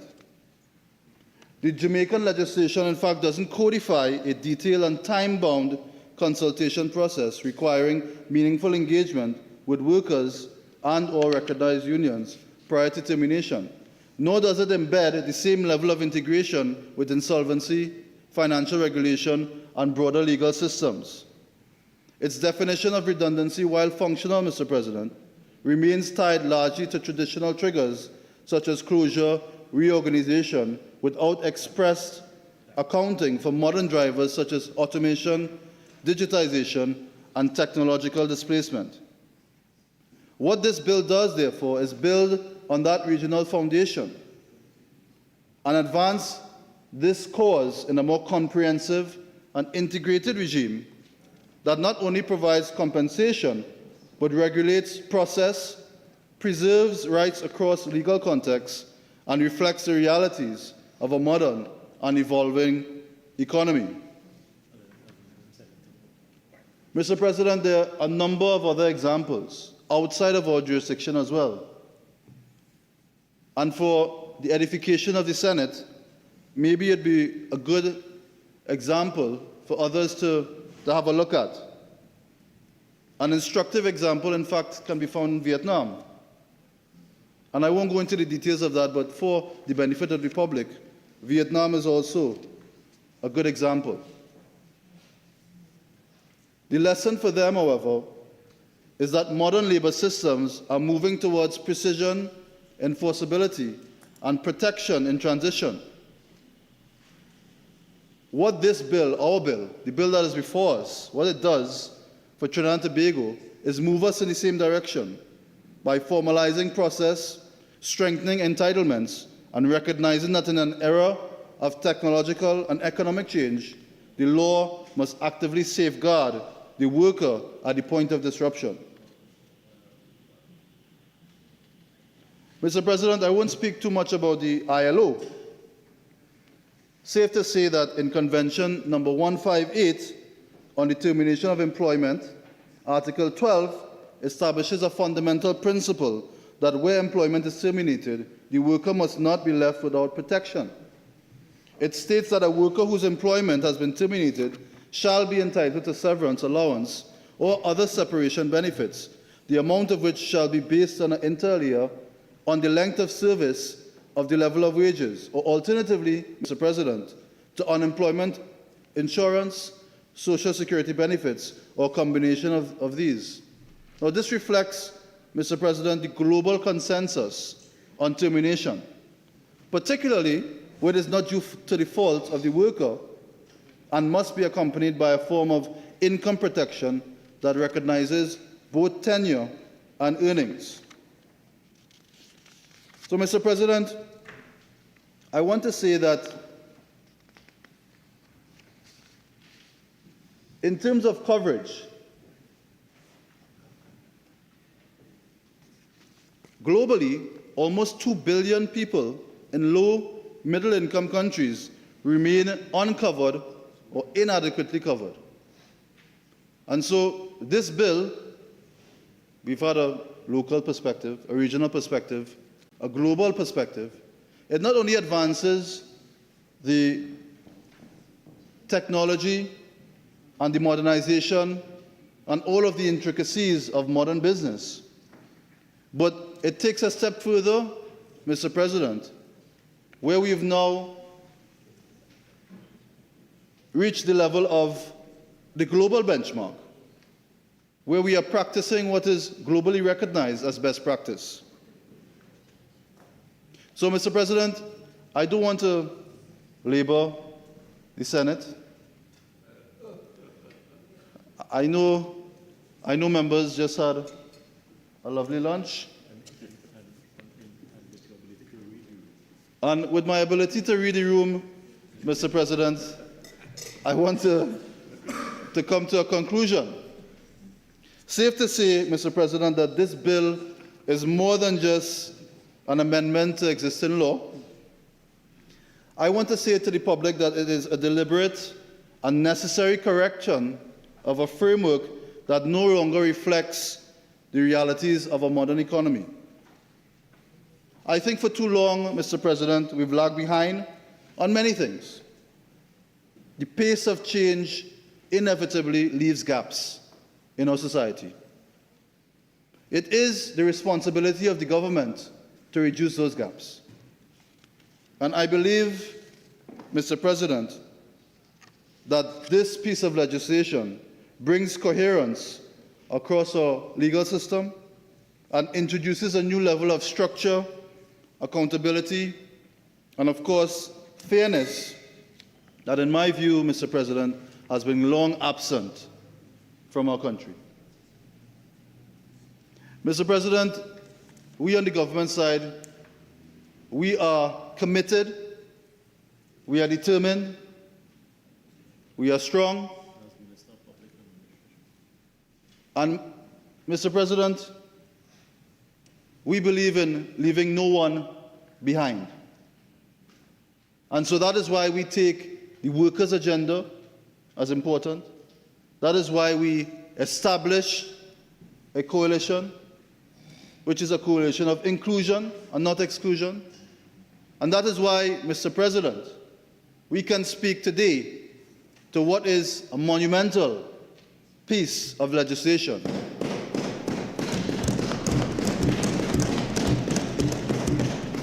And I'm proud here to stand before this chamber in support of my colleague,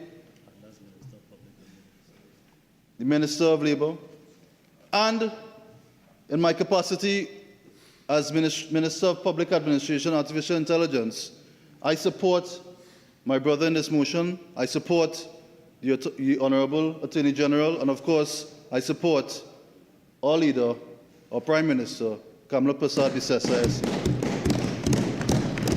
And with those not so few words, Mr. President, I thank you for the opportunity.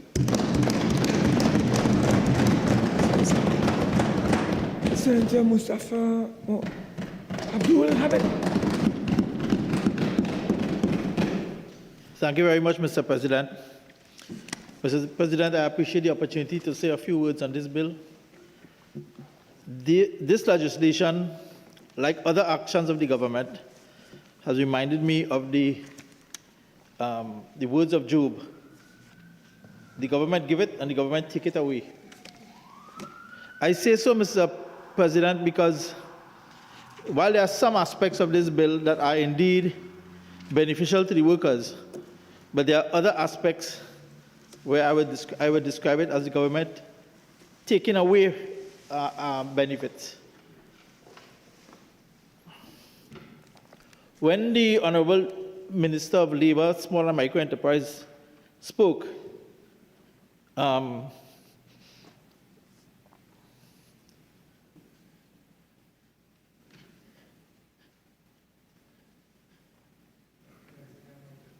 No.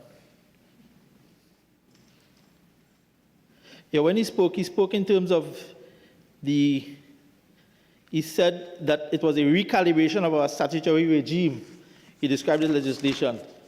The Honorable Kennedy Swaratsingh, in his contribution, spoke about the workers' agenda. He spoke about fairness, equity, and justice. Minister Smith, in his presentation, spoke about the UNC as being the voice of labor, committed to laborers and workers, protect the laborer and the vulnerable. Mr. Speaker, Mr. President,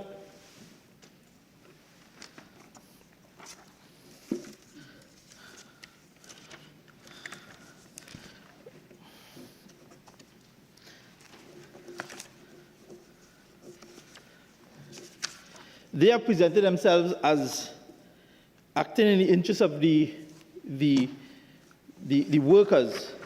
And as I examine the legislation, there are several instances where they have acted completely to the contrary of the interests of the workers. And it is typical of them to present themselves in one way, and when their actions and their suggest exactly the opposite. They seem, Mr. President, to follow the credo of hug you up and break your foot.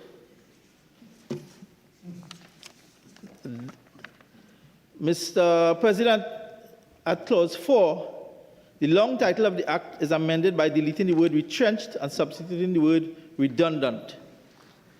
Now, redundancy is defined in section 6A.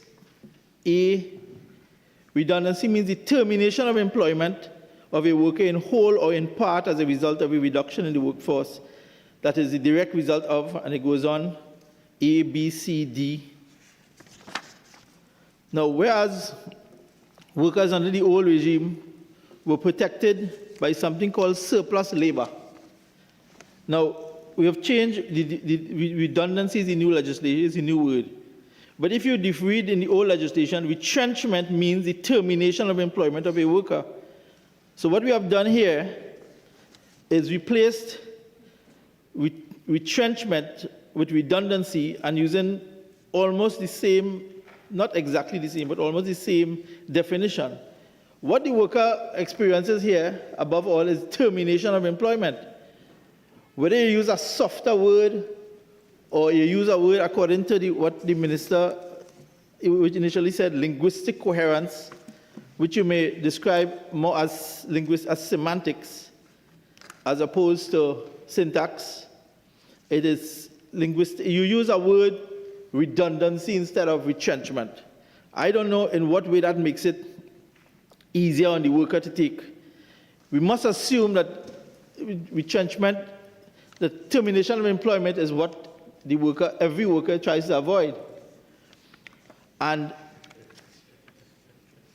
so I don't know if calling it redundancy, I mean, I'm very sure if the traditional labor leaders of the past, in particular Mr. Pandey, if you could get past this with him, I can almost hear him say, you could call it what you want.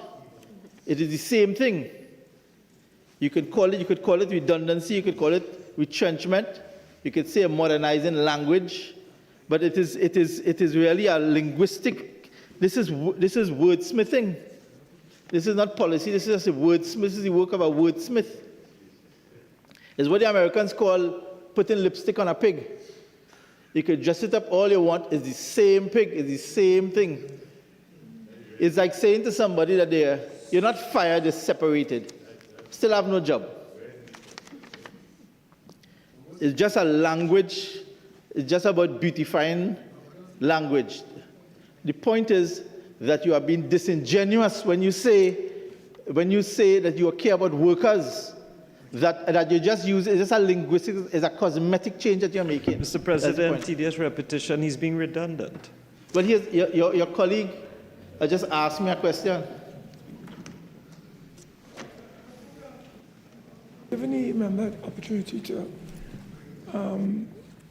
so continue, please. Thank you very much, Mr. President.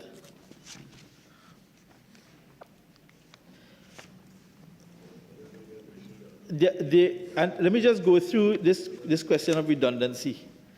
the employer, it occurs. Now, it would seem to me that in the old regime, where, as I said, you had the protection of the concept of surplus labor, that built into the definition now, the concept of the employer modernizing, which creates almost an automatic, the employer being able automatically to access let me call it the opportunity to, if you want to say that, the option to terminate workers on the basis of modernization.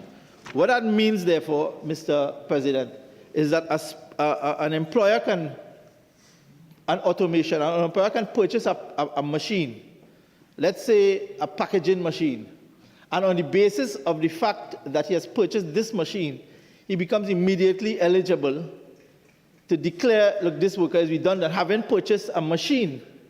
He doesn't have to prove anything about surplus labor. He now can automatically, he now has a case before the industrial court. Look, I have purchased this machine, and therefore I am I would exercise my option to terminate workers, I don't know how was the transitive verb, to redundant workers or to retrench workers is what you need to polish up the word for me, please. To make workers redundant, which has become quite more laborious, to be honest. When you're making it soft on the employer, because he doesn't have to use this hard term of what he's retrenching. He's making workers redundant. But redundancy is a state of affairs. The action that is taken by the employer on the basis of that state of affairs is retrenchment. He is retrenching. Now, we are finding a softer, gentler word to use, which really doesn't improve the circumstances of the worker or the prospects of the worker, which, as I said, the honourable ministers who have spoken so far are laying claim to have their interests at heart, which is the point that I'm questioning, because this certainly doesn't do that. So in purchasing, and if we go down to that is 6E,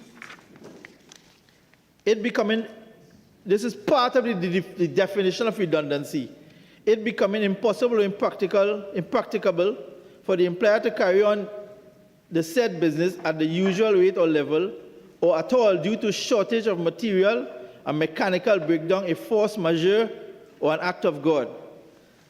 Mr. President, what has happened here, it appears to me, is that normal, routine business or commercial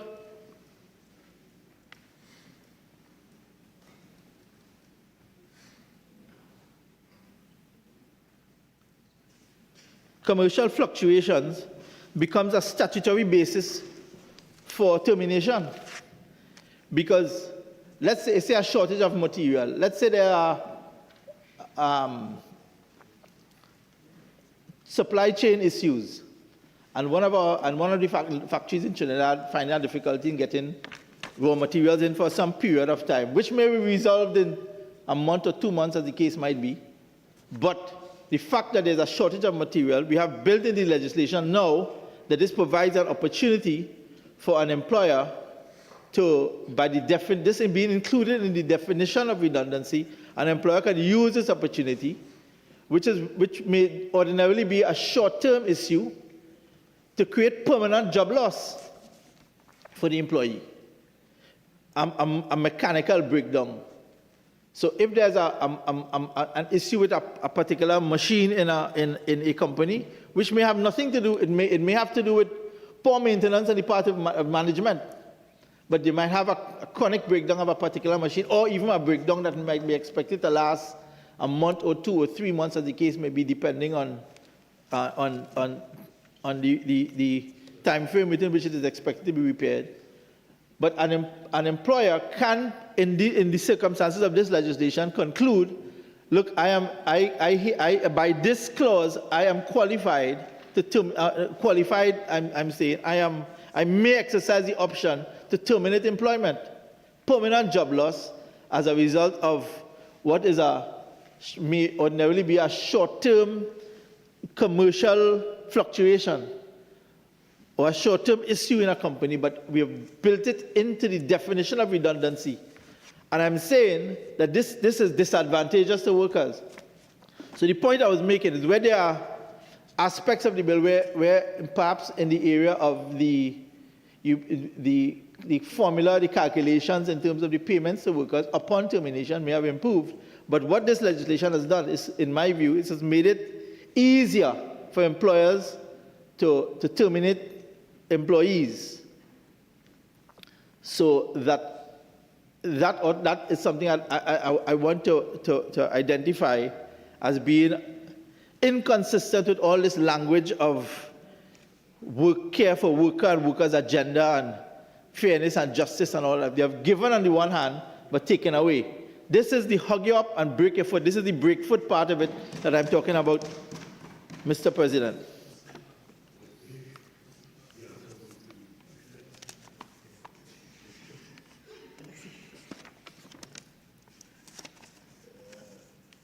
Mr. President, it's not my duty to read the room, it's my duty to read the country.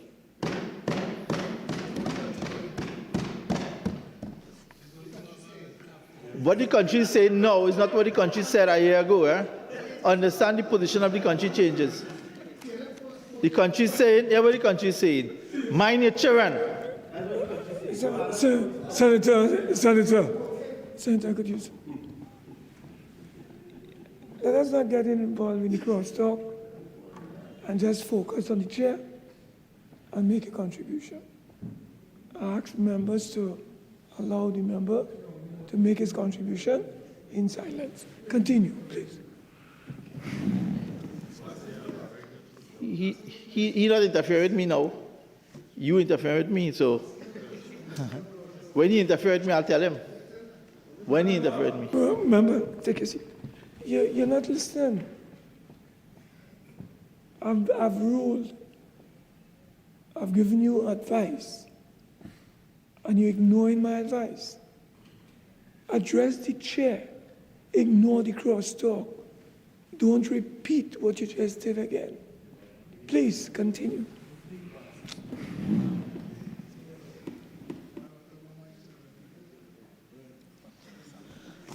Thank you very much, Mr. President.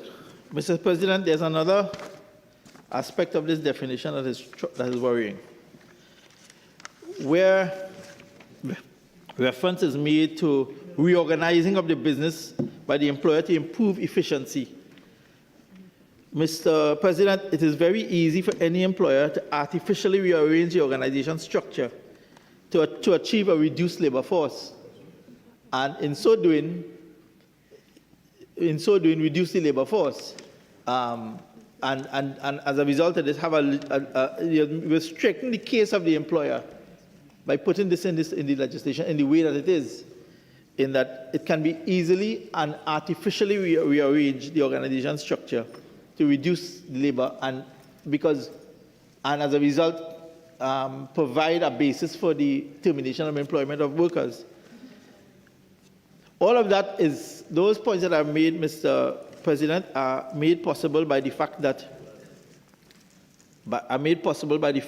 the definition of redundancy here is so broad that it creates a difficulty. In my view, it strengthens the hand of any employer who wishes,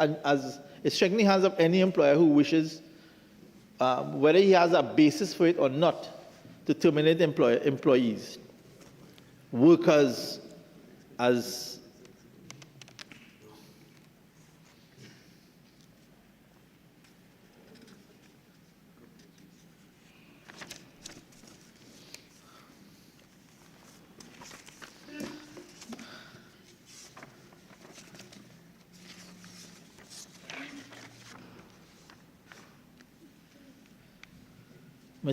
Mr. President, at page 9, which should be clause 3C,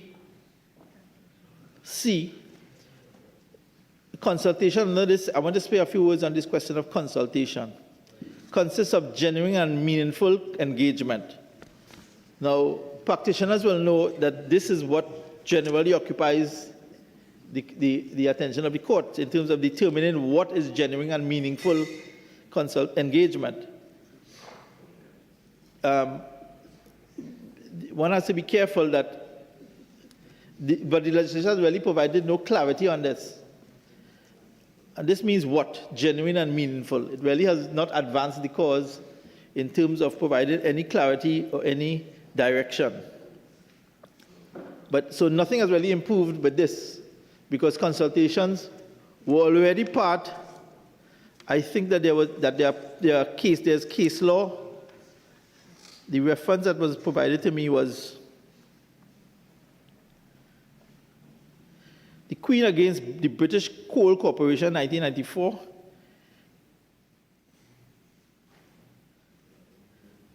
The case was, the principles in that case were laid down by Lord Justice Glidwell, and those principles have been well established, so that including this section here, consultation, in the way that it has not necessarily advanced the cause, because no guidelines or no clarity has been provided in terms of what is genuine and meaningful engagement.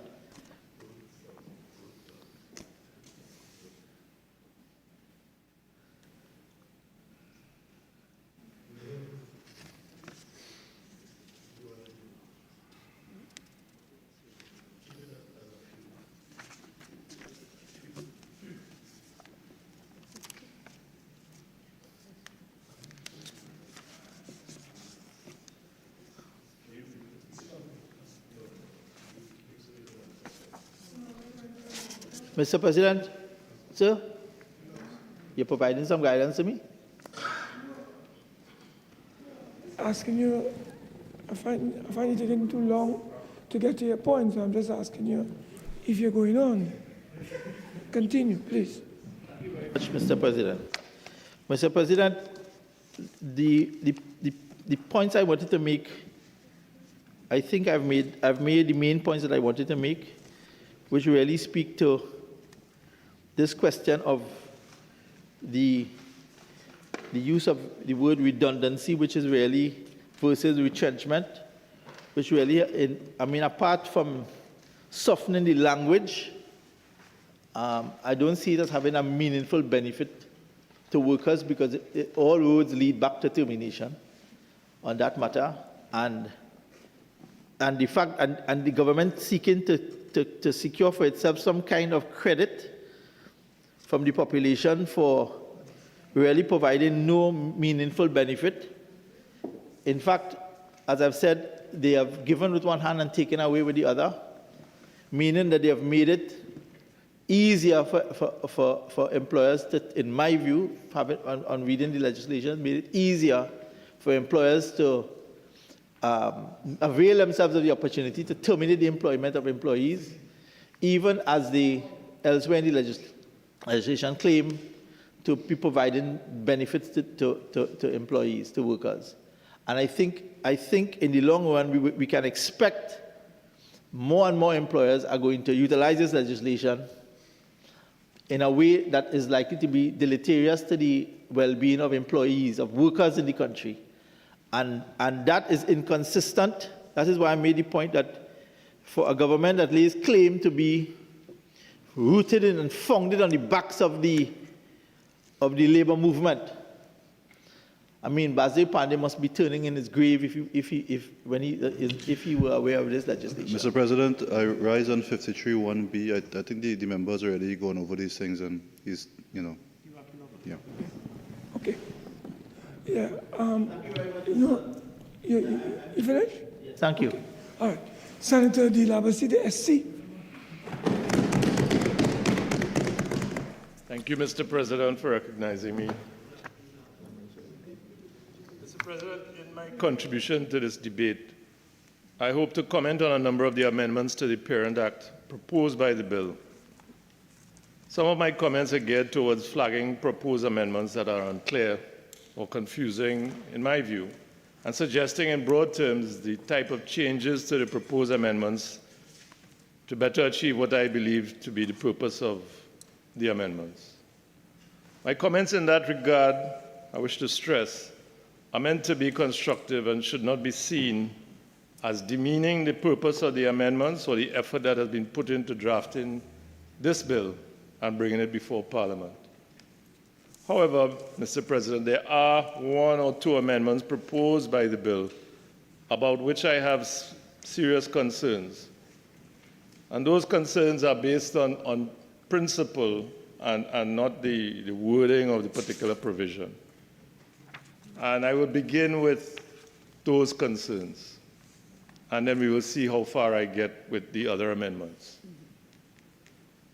I turn first to Clause 21 of the bill, which amends Section 44E, large E5 of the Central Bank Act, and it introduces a new subsection 5. It repeals the old one, or the present one, and introduces a new subsection 5. The proposed amendment repeals 44E5 and replaces it with a subsection, as I say, subsection 5. Now, in considering the amendment, it's convenient to start by considering Section 44D12 of the Act. Now, I don't want to get too legalistic, but I'm going to have to do things like this, which is look at certain pieces of legislation. Now, 44D12, Roman 2, says that where the bank is of the opinion, essentially where the bank holds one of three opinions, either that the interests of the depositors, credit holders, policy holders, or members of an institution are threatened, and by that they mean a financial institution, or that a financial institution is likely to become unable to meet its obligations or is about to suspend or has suspended payment, or that an institution is not maintaining high standards of financial probity or sound business practices. The bank is essentially able to assume control of the institution. But 44D2 goes on to say that not only, in order to assume control of the institution, not only must the bank hold one of those opinions that I've described, it must also be of the opinion that the financial system of Trinidad and Tobago is in danger of disruption, substantial damage, injury, or impairment as a result of the circumstances giving rise to the exercise of the power to take control. So really, and the upshot is that if the bank is going to take control of a financial institution, there must be, amongst other things, a threat of danger to the financial system of the country. Now, if we go to 44E1, that simply provides a mechanism by which the act would, the bank, the central bank, would effect that power. It publishes a notice in the Gazette that it's going to take control of this financial institution. But then we come to the present 44E15A, which effectively prevents any creditor from commencing or continuing any proceedings against the institution over which the central bank has taken control, or from seeking to enforce in any way any judgment or order obtained in Trinidad and Tobago. So when the bank takes control of this financial institution under the Act says there's a stay of all proceedings. And that would include claims for severance benefits, claims by workers or a union. Now, it's important to understand, though, that this stay imposed by Section 44E15 only comes into play when, in the opinion of the regulator of the financial institution, that is the central bank, is of the opinion that the circumstances surrounding that institution or the circumstances in which that institution finds itself poses a threat to the financial system of Trinidad and Tobago. So it only comes into play when there's a very, very grave situation. Now, to me, it's clear that the purpose of this stay imposed by this subsection, the present subsection, is to allow the central bank an opportunity to take control of the institution so as to address and avert the danger to the financial system of the country posed by the circumstances that that institution finds itself in. And it provides that opportunity to the bank to do that unhindered by having to deal with and resist claims of creditors and steps taken to enforce judgments against the institution. And one can imagine that there'll be a lot of, if an institution is in that kind of financial straits, there will be a lot of claims. And so it's to give the bank some breathing space to achieve something which is of vital importance, which is to avert the danger, a serious danger to the financial system of the country. Now, I have little doubt that such a measure or such legislation is a standard feature internationally where a financial institution poses a danger to a country, that the regulator will step in and take control, and the regulator will be given an opportunity to deal with the situation free of having to fight off and resist claims. In imposing such a stay, Parliament is placing the national interest in securing the financial and economic well-being of the country above that of the claims of any creditor, including the claims of the institution's former workers who may be claiming severance benefits. Now, Mr. Speaker, when I digested the amendment, I found it alarming that the amendment, if passed, would effectively entitle workers or former workers of the institution to bring or continue proceedings for the recovery or enforcement of severance benefit as of right, even though doing so may hinder or jeopardize the central bank's efforts to address and avert a danger posed to the financial system of the country. Now, I'm sure this is not what was intended, but one could understand that it might appear to some who have understood all of that, it may seem to them that this amendment sends the message that the price of the collapse of the country's financial system, with all the disastrous results that would follow for all citizens and all workers, is a price worth paying to ensure that a particular group of workers are able to pursue and obtain their severance payments in the meantime and without delay.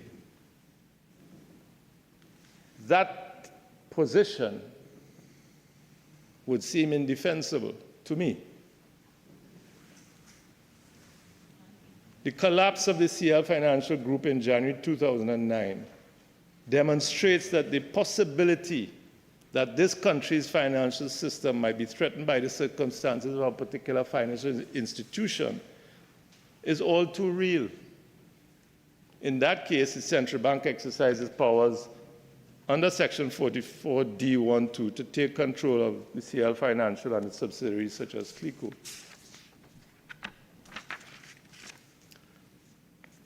The other thing I considered, Mr. President, is quite apart from the fact that the interests of a particular group of workers in being able to take proceedings to recover severance benefits without delay should not take priority over the public interest in securing the country's financial system.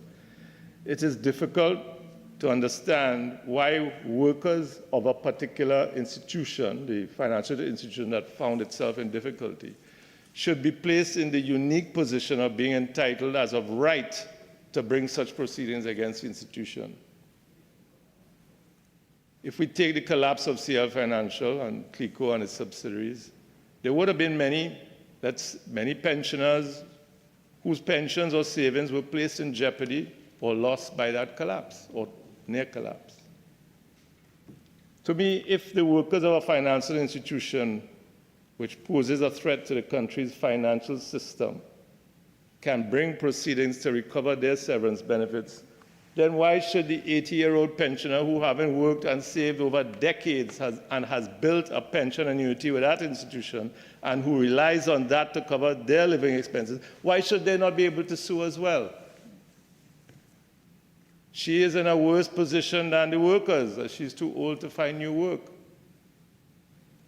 What about the worker of another employer, not the financial institution, who has taken a portion of his salary for every month over years and invested it with the financial institution, and now he wishes to withdraw his investment, or his investment as it matured, as he's entitled to do, because he wants to pay for medical expenses. He may want to pay for life-saving medical procedure. Should he not be able to sue as well? And my point is, it's a difficult situation when the regulator has to step in and take over control. And the stay is necessary to allow that regulator to attempt to fix what is going on. Now that is going to cause hardship to a lot of people that they may not be able to bring proceedings. But it's something that is necessary. And my point is, it will cause hardship to the workers of this institution. It will cause hardship to a lot of people, and I've just drawn a few examples. But of course, what the Act is about is preventing the collapse of the system. And in other words, for the benefit of the good of the country.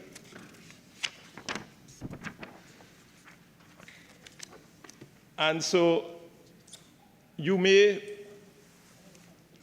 within the section, the central bank has a discretion to lift the stay, even though it's still in control. You may want to make amendments to say, but that is as against everybody as I read it. So you lift the stay and now all claims can come in. You may want to make a different provision. You may want to say, well, the central bank can lift the stay with respect to a particular claimant. And, or you may want to put in a provision that claimants can apply to the court and give the court the power, the decision to lift the stay with respect to their claim. The court can hear both sides. It can hear from the regulator. It can hear from the union and decide what is best. But to give the union or the worker as of right the ability to make these claims in a situation where the financial system of the country is threatened, to me, I find it very difficult to support such a measure. There's a lot of good in this act. I'm not going to repeat.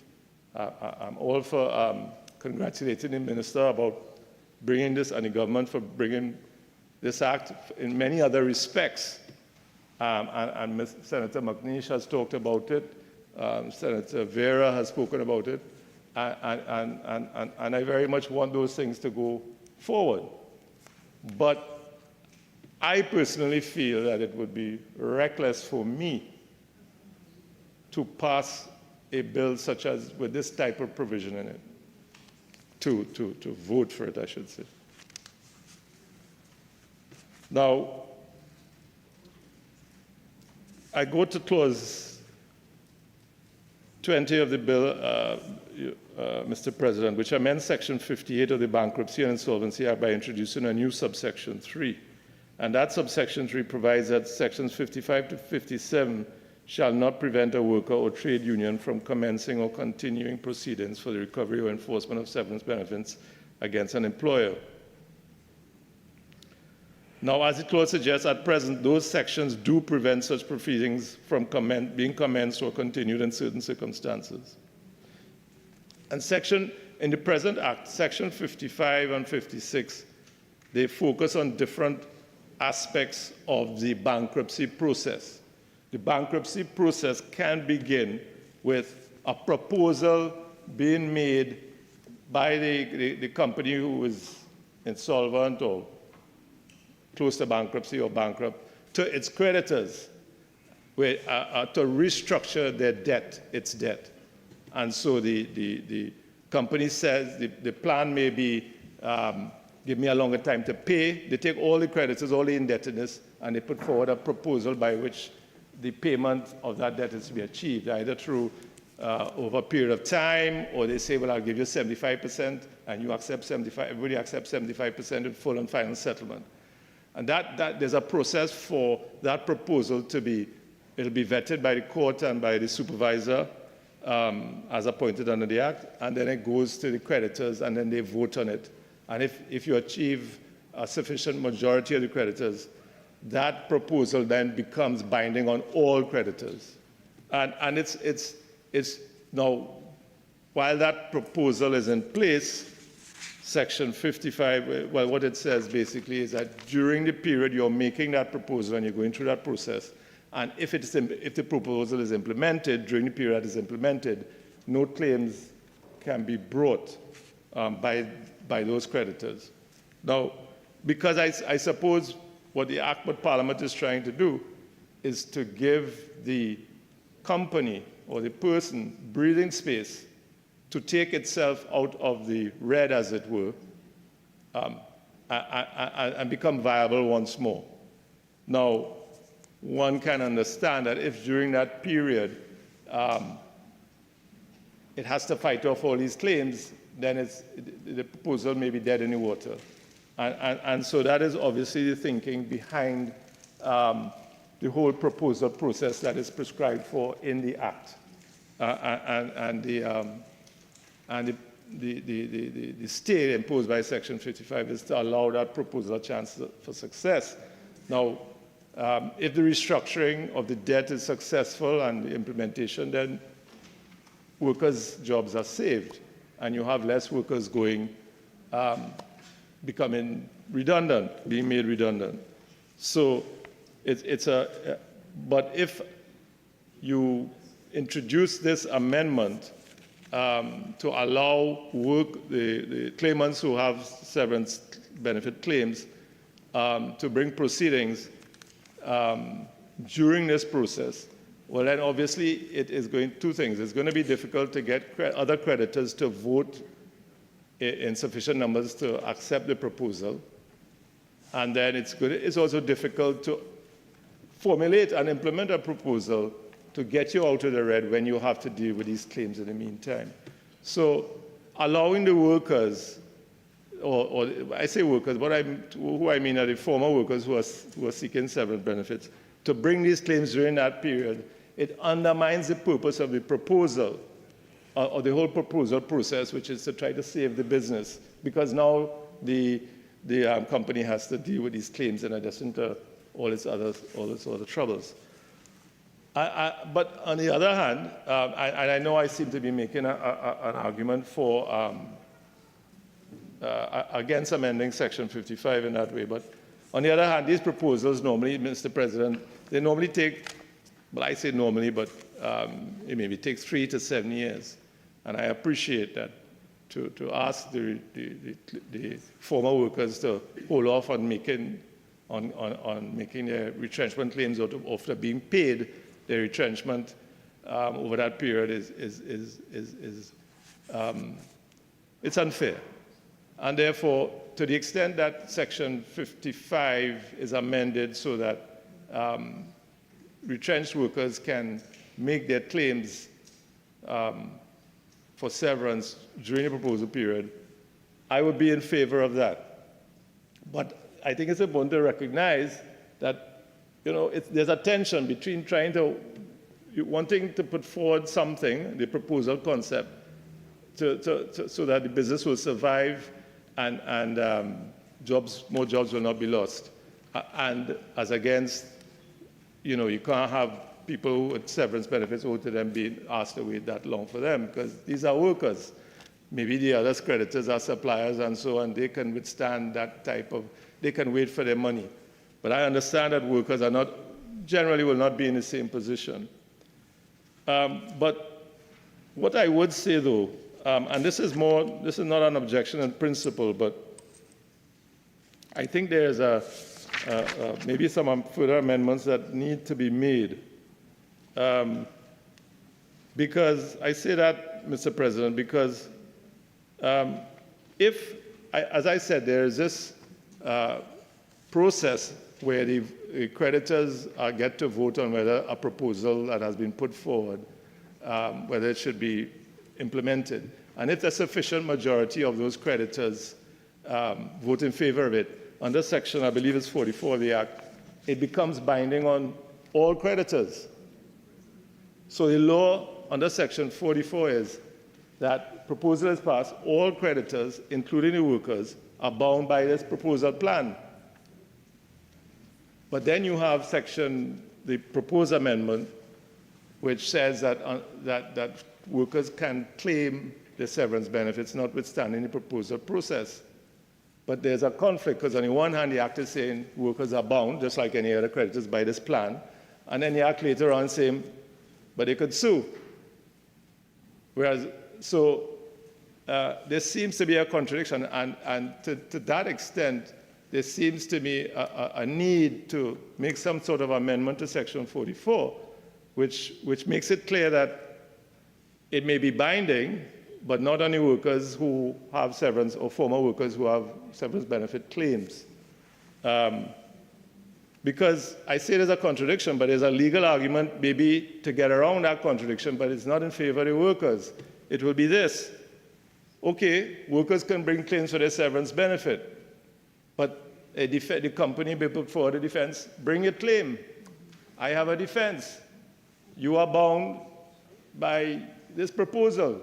You may not have voted for it, but I got enough of the other creditors to vote for it, so you are bound. So then the workers' interests are not served. And so I'm just saying that to maybe it's something for the government to think about, whether it simply wants to amend section, whether the amendment brought in by 58.3 is all that is needed to allow for a claim to be made during the proposal process, or whether section 44 has to be amended too, or some other type of amendment. So that was section 55.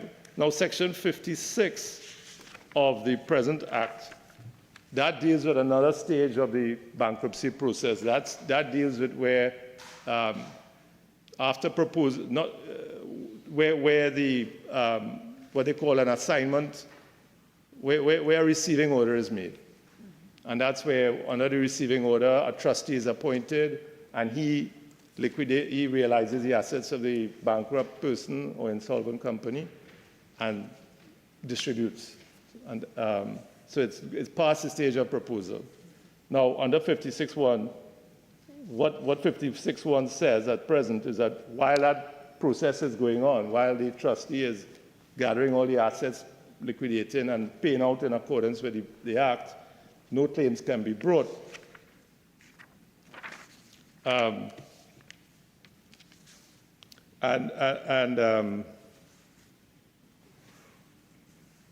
If a creditor is allowed during the bankruptcy to process to sue for what is owed to him and to force any judgment in his favor, then the provisions of the Act which provide for the distribution of the assets by the trustee may be defeated. So I don't want to get too legalistic, but under another provision of the Act, section 127.1 of the Bankruptcy Act, that dictates how the priority of payments that the trustee, the order of payment. So I forget who gets paid first, and so on and so on. There's a priority order. Now, fourth in that priority order is excluding severance, claims for wages, salaries, etc., of any employee for services rendered during the 6 months immediately preceding the bankruptcy. There's no claims for severance payments are not included on that list of priority. So it seems that under the Act, they are like a general creditor. So I'm saying, Mr. President, that there seems to be a contradiction created by the proposed 58.3 to the extent that it permits workers to sue for and enforce, well, when I say workers, claimants for severance benefits, it permits them to sue for that, even though in doing so, if they actually get to enforce their claim, they may be paid before the categories of persons in Section 127, who 127 says those categories have priority over them. So 127 is saying this is a priority of payment, and severance claims don't appear in that priority. So the trustee, he goes through the process of paying those people, and the workers or former workers claiming severance with the general creditors. On the other hand, the Act is saying but that these workers can sue for severance. So there seems to be a contradiction, because the law is saying, on the one hand, this is the trustee, the property of the bankrupt is invested in him, he could liquidate, and this is how he is to pay. He pays in this order, and severance, the workers are pretty much last, the people who are claiming severance benefits, I should say. On the other hand, the Act is saying that if the amendment is made, the Act would be saying, well, they could come and enforce any time. So there's that tension, and I think it's a situation maybe ripe for chaos, because what you will have, and I'm coming up to the winding up provisions of the Company Act and the amendments, but what you will have, on the one hand, you'll have the trustee go in for the assets to liquidate and sell and pay out the payments in a certain order, but then you'll also have the workers or former workers who are claiming severance, they're going after the assets too, because they're making a claim, they want to enforce a judgment, and you have this scramble. And I don't think that is conducive to what we want, which is an orderly treatment of the assets and how it is paid out. I think the easy way to do it. Sorry? This is the Bankruptcy and Insolvency Act. And I'll say something which may clarify later, but in the Bankruptcy and Insolvency Act, as I say, under Section 127 is a priority. So if you want workers, well, former workers or workers who are claiming severance benefits, to get priority, put them first on the list or second. No, I'll come to the winding up provisions just now. They're under the Companies Act. Sorry, Mr. President, I know I'm not supposed to be. So avoid the scramble. Allow the trustee. Do not make the amendment so as to allow the workers, the claimants of severance benefits, to make claims and enforce claims while the bankruptcy process is going on. But put them as the priority. Allow the assets to be liquidated without a scramble. And proceed like that. Now, I know the Act amends the winding up provisions under the Companies Act, and it puts, I believe it puts the severance claims right up there. But, and this is something that I have considered carefully in practice, and now again, but there's a Bankruptcy and Insolvency Act and a Companies Act. Companies Act provides for winding up provisions. And they seem to provide two options, and they work in two parallel options, if you like. So if I'm a creditor and I see the company owes me money and is insolvent, I can choose one of two things. I can either go under the Bankruptcy Act and get a receiving order made, and the trustee appointed, and the trustee will liquidate all the assets and divvy it up in accordance with the Bankruptcy Act, under which the workers, the severance claimants, have no priority. Or I could go under the Winding Up Act, the Companies Act, and I can do a court-ordered winding up of the company. Now, if I do that as a creditor, well, any workers, good. The claimants for the severance benefit, good. So I think if you're going to, I see that you're trying to give the claimants for severance benefits priority, and you're doing that with the winding up under the Companies Act. But as far as I can see, you're not doing it under the Bankruptcy and Insolvency Act. And I'm saying, amend the Bankruptcy and Insolvency Act to give the workers that priority. But do not allow, and government may disagree with me on this, but do not allow them to sue during the bankruptcy process. Let that process go through. it will take, but then as I say, if you don't do that, then you get this, the trustee having, the assets are vested in him, he will want to liquidate and sell everything, but meanwhile the workers will be maybe going to industrial court or doing whatever it is they do to enforce their judgment.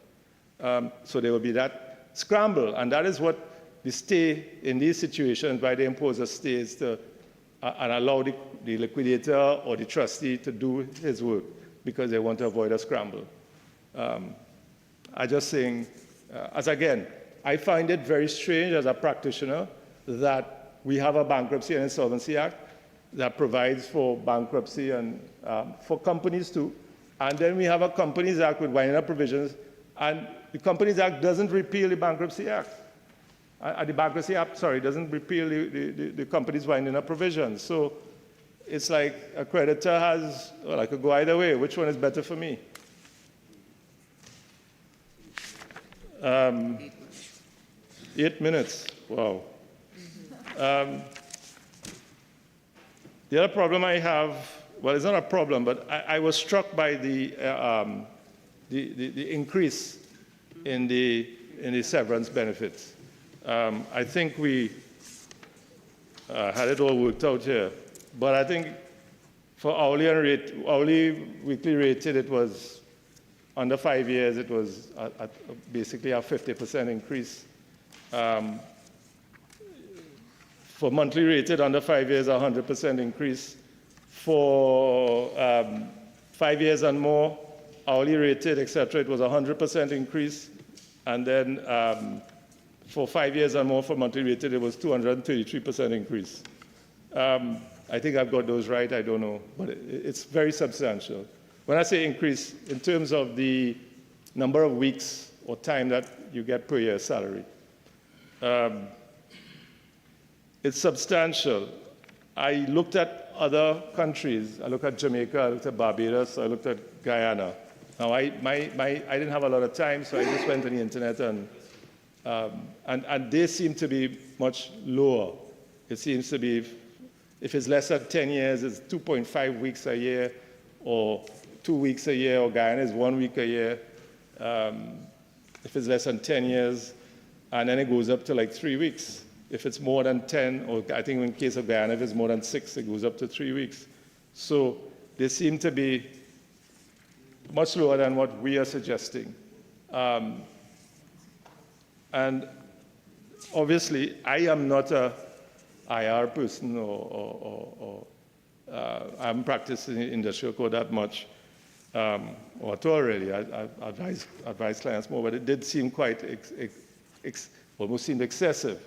But I took into account that, hey, I don't know about this area very much. So that's why I looked at the other islands. I hear what the minister said, Mr. President, that this is what, that this was last changed in 1985. Okay, but part of the equation in coming up to the benefit is salaries and time worked, and the salaries would have increased. But we're really talking about increasing the number of weeks. Now, if salaries were not increased in line with inflation, then I could see you may want to increase the number of weeks to make up the difference as inflation went up. But I understand as well, you said about collective agreements. I don't know what those are, quite frankly. You would know. The minister would know. But the other thing I thought of were collective agreements. These are agreements between employer and the union, and these are, so these agreements, this is what the employer would have negotiated, this is what I could afford, this is what I could do, and you hammer it out. But remember, this is a statute, it's being imposed on employers. And my concern is that it is to be expected that employers will seek to go down the road of redundancy for some of their workers because they're seeing financial hardship. And the measure of redundancy may be a measure to try to save the business. But if it becomes, if the redundancy payments are very high, the cost may drive them into closing down the business. That's simply the point, because how much minutes I have? 4 minutes. With respect to the redundancy definition, I think it's a marked improvement. I would say one thing.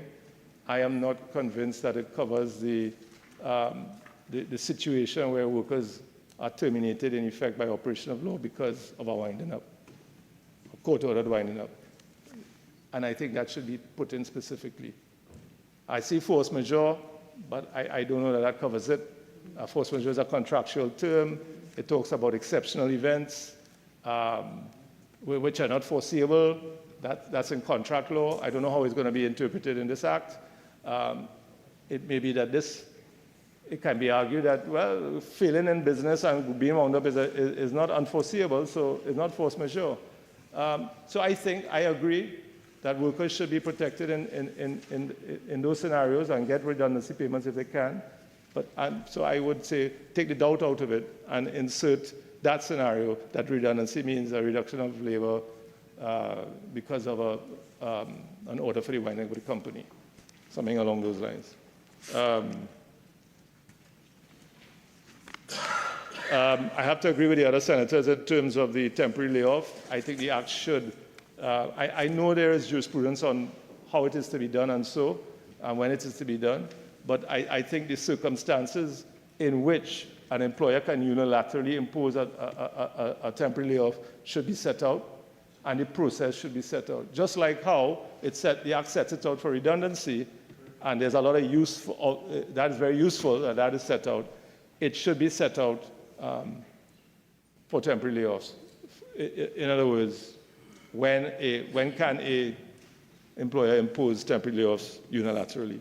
I think that would be in the interest of the workers and the employer to create certainty. How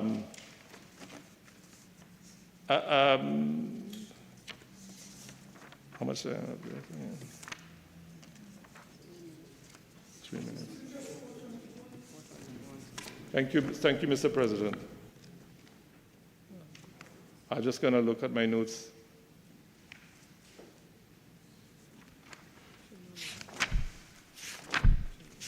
I think that's I noticed in the old act and notwithstanding the amendments, some of the procedures and so it's only where you have a recognized majority union. And I didn't know, I never knew why that was. The whole process of after notice is given and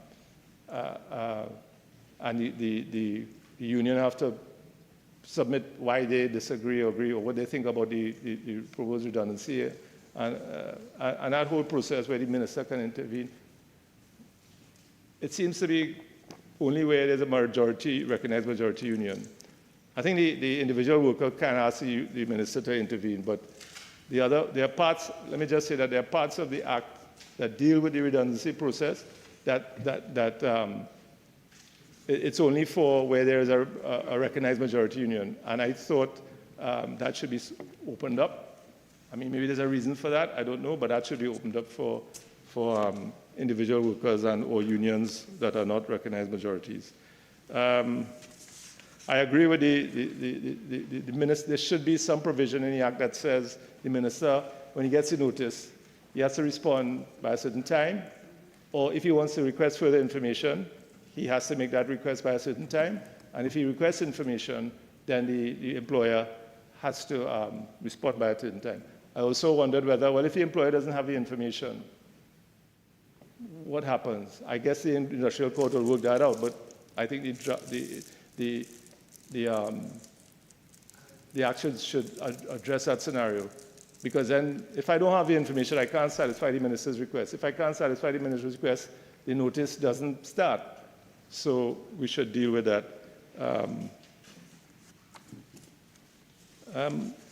And so, Mr. President, I just want to repeat that there's a lot of good in the act, but I've made my... See, I don't think you have time to repeat. I think it's 4:21 and your time is up. The Honorable Attorney General.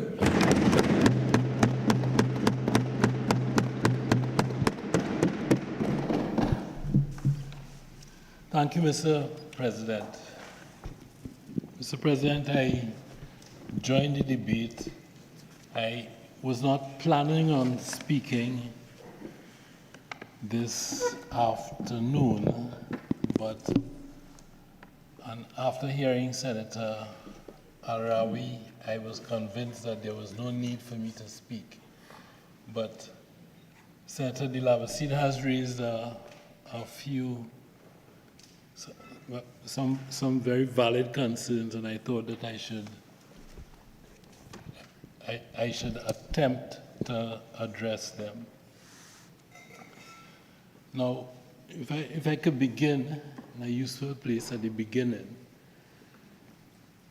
I enjoyed the contribution made by Senator Nish. Senator Nish, of course, is someone who has considerable experience in the field, and there were a number of useful suggestions made, and I was comforted by the praise that he heaped on the minister in particular, who has brought a piece of legislation to this House which is 50 years almost overdue.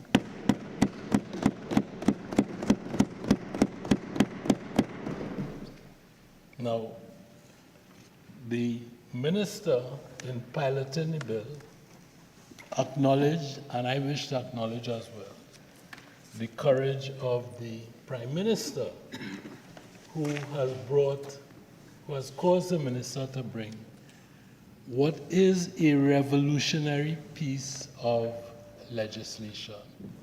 And I'll come to that in a minute, no more than in a few minutes. Now, my focus would be similar to Senator de la Bastide's, in that I intend to deal narrowly with companies that are in distress. And I do that because in the vast majority of cases, retrenchment occurs in that context.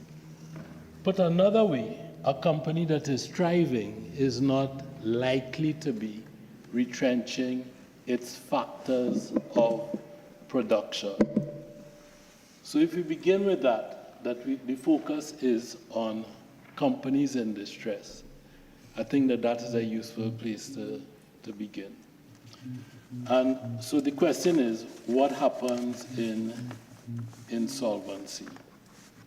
And Senator de la Bastide correctly, in my view, identifies a number of ways in which the legislation seeks to recalibrate the interests of constituencies, persons who might possibly be affected by a company's insolvency. On this side, we see that too little priority has been paid, too little attention has been paid over the past 50 years to workers. We see that as a matter of policy, we intend, and that the legislation before the Senate this evening, the intent of the legislation is to remedy that fact. Now, if you look at the stays which are contained both in respect of the central bank and in respect of general companies under the Bankruptcy and Insolvency Act, our policy position is that workers should not while companies are in distress, workers should not be put out to pasture and allowed to starve. And in the contribution that Senator De La Bastide made, he noted that in some cases under the Bankruptcy and Insolvency Act, the process can begin, it does not necessarily begin, with proposals. Now, that is similar to the American position, where you have the insolvent triggering protection. That's one way that it can begin. But Senator De La Bastide does admit that this is something that can take years.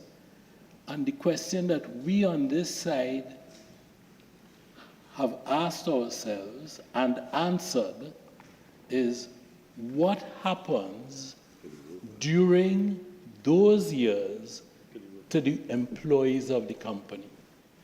And our answer is that the workers, the employees of the company, will not be permitted to starve.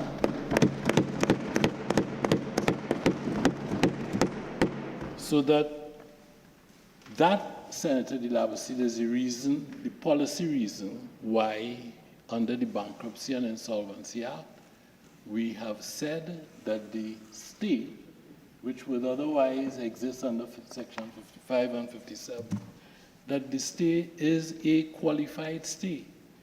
It is a stay that applies only insofar as it stops at the point of the welfare of the workers. Workers are permitted to take action to defend themselves and to defend their benefits, severance benefits. As is the case under the Bankruptcy and Insolvency Act, so too is the position under with financial institutions. And the rationale is the same. In all companies, whether the companies are financial companies, whether the companies are ordinary companies, you have a wide constituency of entities that might possibly be affected by insolvency. The workers, the creditors, suppliers, the community, the country. Senator De La Bastide speaks of the company in respect of the actions of the central bank. Yes, that is a huge factor, but it is our lived experience that when the central bank itself acts under the Central Bank Act and it procures a stay, the stay there might last for years. And the question that Senator De La Bastide identifies with respect to ordinary companies applies too to financial institutions. And our answer with respect to financial institutions is the same as it is with respect to ordinary companies. Workers will not starve.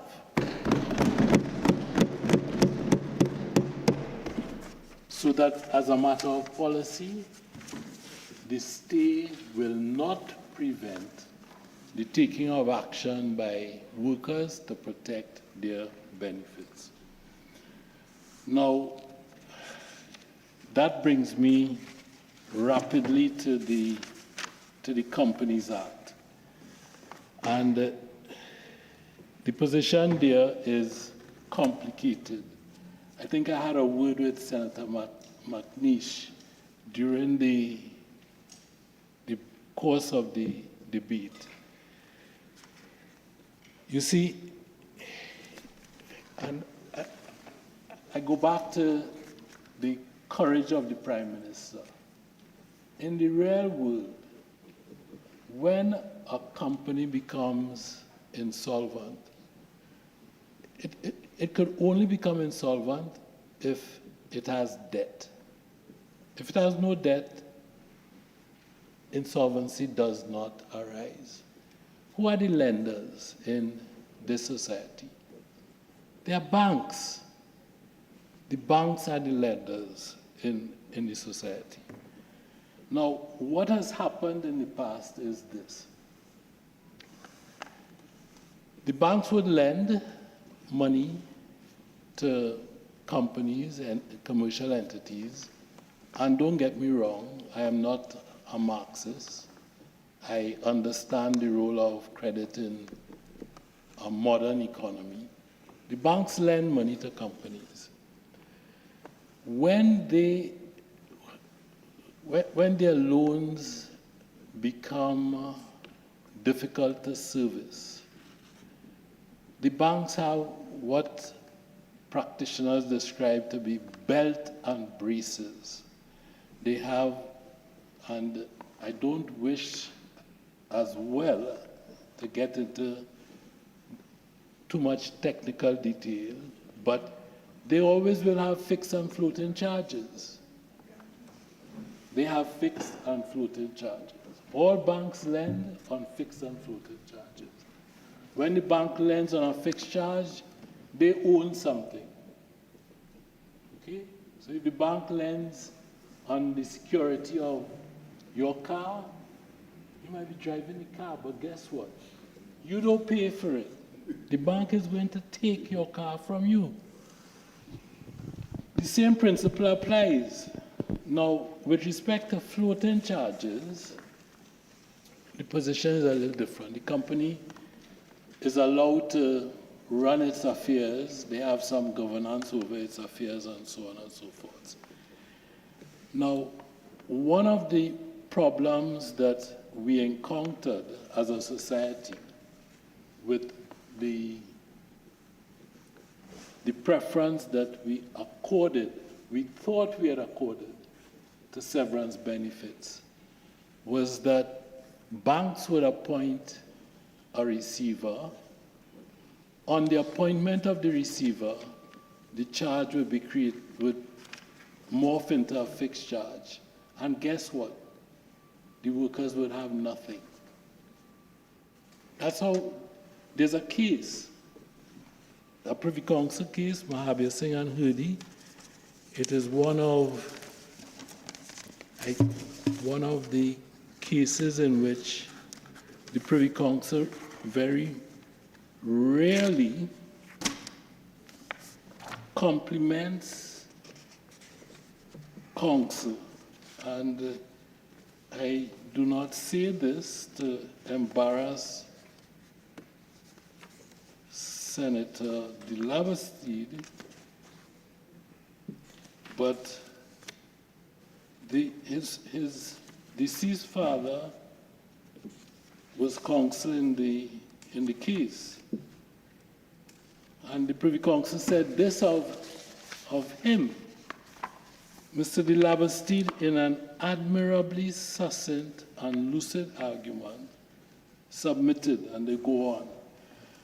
But what the Privy Council held in that case, upheld in that case, was Mr. Bastide's contention in favor of the banks that it was okay for banks to lend on a floating charge, appoint a receiver, which would convert the charge into a fixed charge, and then guess what?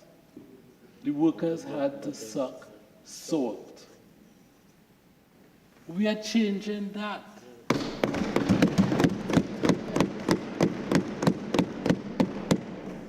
And we are doing that on purpose.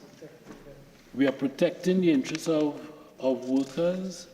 We are saying that we've methodically gone through the legislation insofar as a stay is imposed by law. We say that stay now has to be qualified. Why? Because as a matter of policy, workers must live. And that principle applies to financial institutions where the stay is imposed by action of the central bank. It applies to ordinary companies where the stay is imposed as a matter of law. And it is given, under the Companies Act, we now provide that these payments are to be given super priority in an insolvency. So, Mr. President, I thought that it was necessary for me to just put those remarks on the record this afternoon. Now, I accept the concerns of Senator de la Bastide. There are real questions that insolvency law and insolvency practitioners have been struggling with for decades in terms of how do you balance the interests of these entities that are affected in an insolvency. As I've said, you have a number of interests that are affected. In 2008, when the world came to the brink of destruction, you had insolvency practitioners sitting back and saying, well, we need to stop companies from actually becoming insolvent. And what we are going to do is to create measures which allow the companies to negotiate with their creditors. We impose stays. We do a number of things which would foster enterprise growth, discourage the destruction of companies, and protect jobs. We've moved on since that time. The balance we feel that needs to be struck today in Trinidad and Tobago is in favor of people, in favor of workers. We make no apology for the legislation that is before the Senate this afternoon, and as I say, I commend the Prime Minister and the Minister for bringing the legislation.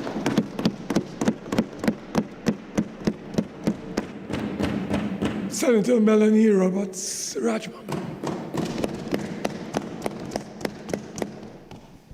Thank you, Mr. President. I believe that I should be quite brief with my contribution this afternoon. It's really just one area that I wanted to zero in. Just a few comments before I go to that particular area of the law that I probably need some clarification on. I did note, Mr. President, that in the Minister of Labour's piloting of this bill, he boasted of the government bringing the legislation to Parliament within 12 months of being in government. What the Honourable Minister forgot to add, so I will clarify for the record, that is 12 months and about 50,000 fired workers later. So he who is without sin really should not cast the first stone. Nonetheless, Mr. President, I do acknowledge that this bill represents a significant and much needed step towards expanding the statutory framework that's meant to protect employees who face the unfortunate experience of being let go from their jobs, as Senator Vieira would have said, due to no fault of their own. And of course, being retrenched, and I guess after we pass this bill, being made redundant is what we'd be saying, is not simply losing one's income. For most employees, it invites a host of traumas. And Senator Vieira would have sort of nicely worded it when he said the profound consequences for workers and their families. So simply being unable to pay a court's bill or a car loan or rent or mortgage, or trying to figure out, how you're going to break up family expenses, disappointments to children, the loss of a sense of purpose, wondering what's next for your career. There's a whole host of traumas that accompany being let go from your job, especially when you haven't done anything wrong. And for many of us in this chamber, we've either been part of the trade union movement or we've worked in HR or IR. So we're definitely very aware of the gamut of emotions and complications that run parallel to an employee being let go. And I kind of just went into all this detail at the very opening to bring us closer to the reality of what so many Trinbagonians have been experiencing, especially for the last year or so. So I look at subsection 6A, subsection B, the definition of redundancy proposed by this bill. And the definition says, the termination of the employment of a worker in whole or in part as a result of a reduction of the workforce that is a direct result of the employer discontinuing to carry on all or part of the business. And I think about CPEP workers, URP, HDC, forestry workers that have been left with no redress. And I also look at section 6A, subsection F, that refers to reduced operation in the business of the employer that has been made necessary by economic conditions, including a lack or change in markets, contraction in the volume of work or sales, reduced demand or surplus inventory. And then I think about nutrient workers and to a lesser extent workers within the telecommunications and in the energy industries. And I say all this to put in context what we have seen developing over the past couple of months and the timeliness of this piece of legislation. The fact remains that over the last year, right here in Trinidad and Tobago, we have experienced thousands of net job losses across the economy due to mass government firings, formal private sector retrenchment, and of course, major operational reductions in certain industries. It has become quite evident that layoffs, retrenchment, redundancy, however we want to term it, contract non-renewals, in effect, unemployment is becoming a growing trend across the country. And as a matter of fact, even when I speak with small, medium-sized business owners, small contractors, even family business owners, they have been complaining extensively about the change in economic circumstances and the fact that they have been forced to let workers go. The economy, unfortunately, is so fragile at this time that we have businesses that were previously flourishing, they're now in a position where they're letting workers go. So I get the importance of the amendments being proposed by this bill. As Minister Baptiste would have said when he laid the legislation this morning, it speaks directly to the lived reality of so many persons across Trinidad and Tobago. And that reality is that the direction that the government's fiscal and governance policies have taken, or even lack of policy, have created a national tragedy which must now be addressed. Mr. President, as I said, I shouldn't have long before tea. I wanted to focus very narrowly on one concern. And my concern is this. To a large degree within the state sector, we see it in the private sector as well, to be honest, but we see it a lot, as Senator Al-Rawi, SC, would have mentioned, the government tends to be one of the biggest employers across both islands. And what we really see is the majority of terminations are not necessarily officially classified as retrenchments, but rather we have the issue of contract expirations and then the non-renewal of contracts that accompany that. So what we have seen, and here I become general statement more so than any particular, general to the state sector. When the government in particular wants to terminate an employee or a group of employees, especially if the hiring of that group of employees took place at the same time, for instance, let's say they were hired under a program, the government doesn't necessarily have to initiate redundancy proceedings. All they have to do is to wait for contract expiration, and then you choose not to renew the contract. And as the law stands, this is perfectly legal. The current Section 3(1)(e) of the Act, the current Act in its present stage, it excludes workers employed under a fixed-term contract where the contract ends at the expiry of the engagement. So once the contract expires, the worker falls outside of the Act, and the reason for non-renewal of the contract becomes largely irrelevant. Now, even if the non-renewal was because this job ceased to exist, or the specific program under which the worker was cut no longer exists, or the employer, and I've been using the government a lot because we see it happening a lot in the public sector. But basically, the employer, whether private or public, can simply say, the contract has ended. And by law, this is not retrenchment. The worker is not given the rights or the protections that's contained in the Act. But of course, Mr. President, the current contract expiry strategy has certain implications for the worker. And it raises an issue in labor law that's called contracting out of redundancy protection. So it works for the employer. They don't have any obligations that come with the end of the employment relationship. But it becomes detrimental to the employee who now has no sort of rights or protections afforded to them.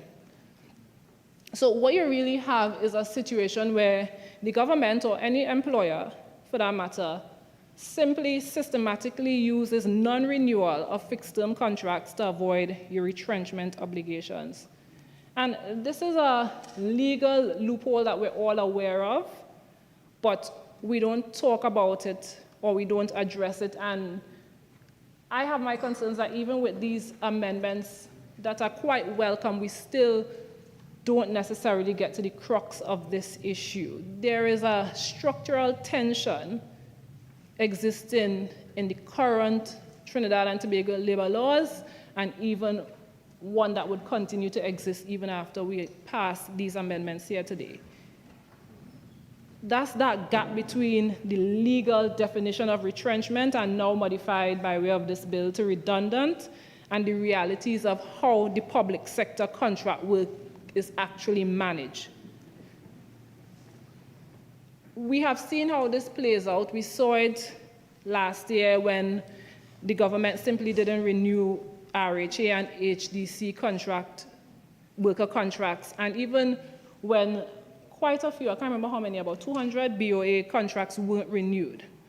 So then you had the government being able to avoid paying severance, you avoided the consultation process, and you avoided any sort of procedural obligations that come with retrenchments. So it's a very live concern, and we've seen it in recent times where large workforce reductions driven by political and even policy changes, but simply implemented by ending or not renewing contracts while having to avoid invoking retrenchment procedures. Now, let me place on the record that Section 7C of the bill proposes an incredibly important amendment. I quite like that section of the bill. But for me, while that amendment is important, I see what it does. I feel like it doesn't fully neutralize that expiry strategy that I just outlined above with very live and very recent examples. So it narrows the loophole that employers are able to use, but it doesn't entirely close that loophole. And for me, I just think that if the goal here for us today is to tighten protections around workers, then we need to protect them all the way. We shouldn't leave any gap or any loophole available for employers to still be able to get around. So we have this proposed amendment to Section 3, subsection 1, paragraph E of the Act, but it still hinges on the worker themselves, and I think it was Senator Cummings who started to allude to it. He mentioned it in passing. We still have the worker having to prove redundancy. So the proposed wording, it only bites where termination is on account of redundancy, and immediately creates what I call an evidential hurdle. So the employer still is able to avoid the redundancy obligation simply by characterizing the contract non-renewal differently. So the employer just say, well, your contract expired, I didn't do anything to terminate you per se, your contract up. Or I say, well, the program ended, I didn't fire you, your program ends, so that's it. And then it's up to the worker now to really prove that the true reason for the termination was, in fact, redundancy. And in saying it now, I am recognizing how simple it sounds. Okay, you had to go and you had to prove, that you were terminated due to redundancy. But then I think about low-wage workers. I think about a worker being faced with having the choice between taking the little savings that you have and litigating or hoarding those savings because you really don't know where your next dollar coming from. And this is why I say that the loophole has not exactly closed. What it has done is it has shifted the situation from where the contract expiry avoids triggering retrenchment to now the worker having to dispute the reason for the expiry. And there's one other loophole that I've seen play out very recently, and I think that the amendment still doesn't necessarily address. We saw where the CPEP program was dismantled, and then we saw the introduction of the National Program for the Upkeep of Public Spaces. And even with this amendment, I get the impression, and perhaps the minister can clarify in winding up, but I am getting the impression that the employer can simply end one program and then start a different program under a different structure, engage different workers. For instance, what might have happened under the National Program for the Upkeep of Public Spaces. So then the question for me arises, following the passage of these amendments, would such an action, like the example I've just given, would that trigger section 6, subsection A, paragraph D, that definition of redundancy? That's the reorganization definition, the reorganization trigger. And then the next part of my question is, if indeed under the amendment such actions are considered reorganization, so it triggers the definition of redundancy, it falls on the definition of redundancy, would workers terminated in such a way due to reorganization, would they be entitled to the section 16A, rehiring priority protection? And then further, if a worker is in fact entitled to priority in rehiring, but they are not notified by the employer or they're not rehired as they're mandated to do by section 16, my concern here is that, again, the burden falls on the displaced worker to have to prove that the duties he previously performed were the same or substantially the same as the duties now being performed by the newly engaged worker. So that in both scenarios that I've just outlined, the burden of proof still falls heavily on the worker, on a disenfranchised worker, on a newly terminated worker, and in a lot of circumstances, on a worker that doesn't have the resources to necessarily make the relevant inquiries or mount the kind of, not defense, the kind of fight that they may need to mount against the employer. So that the amendment here, to me, it does very little to sort of rebalance the evidential inequality that exists. The employer still has the opportunity to get past even the obligations that we are now outlining in this bill. So, Mr. President, what we're seeing is that we have a major contract expiration tactic that employers often use. We're all aware of it. We've all seen how it plays out, even especially in the public sector. But I haven't seen any amendment that expressly addresses non-renewal decision. The proposed amendment that comes closest to addressing this is the tactic that speaks to termination on account of redundancy. That's the amendment that I just kind of fleshed through. But in practice, the key act perpetrated by the employer's decision is not to renew. So in my opinion, there's a subtle distinction here. There's non-renewal versus termination. And an employer can argue that technically you have non-renewal, which is not termination. It's simply a choice not to enter in a new contract, but the employer themselves have not taken any decisive step, or they have not taken any action to end termination. The contract has simply expired. So unless the court intervenes now and interprets non-renewal as termination, there's still this little technical escape route that employers can use. And now, perhaps this is something bigger that we need to look at. In Trinidad and Tobago, we have a system, especially in the public sector, that enables avoidance. And even with these amendments, the system remains intact. So maybe it's time to look at how this system is structured, especially when we have seen very recently how a regime could come in and exploit this structure to the detriment of workers. I'll go on time. Mr. President, in closing, I'll say this. These amendments are definitely a step in the right direction, but the bill itself doesn't eliminate the structural incentive to avoid retrenchment obligations. And given what we have seen transpiring in recent times, this for me poses a major concern. The one amendment that I've chosen to zone in on today is presented as closing a loophole, but in truth, it just narrows it. It doesn't necessarily close it. The proposed insertion to Section 3(1)(e) of the Retrenchment and Severance Benefits Act, it introduces a redundancy qualifier. And it is a meaningful shift, but it doesn't eliminate the central problem, the continued reliance on contract expiry and non-renewal, simply as a mechanism to avoid retrenchment obligations.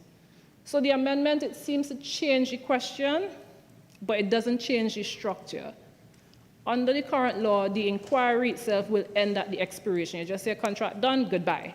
Under the proposed amendment, the inquiry begins at the expiry of the contract. But the issue here is that it's up to the worker to prove that the non-renewal of the contract was on account of redundancy. And this is not a small burden, especially for someone who doesn't know where the next dollar coming from. And the employer, as we've seen in recent times, the state controls the narrative. The employer is the one who determines how decisions are recorded. They hold the files. They decide how programs are described. For instance, the new recharacterization in National Program for the Upkeep of Public Spaces. And they also get to determine how separations are characterized. So that even where a worker tries to challenge the motive for non-renewal of a contract, he or she still has a very distinct disadvantage. And as I mentioned, especially workers in precarious or low-wage engagements. So in closing, what I'll say is this. If the policy objective is really to ensure that workers are protected, especially in circumstances where their jobs have in reality disappeared, then I think that the law can go a little bit further. And my intention here is not to downplay the importance of the bill before us. I think we've gleaned by now that there's all hands on board where this piece of legislation is concerned. We all support it. But the Honorable Minister, when he piloted the bill, he indicated that this is the first of a series of worker protections and worker reforms. So I'm just flagging this as something that the Minister can look at very closely and find ways for us to address it. As I stated before, if we're going to protect workers, we need to protect them all the way. We cannot be leaving glaring gaps for employers to still be able to exploit. Mr. President, with those few words, I thank you for the opportunity. Okay. Senator Francis Lewis. Thank you, Mr. President, and good afternoon, and a happy, I hope, Friday evening to all colleagues. I rise to contribute to this retrenchment and severance benefits bill, and I think the framing principles are accepted by everyone in the House that are undergirding the bill, that working people in Trinidad and Tobago must be treated fairly and with dignity and with adequate protection, particularly in moments of vulnerability, such as redundancy. The follow-on from that is that we cannot hope for a modern economy built on insecurity and inequality. And I would want to return to that matter of what do we mean by a modern economy in a little bit. The elements of this bill are focused or attempt to be positive. And its value for me is that it points in the necessary direction for the difficult conversations we need to have, and some of which have started this evening, but which have not been brought to conclusion. And therefore, I do not think it has necessarily been brought to consensus. And I'll explain that a little bit. The effort to modernize the terminology, align the legislation across related statutes, clarify severance obligations, and strengthen protections, such as in the case of insolvency, are constructive first steps and deserve recognition. However, Mr. President, good elements do not necessarily make for good legislation overall. The Act must not be viewed narrowly as simply a law about severance pay.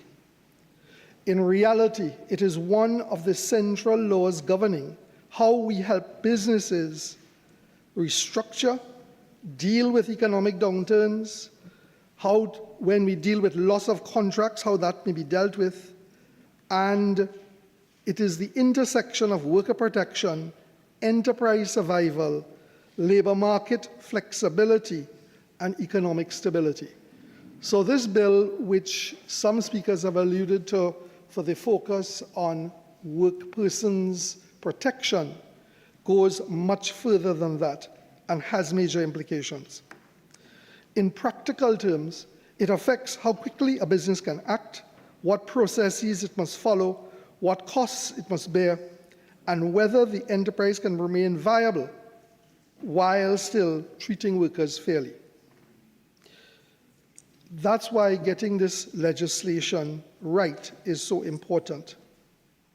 And what worries me, Mr. President, and it may well be that I am simply not reading the room, is that there is a degree of smugness and self-satisfaction that this bill is tremendous in its importance to the broader economy, and the conversation around that seems to have been limited. With respect, the issue is not whether working persons should be protected. They absolutely should. That's almost a non-question. It's the wrong question. The real issue is whether the bill protects employees in a way that is balanced, economically sustainable, practical, and workable in practice. In my view, the effective modernization of this law must achieve two things simultaneously. It must provide working persons with clarity, fairness, dignity at the point of separation, while simultaneously preserving a lawful, predictable, workable framework for genuine business restructuring and recovery.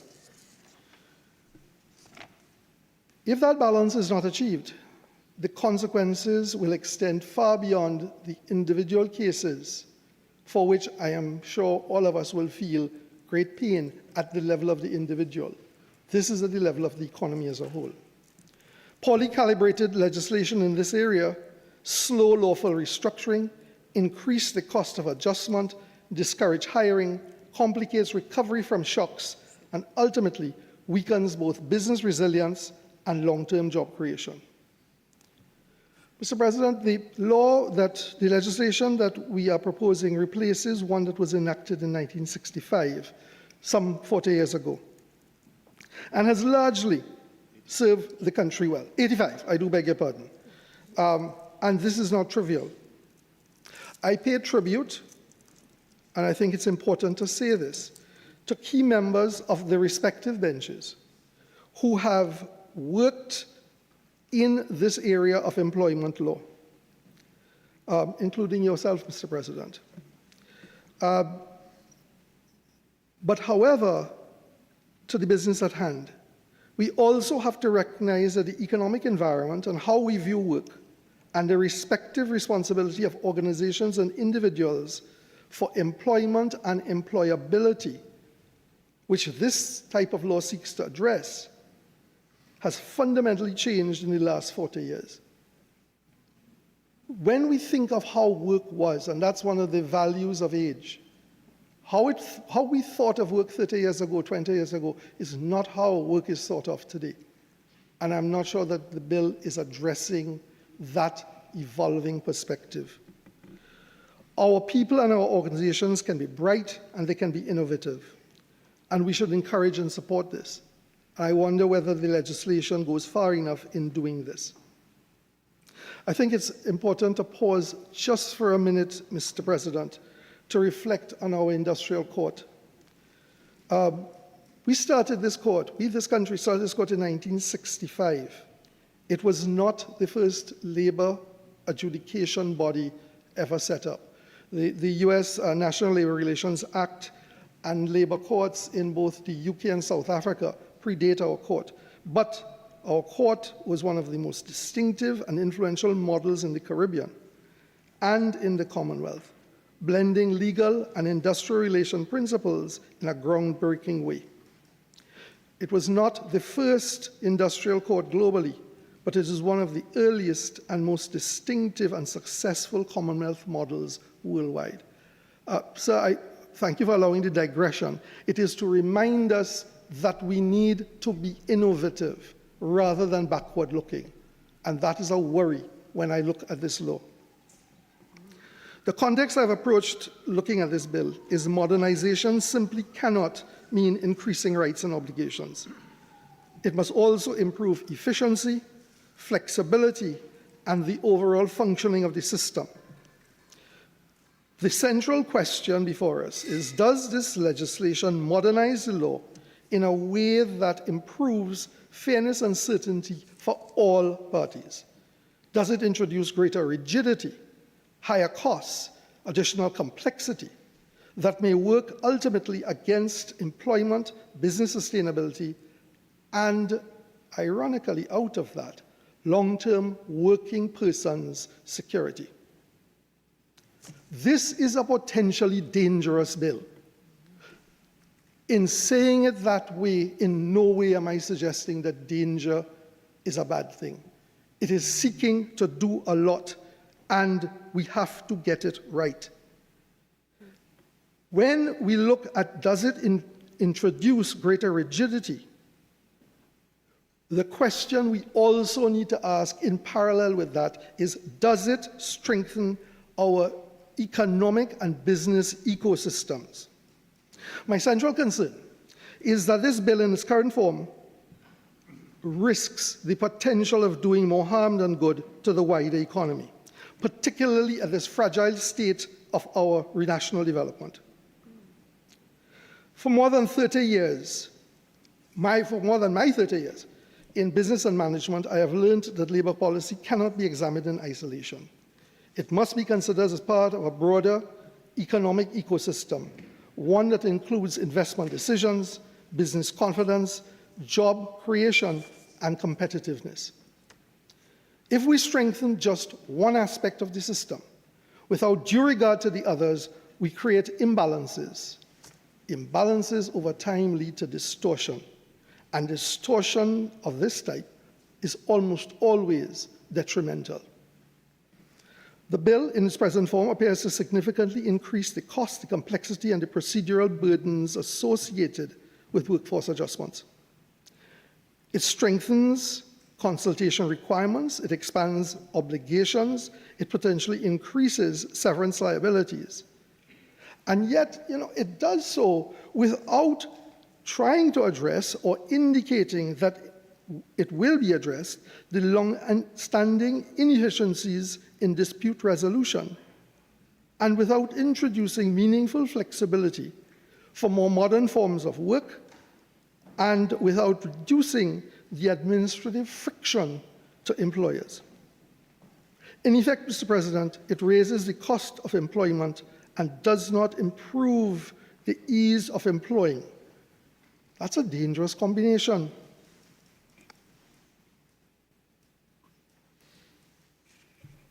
The very working persons we are seeking to protect may find that there are fewer opportunities available to them. What an unfortunate and sad unintended consequence, if that were to happen. In introducing new measures, how do we mitigate the risks that may inadvertently slow the hoped-for momentum in the economy? At present, our GDP growth is an anemic 1.2%, and we require at least a 4% to get the momentum going. Equally concerning is the apparent absence in the bill of a coherent, forward-looking labor and economic policy framework. For me, it appears, with respect, like a standalone initiative. Perhaps the response to a campaign promise, as was suggested when the bill was introduced. And I'm very conscious that next Monday, 20th of April, is the one-year anniversary of our last general elections and this 13th Parliament.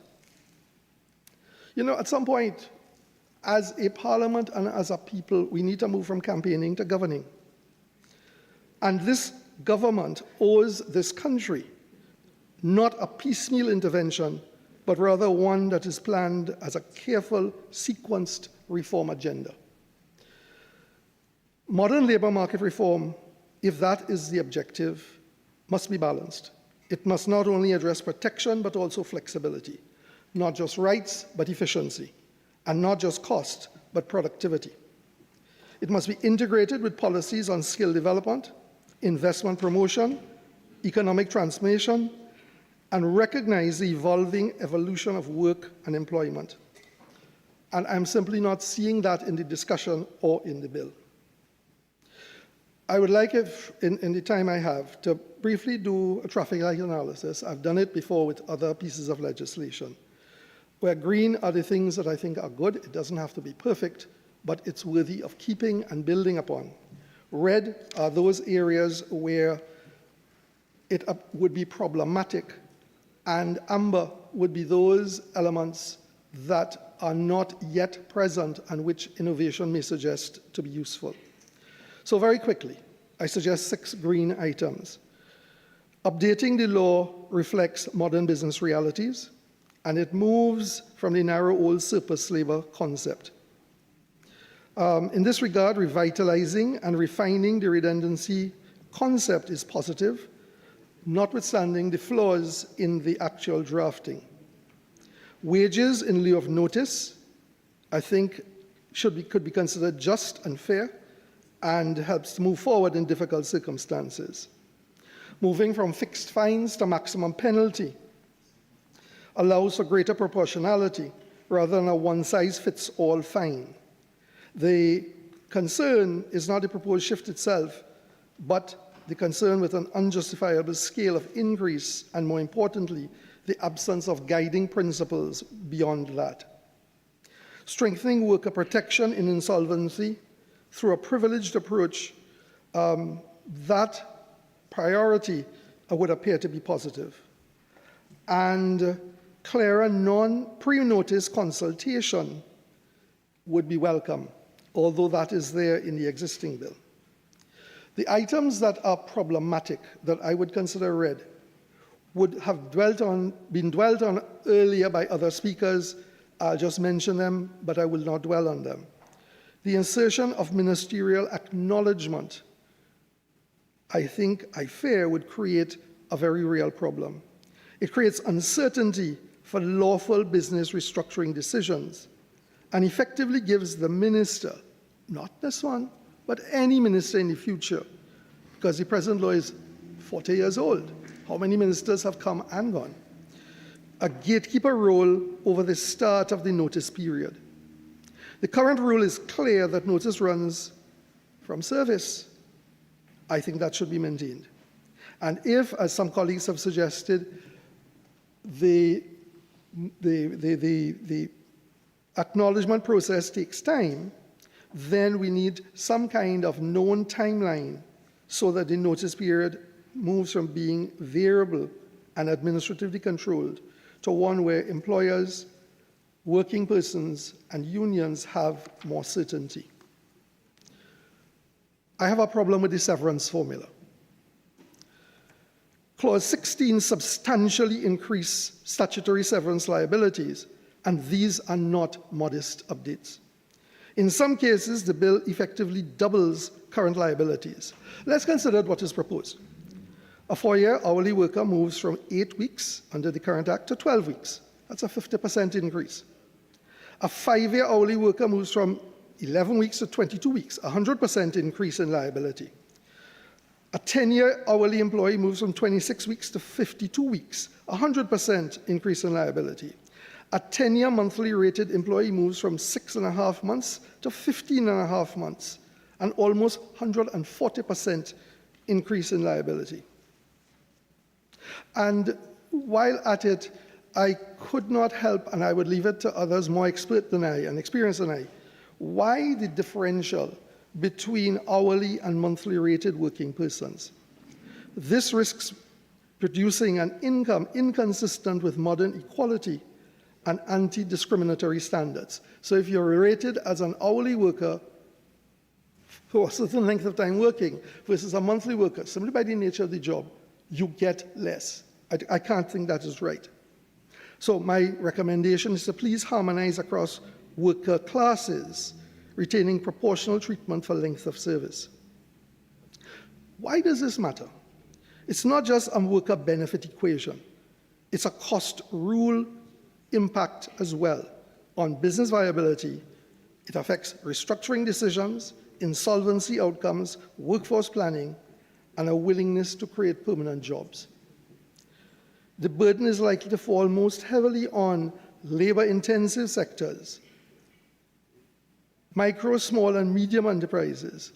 And it's worth reminding the House and ourselves that 91% of all the businesses operating in this country, some roughly 30,000 businesses, 91% have 10 or less employees.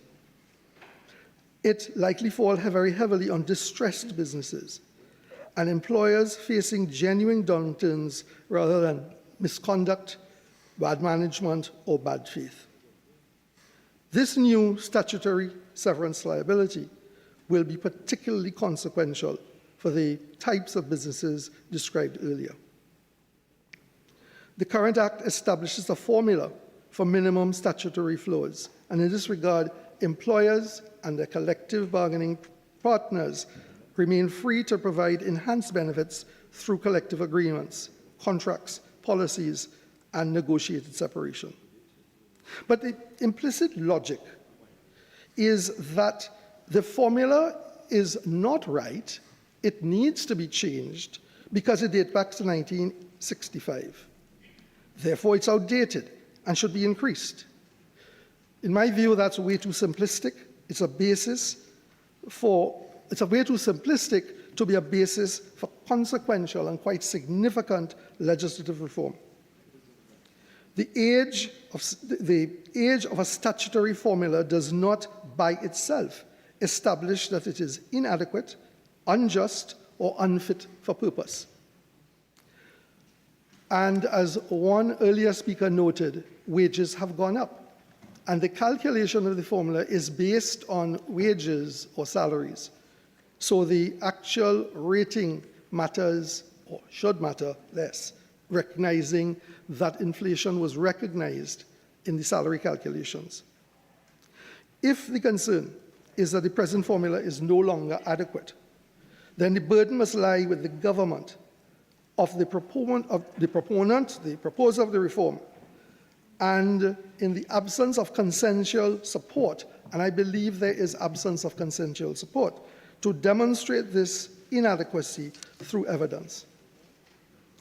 The statutory severance formula is not only a worker protection mechanism, but it is also a cost obligation with direct consequences on business operations and on employment decisions. The proposed increase does not only have implications for restructuring decisions and insolvency, but workforce planning, hiring decisions, job creation, and enterprise resilience, particularly in a continued difficult economic circumstance. The consensual architecture needs addressing.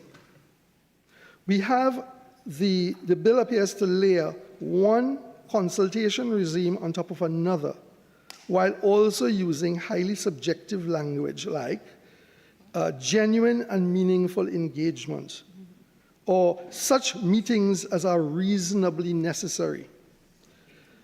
This not only creates the potential for process duplication, but it creates uncertainty. It's also likely to result in new interpretive disputes over whether consultation was meaningful and genuine. A number of speakers have spoke about continuity of service and fixed-term contracts and casual workers. I think the approach being used is too broad. It needs to be fine-tuned. There is a legitimate role for fixed-term contracts as an engagement mechanism. And there's actually, if this is carried through to its finality, may actually discourage lawful re-engagements, create uncertainty around fixed-term work, and distort actual ordinary workforce planning decisions. On the issue of casual workers, the existing provision, I think, should remain unchanged. I note in the parent model to the amendment that the existing treatment of seasonal workers under Section 3(1)(d) of that Act, 3 consecutive seasons in this Act has become 3 consecutive years. 100 days per season has now become 100 days per annum. This amendment has lifted the exceptions designated for seasonal workers and reframed it to apply to casual workers, without adequately considering or addressing the important conceptual and practical differences between those two categories. Seasonal work and casual work are distinctly different labor concepts and practices. Seasonal work is tied to identified recurring cycles and provides some structure for assessing employment patterns. Casual work, by contrast, is generally characterized by temporary, irregular, intermittent engagement, which is inherently less structured and more variable. So the meaning of a year and turning into a season, or a season into a year, creates a very different problem definitionally, but also conceptually. That section also creates significant legal and classification uncertainty as to whether a casual worker will meet this new threshold and be deemed to be non-casual for the purposes of this Act, but can remain a casual worker for all other purposes. Force majeure. Force majeure is an act of God. Within the definition of redundancy in Clause 6, redundancy is by definition an employer-initiated decision. It should not be triggered by events entirely out of an employer's control. That's the whole reason why we call it an act of God. And if there's a fear that employers misuse that, then the courts can adjudicate. But making force majeure part of a redundancy calculation and a determination, I think, creates real problems. The priority of rehiring and restructuring and the finality for restructuring, I think, is of concern. Clause 4 requires first preference to be given to redundant workers where the employer later seeks someone to perform the same or substantially the same duties. It requires, quotation, every reasonable effort to notify the worker. But terms like first preference, the same or substantially the same duties, and every reasonable effort are too vague. The worker must express a desire to be rehired. But when is this desire to be expressed, and in what form? And if the employer is to make every reasonable effort to notify, what is the legal standard to be met? What records must the employer keep that will demonstrate and prove they have made every reasonable effort? Now, notwithstanding, the payment of severance is generally regarded as representing a final separation between an employment relationship. It's the end, rather than the beginning, of a new and continuing statutory obligation between the parties. By introducing this, we run the risk of where a process needs to be brought to finality so that the business, the enterprise can move on, so that the parties involved can move on. We now have a legitimate expectation that this will be ongoing, and that creates uncertainty. There are a number of other areas. I'm conscious of time, Mr. President, so I'll just name them very quickly. The principle-based definition of redundancy, I think, as some speakers have spoken, may have some benefit in that redefinition. A more workable payment in lieu of option, I think, it needs a bit of further work there. The targeting anti-avoidance rules. If concern is of a sham fixed-up arrangement and an artificial break in service, as alluded to by earlier speakers, or a misuse of employment labels, then the bill should target those behaviors directly. Broad deeming rules create uncertainty and may catch and cause difficulty with legitimate work arrangements. Guiding principles, last one, for the sanctions framework. If Parliament wants to move to higher discretionary penalty ceilings, it should also provide guiding factors to the court to exercise in their exercise of this discretion. And by extension, for employers to have clarity on the sanctions regime. For instance, if an employer is doing this for the first time and they're feeling their way, versus an employer who has a pattern of doing it, of repetition, of failure to comply. And certainly there may be other factors that may wish to be considered, but simply applying one rule to all would appear to be not fair. Over the years, I've had an opportunity, as many of us in this House, to work with employers' organizations, a wide range of companies, and trade unions. But Mr. President, there's something I need to mention before moving to conclusion. And I would like to raise a question on process and consultation used in the preparation of this bill that has been alluded to earlier. I spent Wednesday and Thursday, I thought it would be fairly quick, to talk to industry professionals, subject matter experts in the field, and to a range of employer and other organizations. The consistent feedback I got was troubling. The conclusion I came to, and I very much wish to be wrong, so if I'm wrong, please do correct me, is there was a lack of meaningful consultation in the development of this bill. So when I say, we mean you weren't consulted? Well, we spoke in very general terms a year ago, but until this bill was published, nobody knew what was coming. And the opportunity to reflect and respond to it did not appear to be there. And that observation is based on my research as recent as yesterday. Meaningful consultation appears or did not appear to have happened, as has been suggested. That has major implications. Trinidad and Tobago has a valuable and long tradition of tripartite engagement. Government, labor, and business working together, sometimes fighting, to craft balanced solutions. This approach has served us well in the past, and to move away from that model, particularly on legislation as important as this, is deeply concerning. Consultation is not a courtesy. It is a necessity for good policy. Without it, we risk producing laws that look technically sound on paper, but will be practically unworkable in reality. There's a perception, right or wrong, that this bill is being advanced with undue haste. The timing, the speed of progress, and the context with which has emerged raised questions in the minds of quite a few stakeholders that I spoke with. I don't speculate as to motive. So, I want to take a break at this time. I know you might say you're going to wrap up just now, and we might go. We have 10 more minutes to wrap up, but we'll suspend for tea, and we'll come back at 10 minutes to 6. No, half 10, not 10 minutes to 6.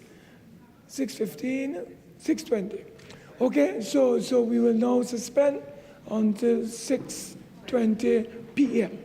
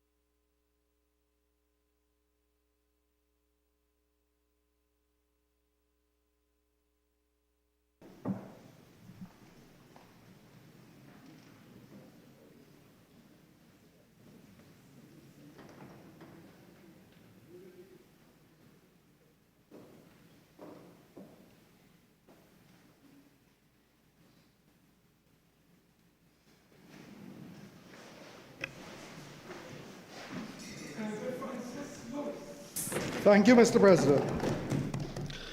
To pick up where I left off when we went on break, I will not speculate as to motive, but I will say this. Legislation of this significance must not only be fair, but it must be seen to be fair, balanced, and thoughtfully developed. Confidence matters, perceptions matter, trust matters, and I worry that this may have been shaken with several of the key stakeholders. It's not irreparable. Appropriate corrective action, with appropriate corrective action, this could be addressed. If the business community in particular perceives that this policy is being shaped without adequate consultation, or it's being driven by considerations outside of long-term national interests, that perception alone can have real economic consequences.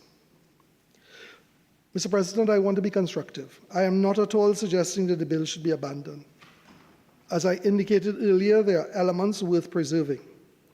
I am strongly of the view, though, that this bill perhaps should not proceed in its current form without further engagement and refinement. At a minimum, I would suggest a return to meaningful tripartite consultation before final passage. Consideration of measures to improve speed and efficiency of dispute resolution, which have not been touched on in this bill. Greater clarity and predictability in severance provisions without excessive cost escalations, and the introduction of flexibility mechanisms, particularly for small and medium enterprises and emerging sectors. Mr. President, our goal has got to be balance. We have to protect workers, but we also have to protect jobs. We have to ensure fairness, but we must also enable growth. We must modernize, but we must do so in a way that strengthens rather than constrains our economic future.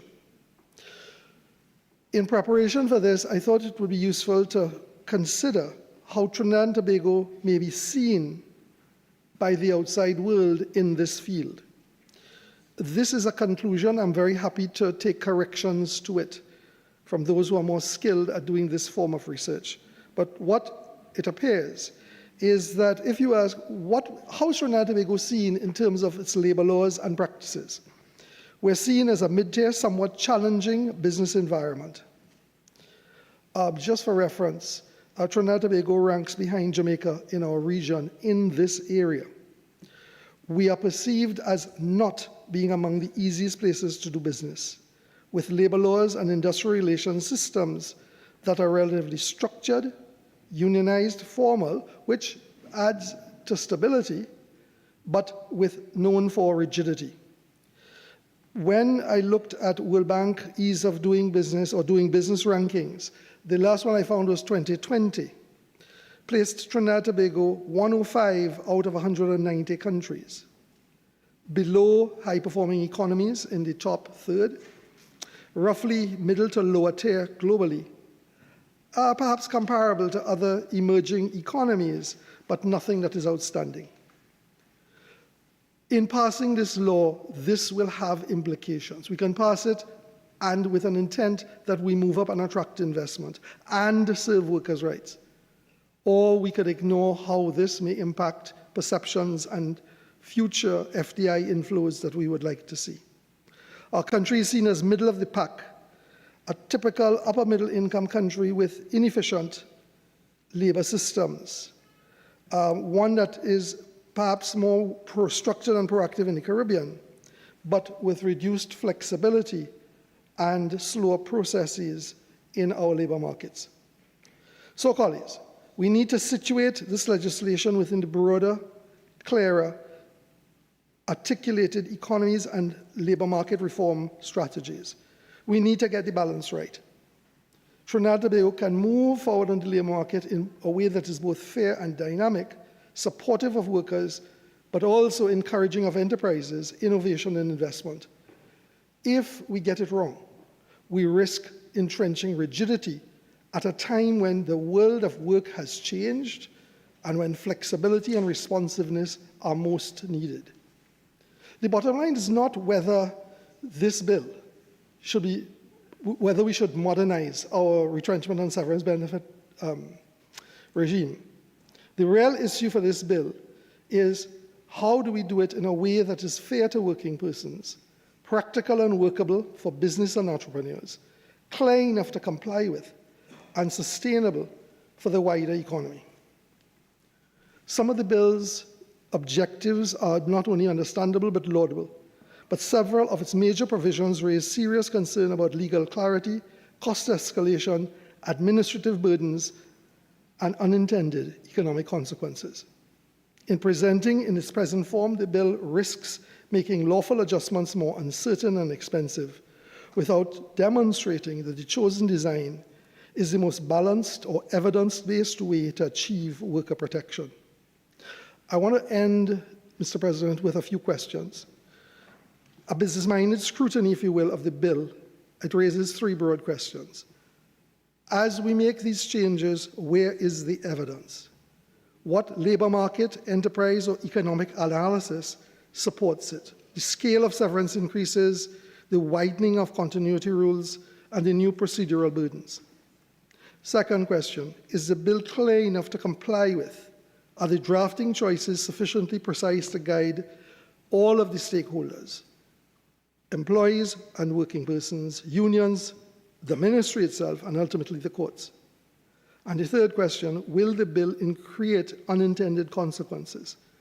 Could parts of this bill discourage formal hiring, timely restructuring, re-employment after interruption, and the lawful recovery of businesses facing temporary or genuine economic stress? My recommendation is to put this bill into committee. There is much that is of worth, but it needs to wheel and come again better. So, Mr. President, with these comments, I thank you and I await responses and possible castigation. Thank you very much. Senator Vishnu Dhanpaul.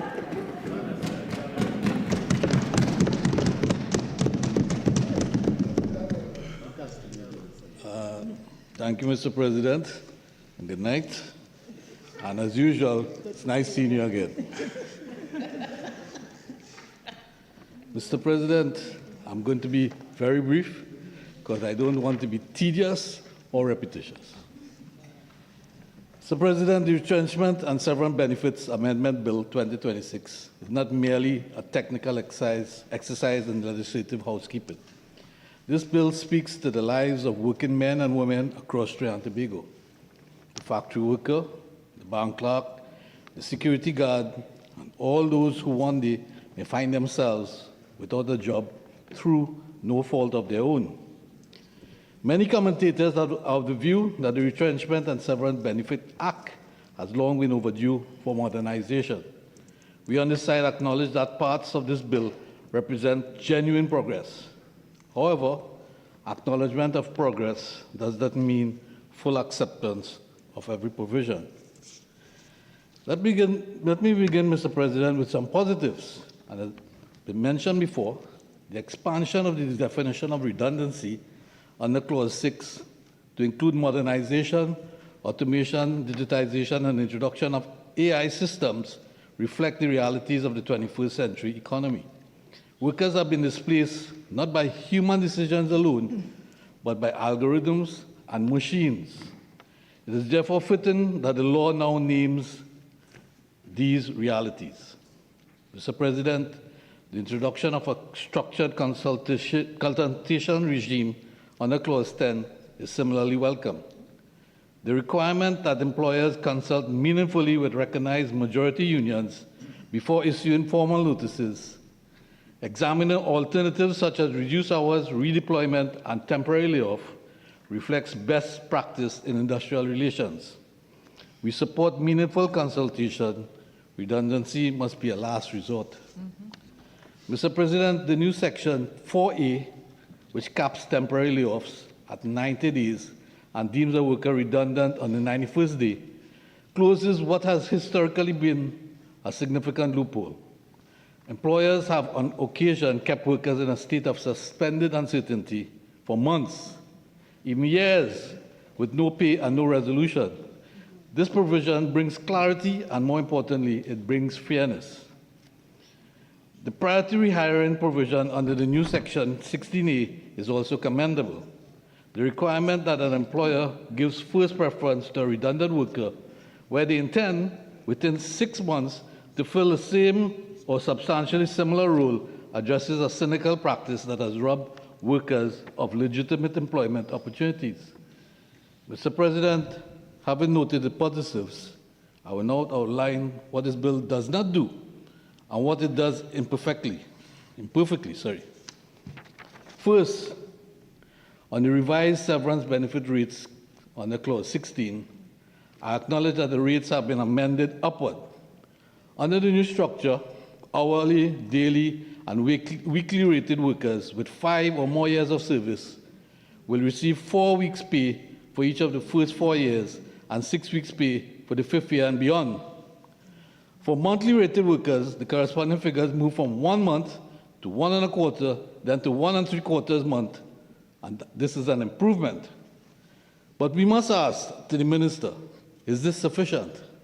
Is it adequate given the cost of living in Trinidad and Tobago today? Given the trajectory of the inflation rate? Given that a worker with 20 years of service may face months of unemployment before finding a new job? In this context, Minister, maybe you can tell this Honourable House, on what basis were these figures arrived at? What studies were conducted? This seems to be a data-driven strategy without data.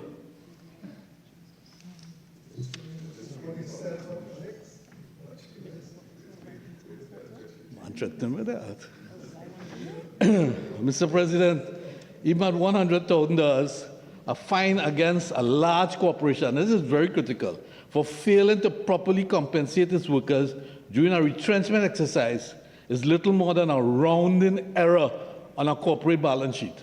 In addition, the bill contains no provision for personal liability of directors or officers in companies that willfully breach these obligations. Without teeth, Mr. President, these penalties risk being a cost of doing business rather than a genuine deterrent. Third, this is perhaps the most fundamental concern, the commencement of the notice period. Under Clause 11, the 45th day notice period does not begin to run until the Minister has acknowledged receipt of the employer's notice and any requested further information has been supplied. We understand the intent to prevent employers from manipulating the notice period by filing deficiency notices and letting the clock run. We've seen that before. But, Mr. President, the bill as drafted creates the inverse risk. What if, and this can happen in any ministry, what if your ministry is slow to acknowledge receipt? What if there are bureaucratic delays? The bill is silent on the timeline within which the minister must acknowledge receipt. You know these things can get caught up on your desk. This creates a situation where workers can be left in prolonged uncertainty through no fault of the employer. We suggest an amendment to impose a mandatory timeline, no more than 5 business days probably, within which the minister must acknowledge receipt or formally request further information. Fourth, the consultation provisions, while improved, remain vague on enforcement. Clause 10 mandates consultation but does not specify what happens when an employer consults in bad faith.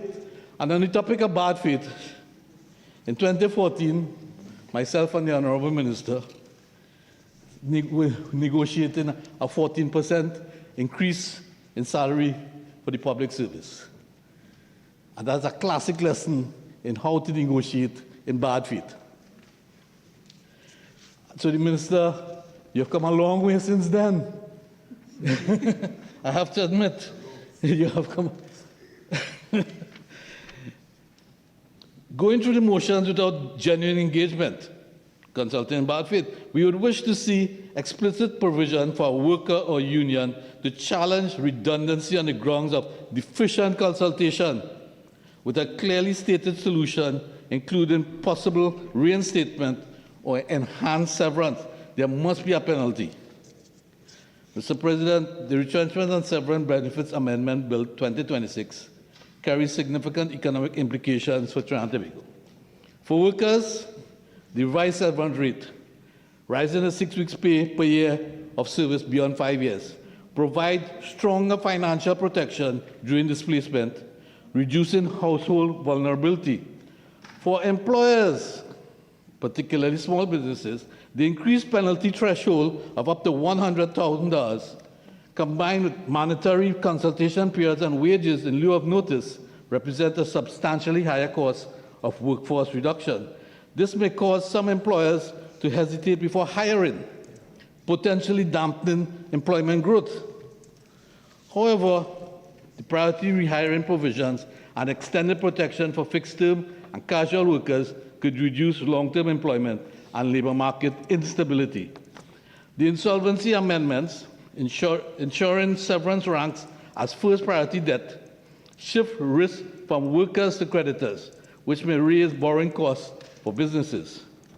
Overall, the bill redistributes economic risks more equitably towards capital and away from labor. This builds consumer confidence and workforce stability. However, it could discourage investment and reduce employment flexibility. Mr. President, the consequential amendments to the Bankruptcy and Insolvency Act, the Central Bank Act, and the Companies Act are constitutionally and industrially significant. The amendment to the Companies Act under Clause 22 is particularly noteworthy. Wages and severance benefits will now constitute the first class of preferential debt in our winding up, ranking equally among themselves and ahead of preferential claims. It is a fundamental principle of labor law that workers should not be the last to be paid when a company fails. Their labor built the enterprise. They should not be left, and Senator Vieira made the same point, they should not be left at the back of the queue behind institutional creditors. That would not be easy to achieve, AG. Absolutely difficult to achieve in a liquidation especially.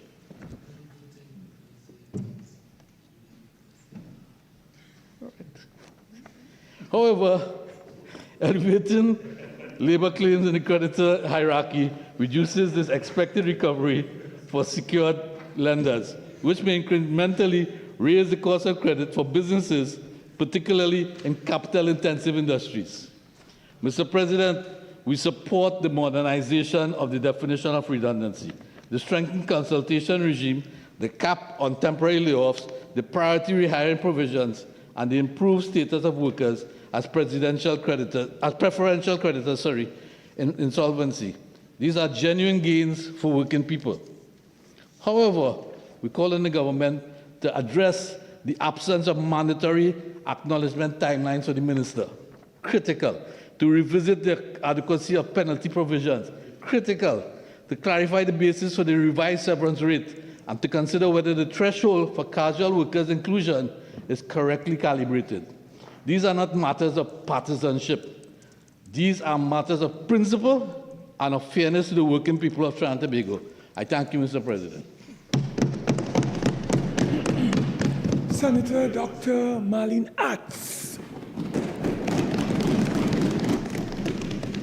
Thank you, Mr. President. At 6:38 on a Friday evening, I am hoping to read the room, yes, and not be too long in terms of my contribution.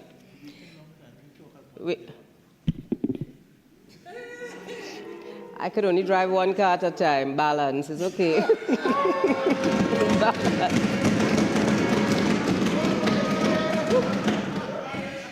You want to get me in trouble with Mr. President? Yeah. Mr. President, I rise to contribute to the... Mr. President. Yes. Yes. Mr. President, I rise to contribute to the debate on this bill, which seeks to modernize the statutory framework governing redundancy, to strengthen consultation, and to improve severance protections for workers. At the outset, Mr. President, I want to commend the Honourable Minister of Labour, Small and Micro Enterprises Development for undertaking what, from all accounts, is a Herculean task, trying to bring us into the current labor legislative framework. I've heard 1985, I've heard 1965, all of these dates before I was born, so I wasn't too sure what they were talking about, but I'm guided by colleagues, including Senator Nish, who opened the batting order this morning and who certainly has a lot more experience than I do in these matters. Pardon? Mr. President, modernizing redundancy legislation is not administrative housekeeping, but it should be framed in an appropriate enabling environment and architecture that includes economic foresight, legal precision, and a clear understanding of the structural shifts taking place in our labor market. Throughout the course of today, the debate has rightly focused on protecting workers. But if we are to get this right, we must go one step further. A lot of the speakers today have spoken about balance. And of course, we have one of our renowned soca bards talking about balance. Everything has to be about balance. So we need to ask ourselves not only how do we protect workers, but how do we design a system that protects workers and also the businesses that employ them. Because without that balance, the objectives of this bill may not be achieved. And as that song to which I refer tells us, we could only drive one car at a time, but we still want two. But balance is important in everything that we do. So, Mr. President, at one level, this is a labor relations bill, but at its core, I would also like us to frame this bill as an economic stabilization bill, because redundancy is not simply a human resources process. It really is symptomatic of a macroeconomic event that affects not only workers, but also the viability of businesses and ultimately the resilience of the entire economy. How we treat workers at the point of displacement, how we manage redundancy, how we manage transition, how we manage income security, some of which colleagues have alluded to in their presentations today, is ultimately a reflection of the strength of our economy, and it has direct consequences for social cohesion, for labor market efficiency, and of course for long-term growth in our country. With that in mind, Mr. President, my contribution focuses on the economic, legal, and institutional implications of the bill. While not going into too much detail, we've had a lot of contributions around some of the detailed elements of the bill today. But I want to look at how it positions, how the bill potentially positions Trinidad and Tobago within a labor market that is undergoing profound structural change. If I may begin looking at Clause 6, not details, but some general observations. Clause 6 represents a critical and necessary shift because, as others have said, it represents an expanded definition of redundancy to reflect automation, digitization, restructuring, and economic contraction. This is our lived reality, and I think in framing a bill like this, we need to ensure that our lived reality is reflected. And it also reflects an alignment between the law and modern economy. But I have to say, Mr. President, it also raises a fundamental legislative concern. The proposed definition of redundancy is constructed largely as a list of scenarios rather than anchored in a clear underlying principle. And I think that is important because definitions in law, what I've garnered from the lawyers, several lawyers around us over the last couple of months, definitions in law must guide interpretation, not simply describe examples. So a list-based definition runs the risks either of excluding situations not explicitly listed or generating disputes as to whether a particular set of facts fit within one or another category in this definition. So in that sense, while the intent is to modernize, and that is commendable, the drafting may inadvertently introduce some uncertainty where clarity is required. Mr. President, I think there is a further and very significant implication of Clause 6 that warrants some consideration. And I may be treading on ground that is best left to the Attorney General and the other learned attorneys among us. But the bill fundamentally, in the research that I did over the last couple of days, the bill fundamentally alters the legal treatment of business closure, which under existing jurisprudence, particularly commercial finance versus Mahabir, the Privy Council made it clear that where a business ceases operations entirely, there is no surplus labor and therefore no redundancy. And I've opened that door for the Attorney General to school me at the appropriate time. The law distinguished between workforce reduction in a continuing enterprise, which is redundancy, and termination arising from full closure, which is not. The effect was that severance obligations were not automatically triggered in cases of complete closure. The bill before us removes that distinction.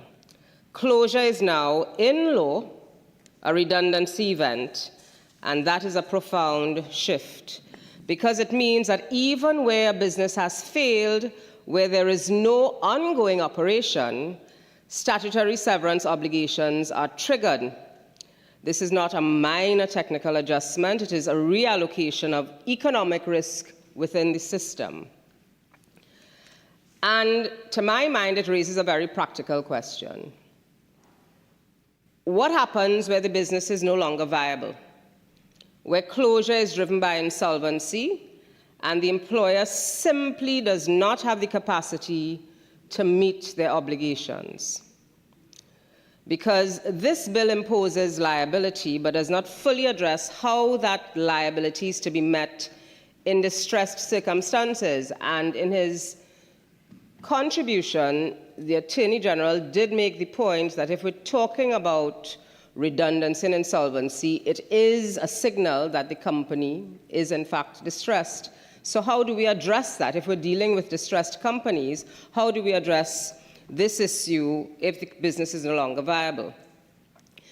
In an insolvency scenario, Mr. President, severance obligations now rank alongside wages as first-class preferential debt, meaning they compete directly with creditors.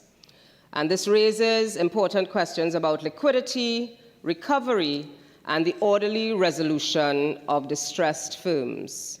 Who are you going to pay first? Mr. President, these changes also mean that workforce liabilities will arise earlier and may become more difficult to manage, particularly in restructuring or pre-insolvency scenarios. There is also a risk that the expanded definition of redundancy blurs the distinction between temporary disruption and permanent redundancy, which has important implications for how firms respond to short-term shocks. With respect to the issue of technology, if technology is now recognized as a driver of redundancy, then workforce transformation cannot remain optional. It has to become a national economic priority, because as we prepare the workforce for the future and we recognize the role that technology will play, we have to plan for it and we have to prepare our workers for it. We should therefore locate this bill within a broader strategic framework, because while the bill recognizes why workers are being displaced, it does not yet, and perhaps cannot within the scope of this legislation, fully address how they are to transition. So I think if we have a responsibility to workers, we need to also explore a responsibility to help them transition where we recognize that technology is going to be a driver of redundancy. To me, that is a policy gap, Mr. President. Evidence from the Inter-American Development Bank shows that the real risk is not job loss alone, but labor market dislocation where workers are displaced but they are not equipped to move into new roles. So we should ask ourselves, in the context of an overarching architecture in which I think this bill ought to be located, are we contemplating, as part of a suite of policies, a national reskilling and upskilling strategy to accompany this and subsequent reforms? Because if we are not, then we are addressing redundancy as an end point rather than preparing for the evolving world of work. Mr. President, Clause 9 introduces temporary layoffs of up to 90 days, and this is a pragmatic provision in my view. It gives firms flexibility and preserves employment relationships. But I have to say, I think there is a policy tension inside of there. The automatic conversion of temporary layoff into redundancy after 90 days, on the 91st day, in some cases, some employers might be discouraged from attempting to retain workers during periods of temporary shock. So instead of preserving employment relationships, firms may opt for earlier termination to avoid accumulating liabilities. Clause 10 seeks to strengthen consultation, and that is important. But I think it's also useful for us to examine the structure of that proposed consultative process.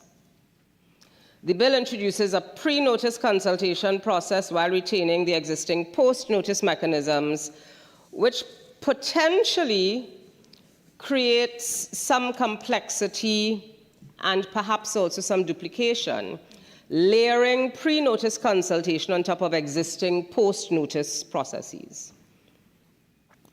Under the revised framework, the statutory notice period does not commence until, and others have spoken about this, until the minister has acknowledged receipt of the notice and the minister is satisfied that the required information has been provided. In a sense, this effectively transfers control over the timing of redundancy as a business decision to an administrative process.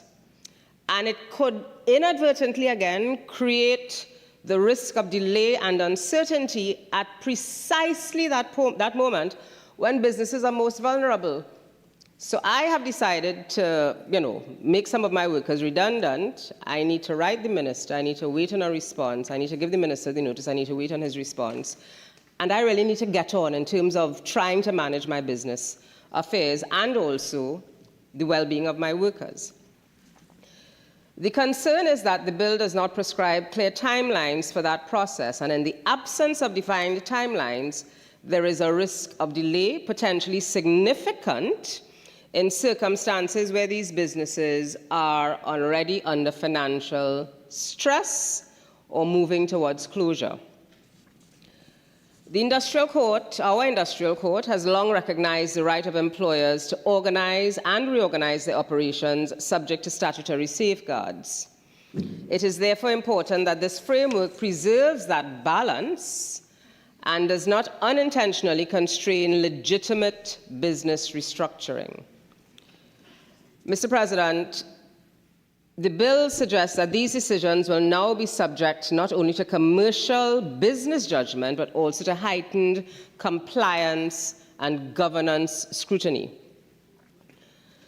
Clause 13 provides time off for workers to seek alternative employment, and this is humane, this is necessary, but time off alone is not enough. It is only meaningful where opportunities exist that align with workers' skills and can enable real transition.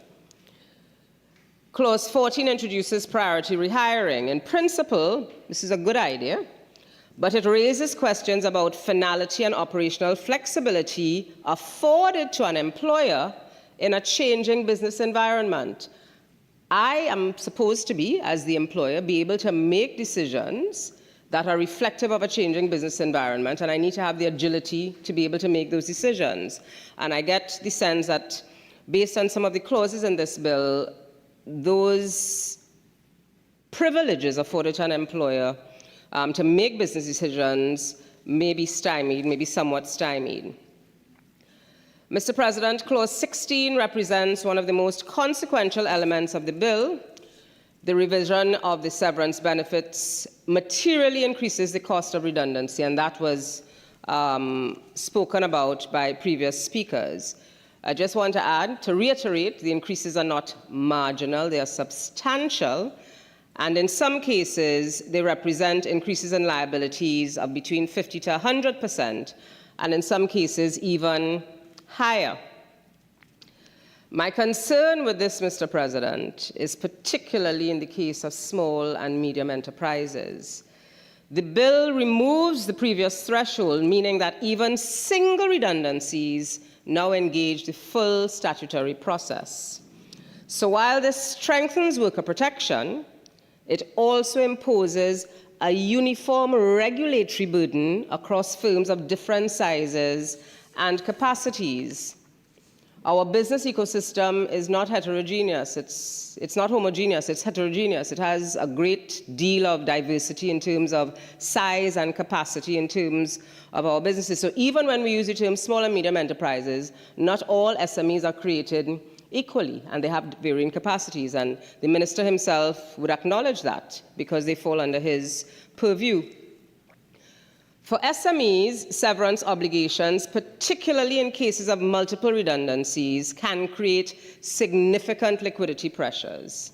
And if we are not careful, we risk a situation where the very protections we are strengthening become a source of financial strain for firms that are already vulnerable. There is also the provision in the bill where you have significant escalation in penalties under Clause 18, where fines increase by as much as tenfold. This again materially raises the stakes for procedural non-compliance and adds to the overall regulatory risk facing employers. Mr. President, let me be clear. This bill addresses an important part of the problem, but not the entire problem. It strengthens worker protections, it seeks to modernize legal definitions, it improves structural safeguards and procedural safeguards, but some of the deeper issues remain. And I suggest that the issue is not whether we manage redundancy, the issue is whether we can reduce the need for it. This bill recognizes the future of work, but it does not yet fully prepare our workers or our businesses to navigate that world. What the bill ultimately does is transform exit risk from a business consideration into a statutory one. Decisions to restructure, to downsize, or close are no longer governed solely by market conditions, but by a structured legal framework with defined financial and procedural obligations. Mr. President, I was particularly struck by the Honorable Minister Swaratsing's contribution this morning. And Minister Swaratsingh correctly noted that as Trinidad and Tobago undergoes economic transition and as we seek to bring the private sector into greater prominence in driving economic growth, we need to ensure, and I'm paraphrasing what he said, we need to ensure that workers are treated with respect while maintaining the flexibility required in a changing economy. I agree wholeheartedly with his fundamental premise. Because this bill must ultimately be assessed through that lens of balance between worker protection and the viability of the enterprises that employ them. And so, while supporting the bill, supporting the general direction of the bill, there may be merit in considering complementary measures, including clearer administrative timelines, others have called for this, greater flexibility in distressed circumstances, and explicit mechanisms to support firms, particularly the small and medium enterprises, so that they can meet their obligations. Because without that balance, there is a risk that additional layers of bureaucracy may become constraints to doing business, particularly for firms that are under pressure already. So think about it. A firm is under pressure, which is why they're looking towards redundancy, why they're looking to lay off, why they're looking to close, and then they have to deal with these additional layers of bureaucracy. Ultimately, Mr. President, the objective must not only be compliance, but also sustainability. Mr. President, I reiterate that this is an important and necessary reform, but its success will depend not only on what is written in law, but on how it is implemented and with what policy architecture is around it. Economic transformation is not achieved through legislation alone, but it is achieved when legislation, institutions, and human capital move in alignment. As we consider this bill, I think we need to be careful to preserve a balance. The economy cannot function without our workers, but it also cannot function without viable businesses. And so, our objective should be to protect workers while ensuring that the framework within which businesses operate remains sustainable, predictable, and capable of supporting growth and employment. Because at the end of the day, Mr. President, economic progress depends on both protected workers and sustainable, stable businesses. Balance. So with those few words, Mr. President, I thank you for the opportunity. Minister in the Ministry of Housing, Senator the Honorable Anil Roberts.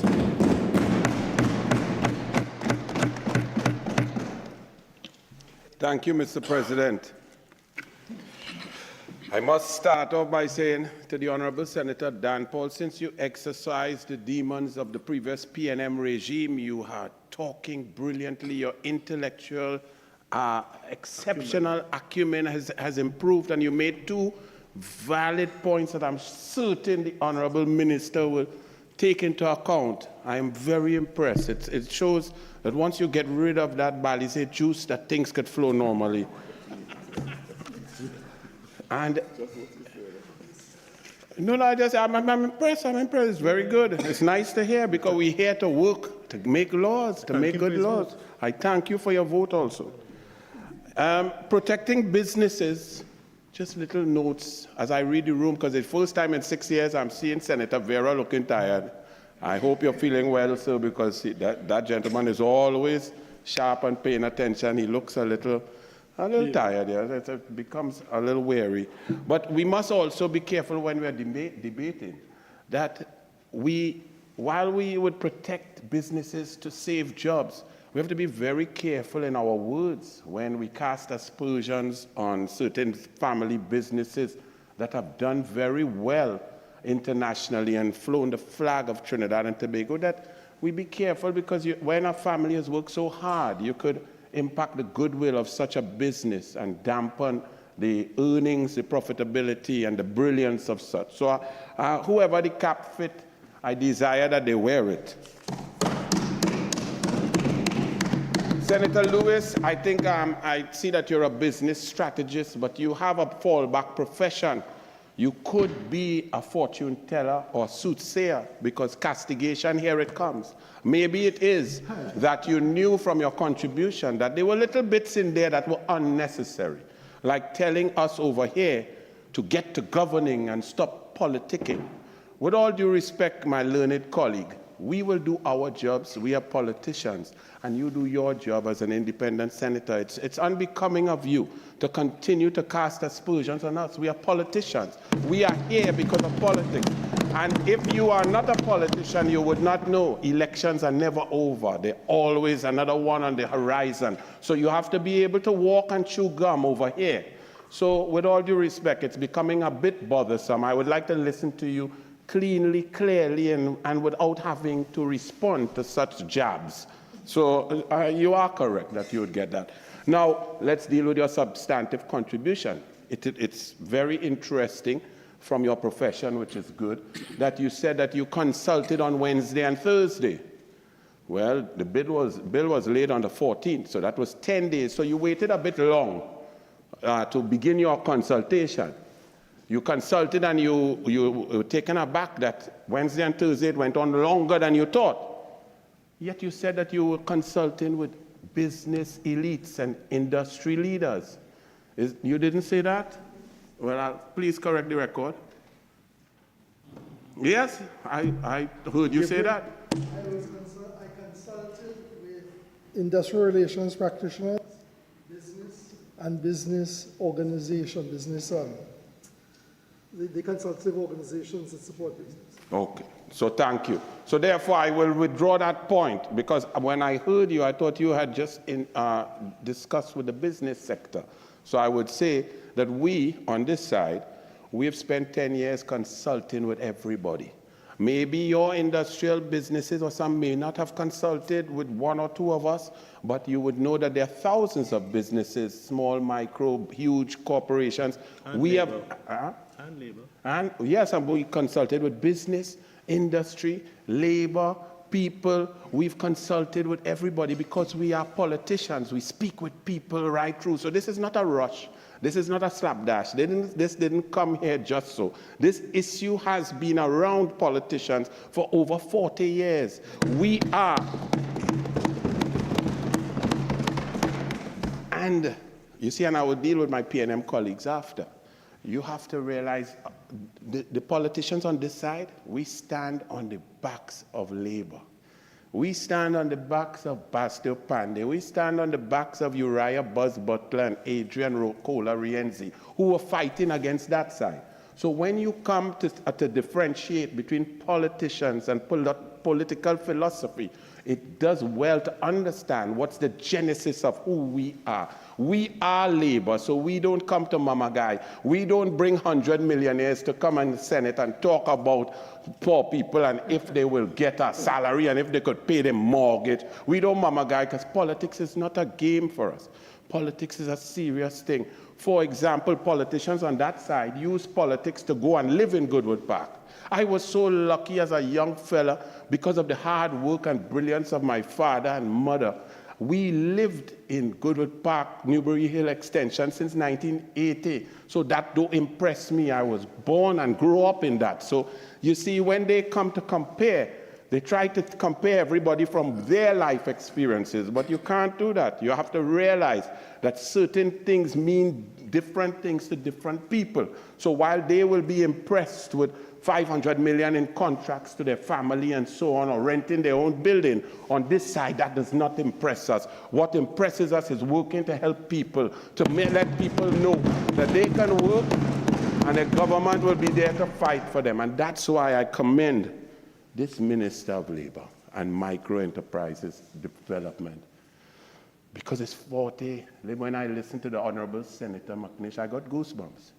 Because that is what it's about. When you get down to the pure truth, when you reduce and remove the politics, which I don't like to do, let me be fair, I love the politics. But when you break it down and listen to independent minds, talk about the work that you are doing, and speak truth to experience, speak truth to what has been neglected, speak truth to what is before you, you must thump the table and commend the Minister of Labor and Micro Enterprises. You see, some people use labor, or individuals in labor, or labor leaders, to get into government to play politics. And that's what my friends on the other side have done.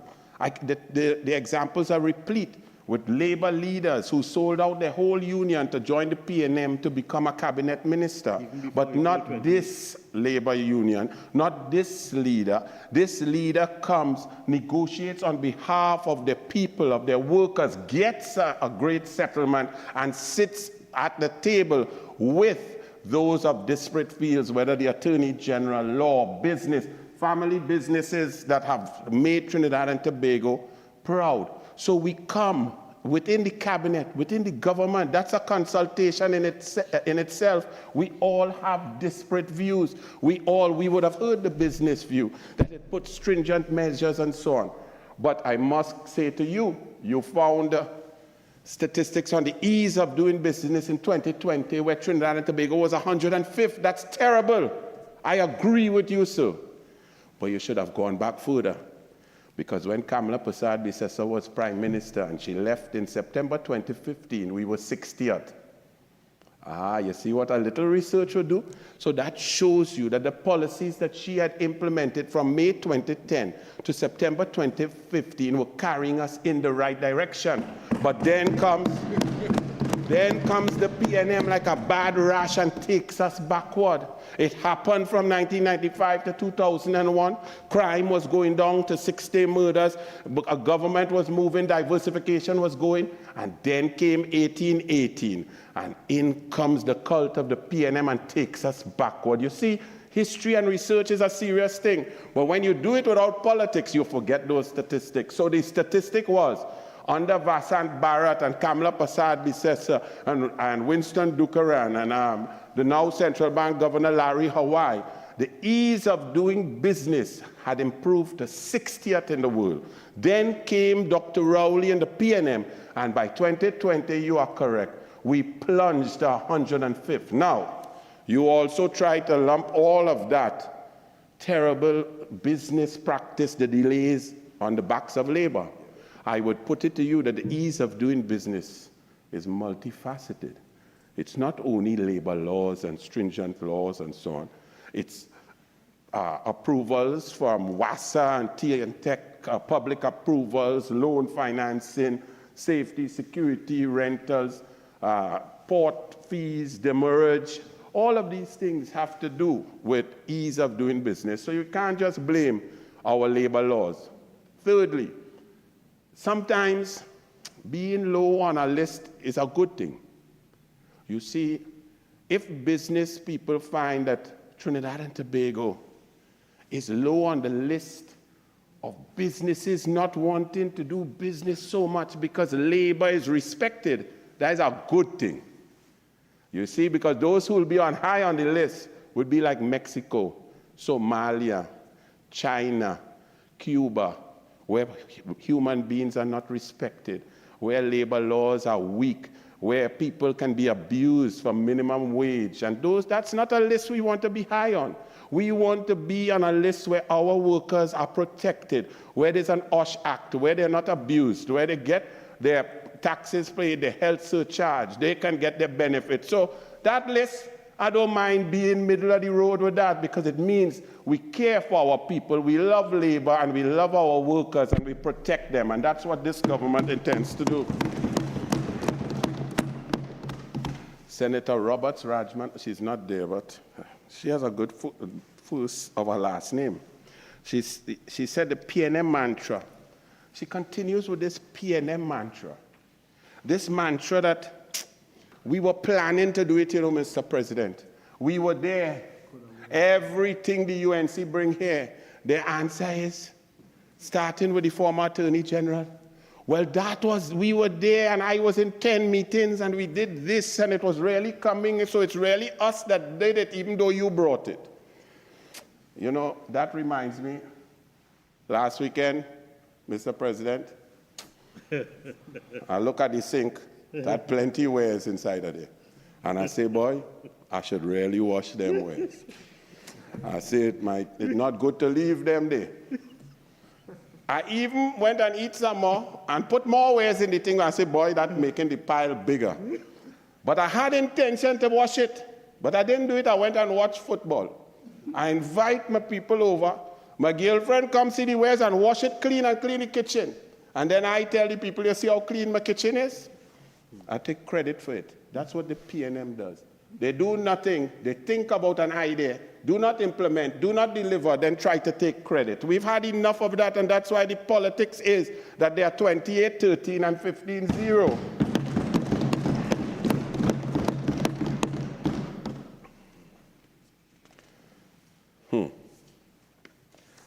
Minister of Labor, as I read this and I go through the clauses, this is a work that has been long coming, because I've heard examples from the PNM about CPEP and how the UNC government don't like labor, and we thwarted so many jobs. We're not going to get into the discussion of counting ghosts, because that could be debatable, because who could really count a ghost, right? But let's talk about the CPEP. Let's analyze it, because it was brought up by members over there. First and foremost, when CPEP was created by the PNM under Patrick Manning, it was a temporary make-work program where people were supposed to go on, you identify their talent, nurture their skills, provide education, and move them out into sustainable jobs. That was the concept back in 2004. But by 2006, going into election 2007, you know the PNM is always get bright about how to win election, and they realize, boy, we have a voter bank. We could fill Maxi. We could force people to go in. We could fill crowd. And then that is where it remained. You now had PNM people saying, well, I have been on CPEP 15 years. The PUNC is terrible. They removed me. The mere fact that you're on CPEP 15 years means that it has failed and something else needs to replace it, number one. Number two, the PNM found out that the contractors could make lots of money.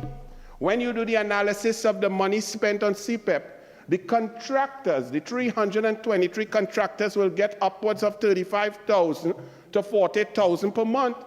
But one worker will only get 1,500 a fortnight if they really put on work. So the balance of the money, the preponderance, upwards of 56%, goes into the hands of the haves, not the have-nots. So for them to use this as an example, and to have people who rent their own building and get $70 million in rent for 3 years, even though they don't have commercial approval, to talk about poor people, and the UNC not liking poor people. We came on the backs of sugar workers. We are about people. We are about labor. We are about masses.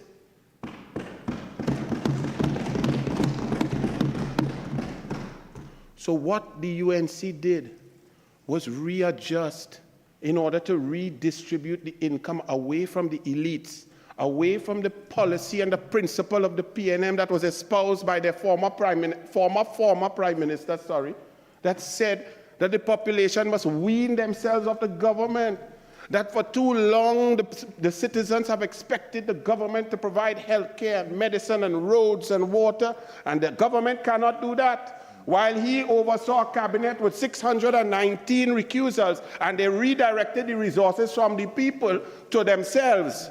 That is what we are changing.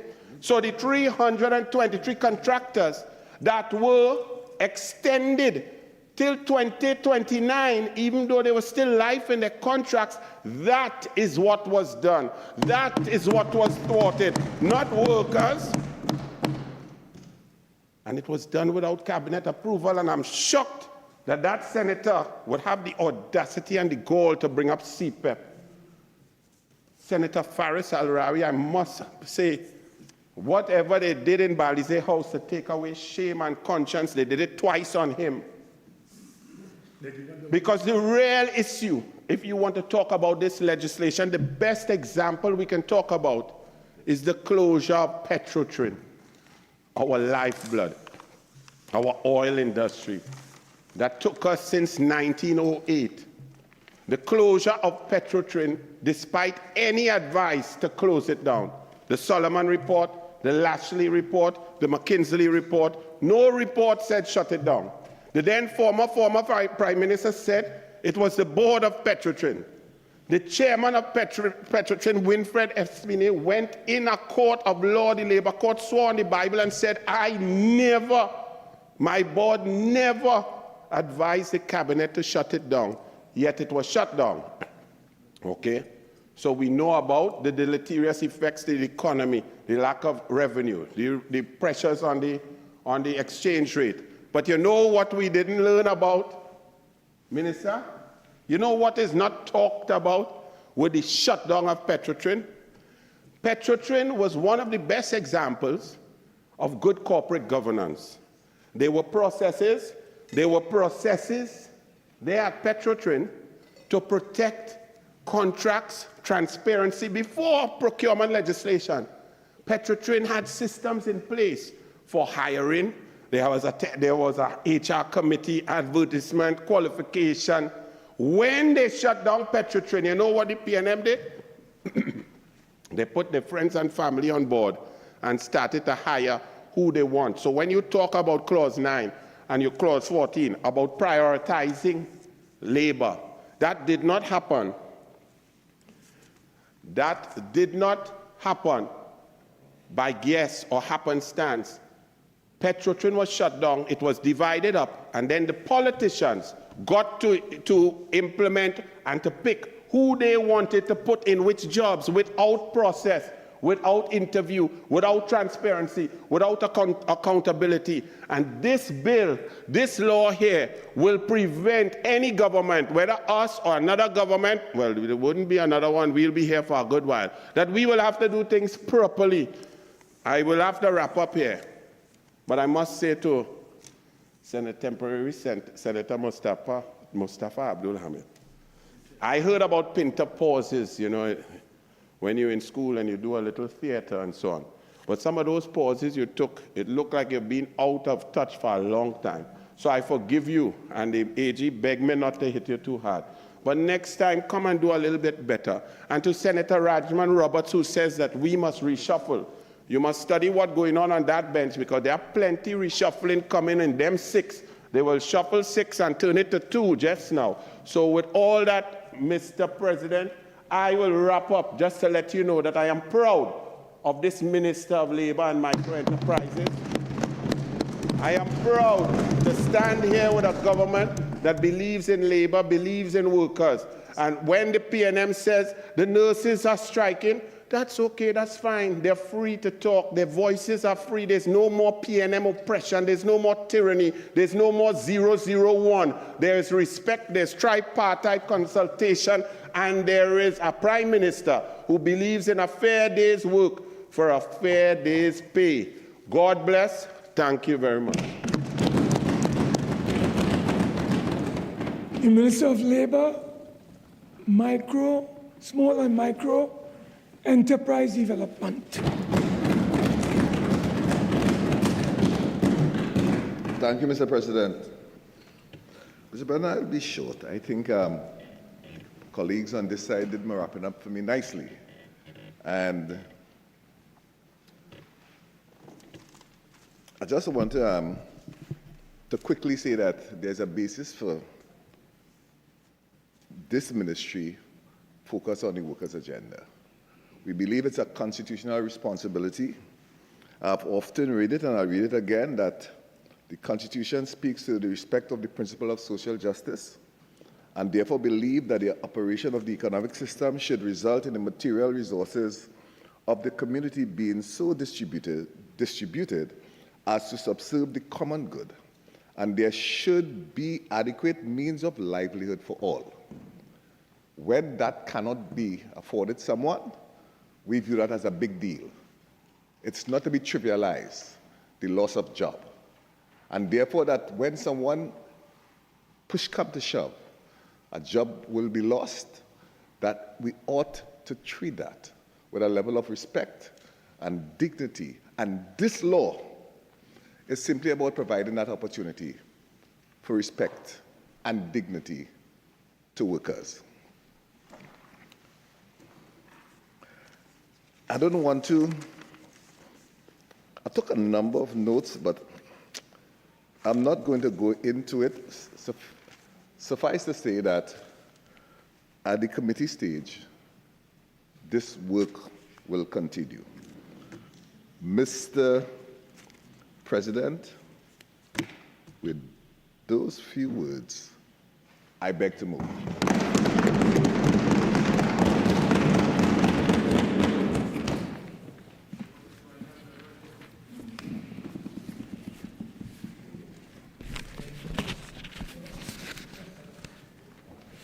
Honorable Senators, the question is that a bill entitled An Act to Amend the Retrenchment and Severance Benefits Act, Chapter 8813, be now read a second time.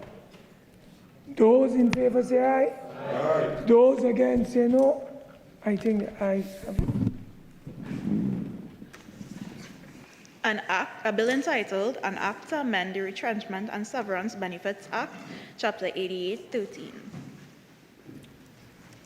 The Minister of Labour, Small and Micro Enterprise Development.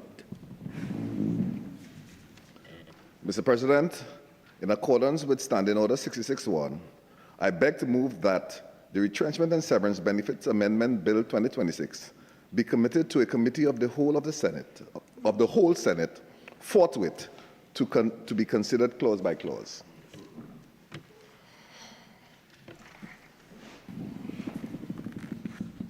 Honourable Senators, the question is that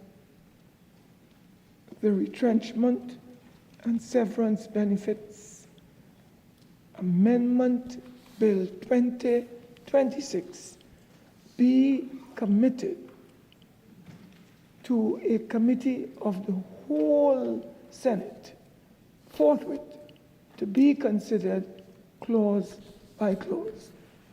Those in favor say aye. Aye. Those against say no. I think the ayes have it.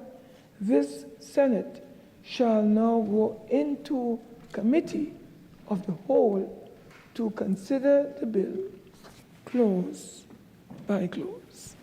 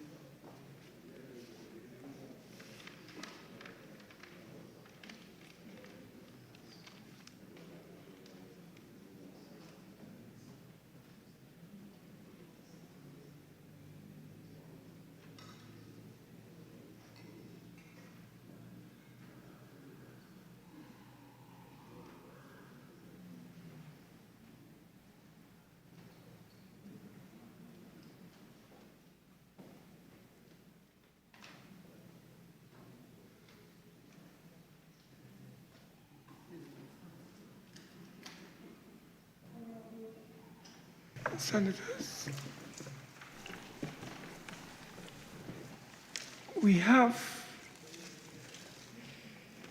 I've been advised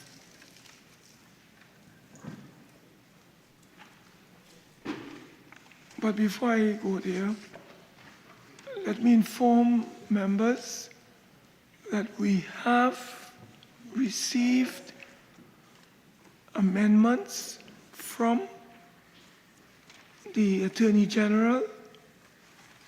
We have received amendments from Senator Courtney McNish. And I think whilst the minister was winding up his contribution, I'm advised that we have just received 2 pages of amendments from Senator Faris Al-Rawi SC.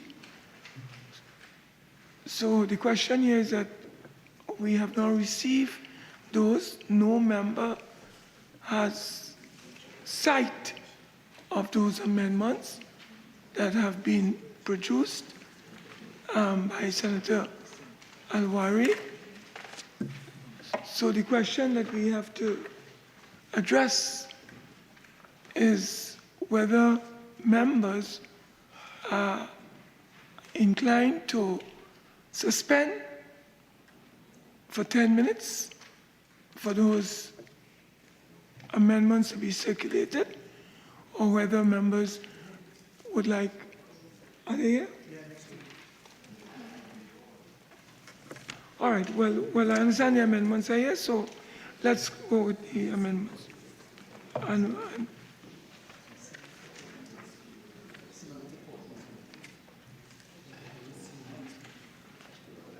yes, yes.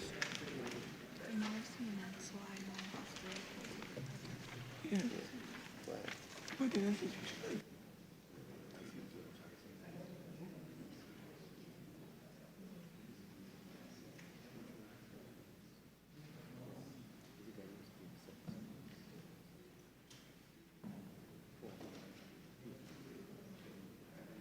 Colleagues, may I respectfully suggest that having regard to what we have now experienced in terms of amendments, I just received them. I don't think the Attorney General had sight of them as yet, or any other person. I myself, only a few seconds ago, received these amendments.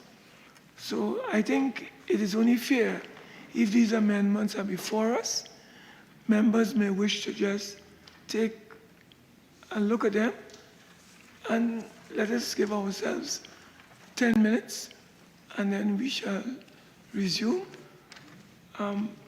Is that okay with all members, or are members comfortable? Mr. Do I have the support of the Senate? Yes, sir. That we can proceed with these amendments. We are comfortable. Right? We are comfortable. So we will circulate the amendments that we have received. Make sure everybody has a copy of the 3 sets of amendments. And then we shall proceed. Okay?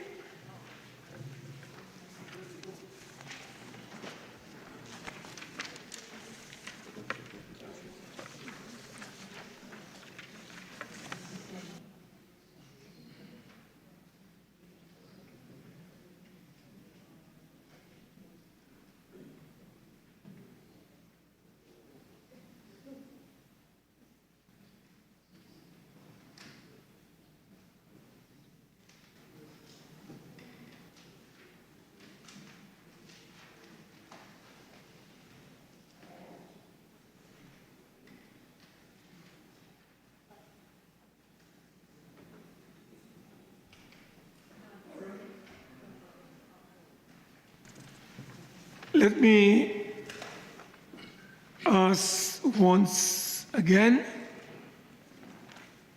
the members. 1, we have amendments from the Honorable Attorney General. Do all members have sight of them? We have amendments from Senator Courtney Nish.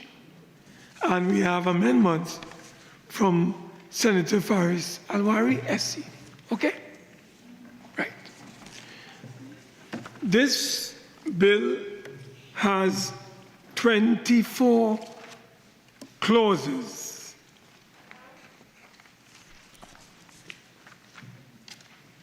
We have amendments, as I said, from these.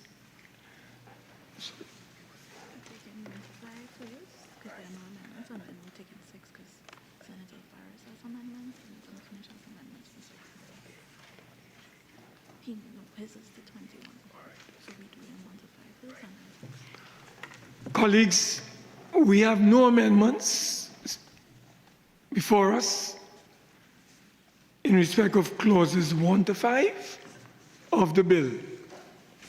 I am therefore proposing that we take those 5 clauses, pause, and then take clause 6. And we have 2 amendments, one from Senator Faris Al-Rawi and Senator Courtney Nish. So let's go with 5 clauses, please. Clauses 1 to 5. The question is that clauses 1 to 5 stand part of the bill. The question is that clauses 1 to 5 now stand part of the bill. Those in favor say aye. Aye. Those against say no. I think the ayes have it. Clauses 1 to 5 now stand part of the bill. Clause 6. The question is that clause 6 stand part of the bill. There is an amendment from Senator Courtney Nish and Senator Faris Al-Rawi. I'll ask Senator Courtney Nish to go first. Thank you very much, Chairman. And then Senator Faris Al-Rawi. My amendment is very simple. As I indicated in my contribution, it is practically impossible to do what this clause says in the form that is presented.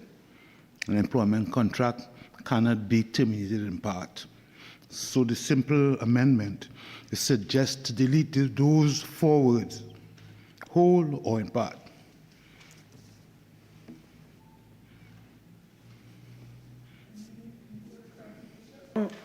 Information or elaboration? I'm Senator finished. Oh, that's good. Yeah, yes, Chair. You're okay. You have any further submission in terms of that? No further submission. Okay. Attorney General, any views on that? The Minister, Chairman. Minister? Chairman, we could agree to that amendment. Chairman, before you go there, maybe have assistance in the same clause with the same amendment. If you would hear me? Yes. Thank you so much. Honorable AG, through you, Mr. Chairman, Honorable Minister. I recognize the language that this was taken from. It's directly from Section 22 of the CARICOM bill. What's just missing is a few words. So I lifted the correct words from the CARICOM bill. And if you'd look to the amendments that I've offered, you'll see that I say what's actually different in my chapeau here is that I use the words from the CARICOM bill where the termination is in whole or in part as a result of. That's the correct language from Section 22 of the CARICOM model. So there really isn't a need to delete it per se if you use the faithful replication of the chapeau, albeit in slightly different tense.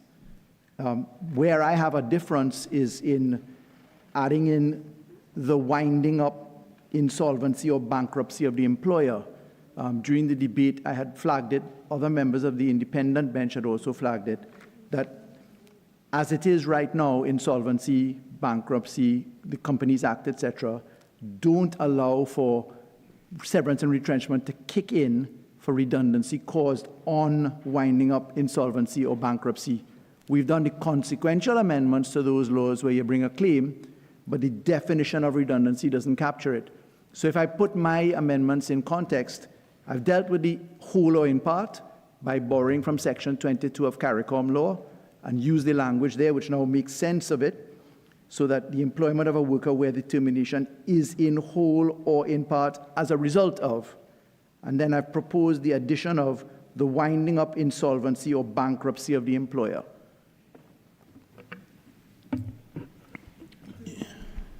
Chair, we have been guided by the provisions of the CARICOM model law, but we have made changes, mutatis mutandis, to make it apply to our context. I'm not comfortable with making those changes on the fly. I can take a look at it. It has to go downstairs, and I don't legislate like that. I would personally be very comfortable with that. You would need an opportunity to have a look at that.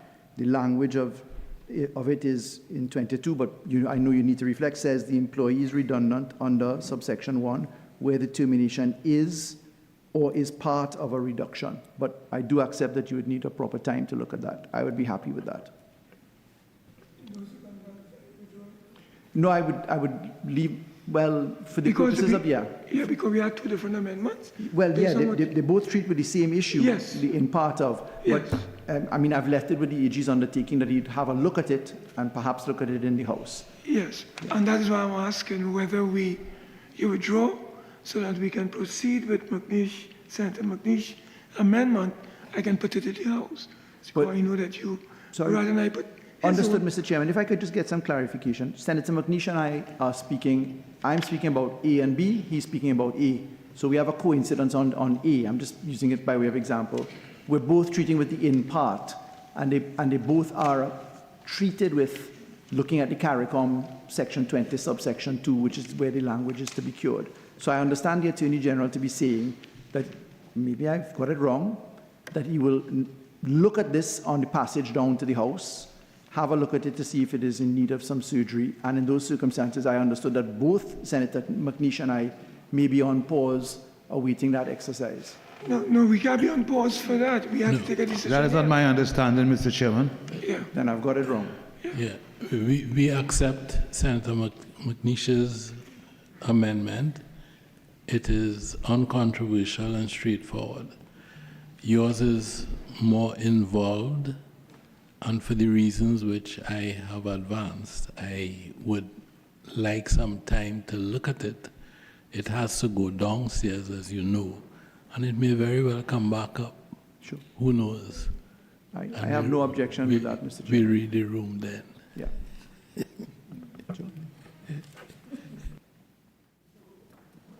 Asking Senator Faris Al-Rawi. I would, for the purposes of the AG's having a look at it, I would withdraw this amendment on the condition that he's having a look at it, and he's made that clear. Appreciated. Thank you. Honorable members, the question is that clause 6, as circulated by Senator Courtney McNish, stand part of the bill. As amended, the question is that clause 6 as amended, right, by Senator McNish, stand part of the bill. Those in favor say aye. Aye. Those against say no. I think the ayes have it. Clause 6, as amended by Senator Courtney McNish, now stand part of the bill. Clause 7. The question is that clause 7 stand part of the bill. But I think Senator Al-Rawi. All right. So let me deal with this. Clause 7, as circulated by Senator Faris Al-Rawi, SC, stand part of the bill. Senator Al-Rawi. Thank you so much, Mr. Chairman. Mr. Chairman, the proposal that I have offered here is that clause 7 be amended to insert the words proposed to be before the word terminated. Right now, clause 7 would have the effect of making clause 3 read as follows. This act applies to persons falling within the definition of workers under the Industrial Relations Act whose services are terminated on account of redundancy. Insofar as the Severance and Retrenchment Benefits Act, Retrenchment and Severance Benefits Act treats with the processes before termination, that is notice, that is the consultation, and that is the layoff, I believe that the correct wording ought to be whose services are proposed to be terminated, because the application of the act comes not on termination, but on notice of termination, and there's a process to go there. So that's the rationale behind the amendment I suggest.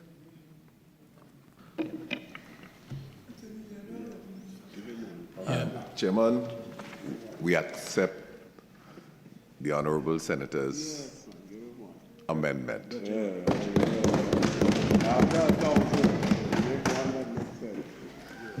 Okay, all right. The question is that Clause 7 be amended as circulated by Senator Faris Al-Rawi, SC. Those in favor say aye. Aye. Those against say no. I think the ayes have it. Honorable Senators, the question is that Clause 7, as amended, now stand part of the bill. Those in favor say aye. Aye. Those against say no. I think the ayes have it. Clause 7, as amended, now stands part of the bill. Clause 8. The question is that Clause 8 stand.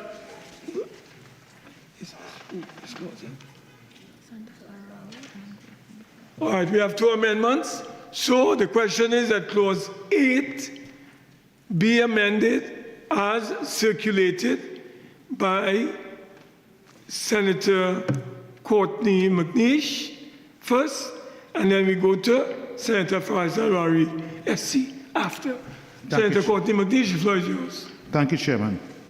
I have held discussions with the Minister on this, and I am prepared at this point in time to withdraw this amendment based on the commitment from the Minister that this particular requirement here to put a limited timeline on the issue of acknowledgement be introduced, and that the wording that I have submitted be reconstructed in a more acceptable manner.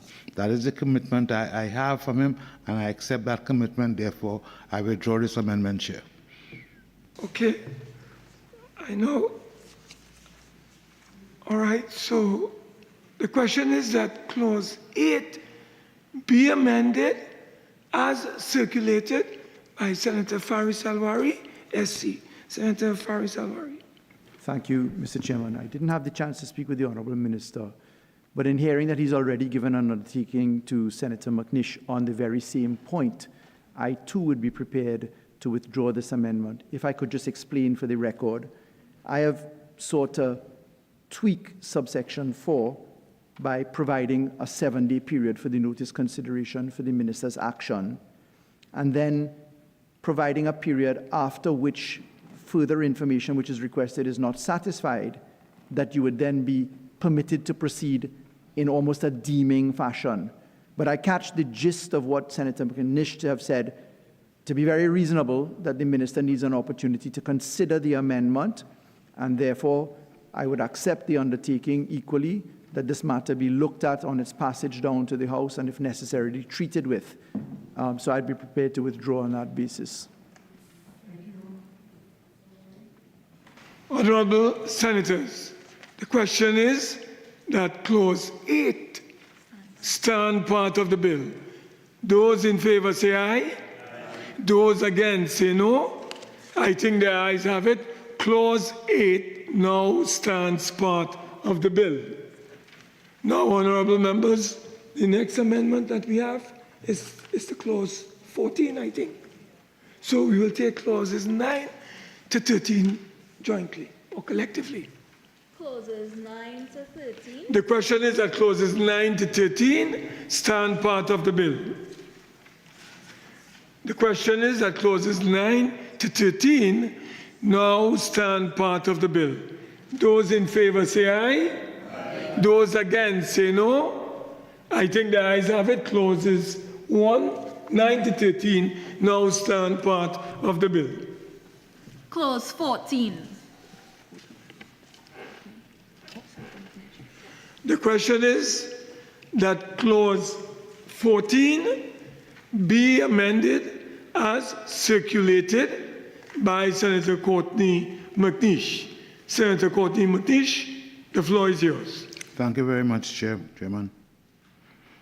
This is a very simple amendment.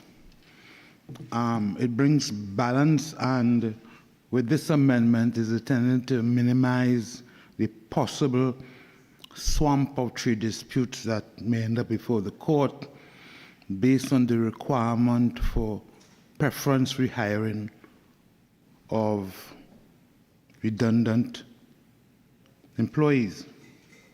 As I indicated in discussion, if the employer is required to take reasonable steps to communicate with the redundant employee that there are opportunities existing, what is there to certify or to confirm where an employee is not rehired? Then the only resort you will have is to go to court with this claim. I therefore feel that it is imperative to minimize such occurrences by making it mandatory for the employer to state why an employee was not rehired on the basis of a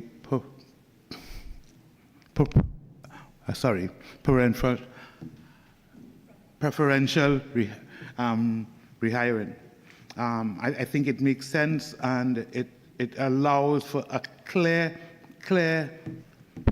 issues that speaks to why an employee was not so considered. Honorable Attorney General or Minister of Labour.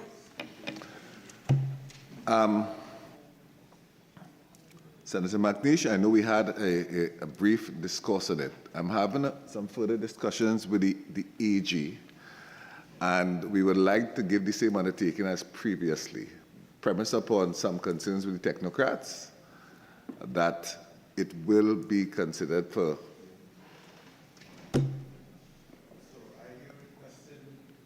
Are you requesting, Mr. Minister, I withdraw? Would appreciate. And rely on your commitment to review? Yes, exactly that. Okay. We are gentlemen in this House, and therefore I will take your word. If I may, Mr. Chairman, I thank the honourable members for the exchange going on. I must confess that this particular clause is one that I wrestled with in terms of whether to bring an amendment. I'm conscious that the undertaking has been given to have a look at this. If I could just say, so that the Honourable Minister could have the chance to catch it, the consultation reports from NTAC deals with this issue very specifically. There were very strident views that once someone is terminated and paid benefits, etc., the freedom to contract could involve a very good reason why one ought not to come back on in preferential fashion.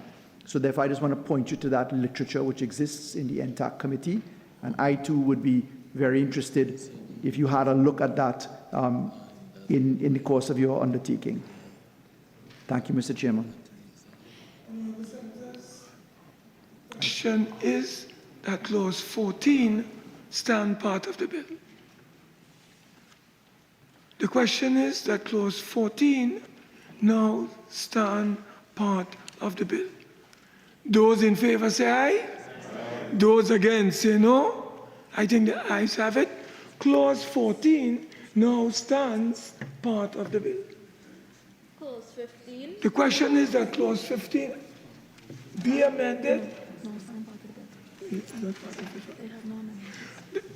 The question is that clause 15 stand part of the bill.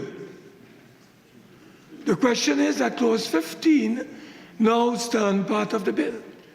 Those in favor say aye.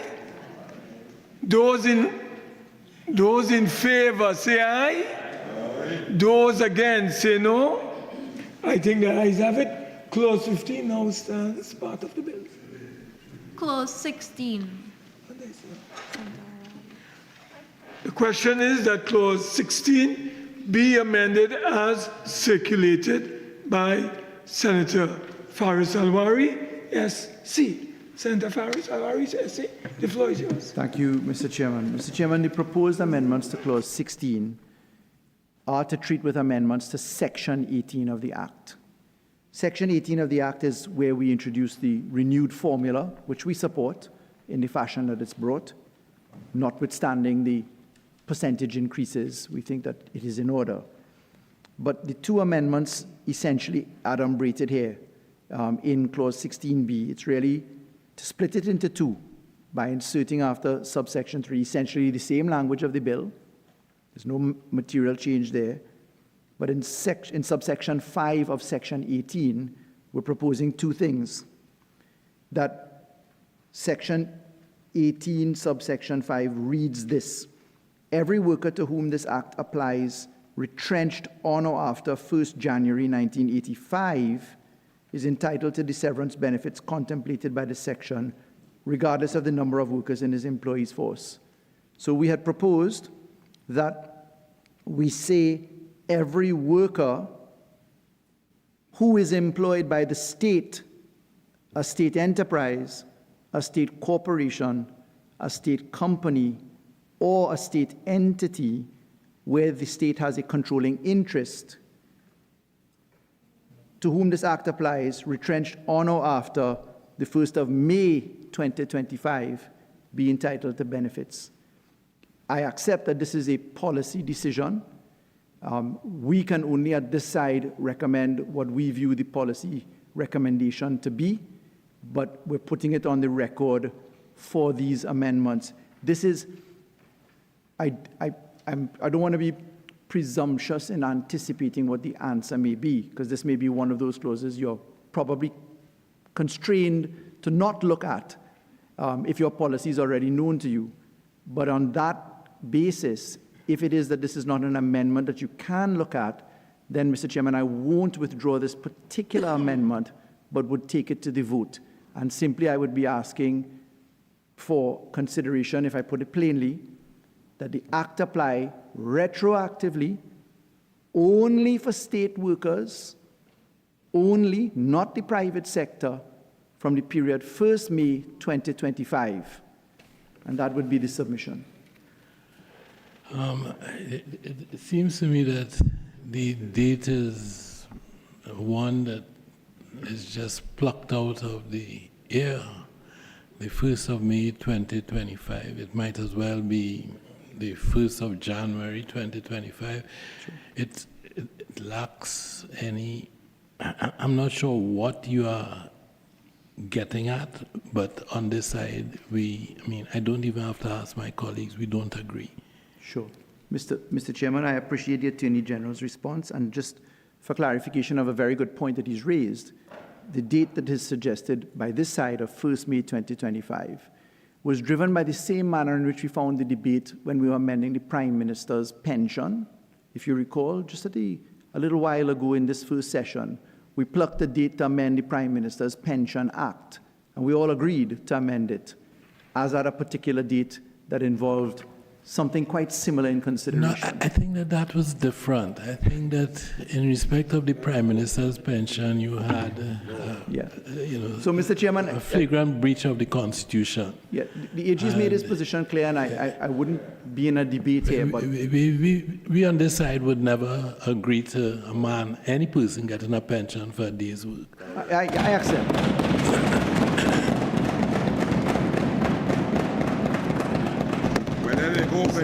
Mr. Chairman, I think we've exhausted, and can we just move along and not monopolize the conversation? That's what I said. Move along if I have quiet. Can we have some order? Honorable Senators, the question is that Clause 16 be amended as circulated by Senator Faris Al-Rawi, SC. Those in favor say aye. Aye. Those against say no. No. Division. Mr. Allaha. Mr. Jeremie, SC. No. Mr. Roberts. No. Dhanpaul. Dr. Swaratsingh. No. Mr. Maharaj. No. Dhanpaul. Mr. Baptiste. Mr. Baptiste. No. Mr. Alexander. No. Mr. Ratiram. No. Professor Prasad. No. Dr. Chaitan Maharaj. No. Ms. Charles. No. Mr. Zakur. No. Mr. Smith. No. Mr. Naked. No. Mr. Jack? No.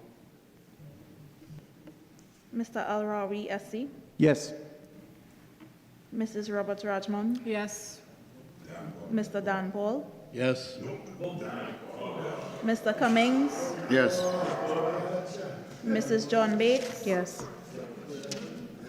Mr. Abdul-Hamid? Yes. Mr. Vieira, SC? No. Ms. Choate, SC? No. Dr. Attzs? No. Mr. de la Bastide, SC? No. Ms. Jones Simmons? No. Mr. Lewis? No. Dr. Murray? No. Mrs. Lalit Etienne? No. Mr. McNish? No.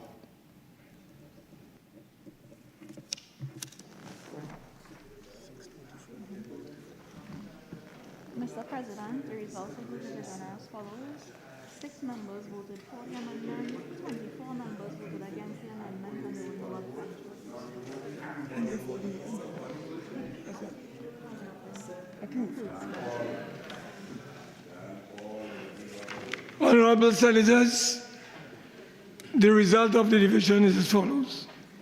6 members voted for the amendment. 24 members voted against the amendment, and there were no abstentions. The amendment is not approved. The question is that Clause 16 stand part of the bill. The question is that Clause 16 now stand part of the bill. Those in favor say aye. Aye. Those against say no. I think the ayes have it. Clause 16 now stands part of the bill.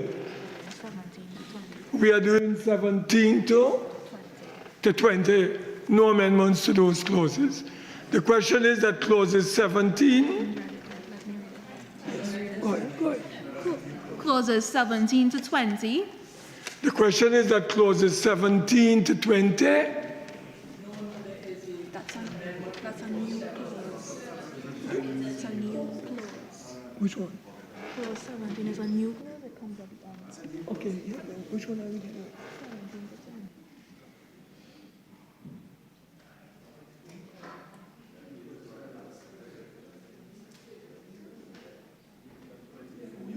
20. Dealt with at the end, okay?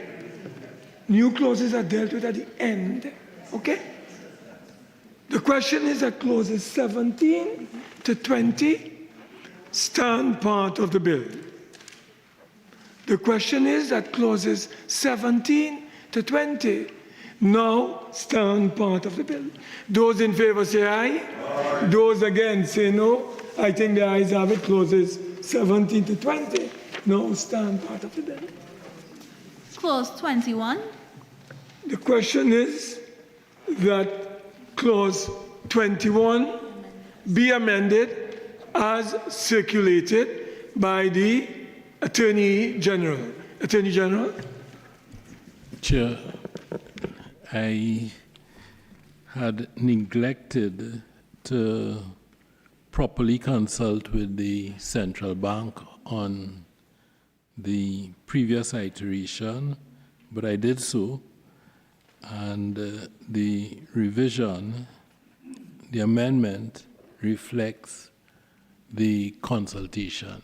He would like the rest of clause 44E 5 to remain, and for 5 large A to be inserted.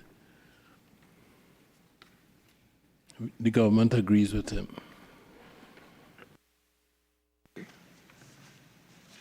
Any comments? Anybody?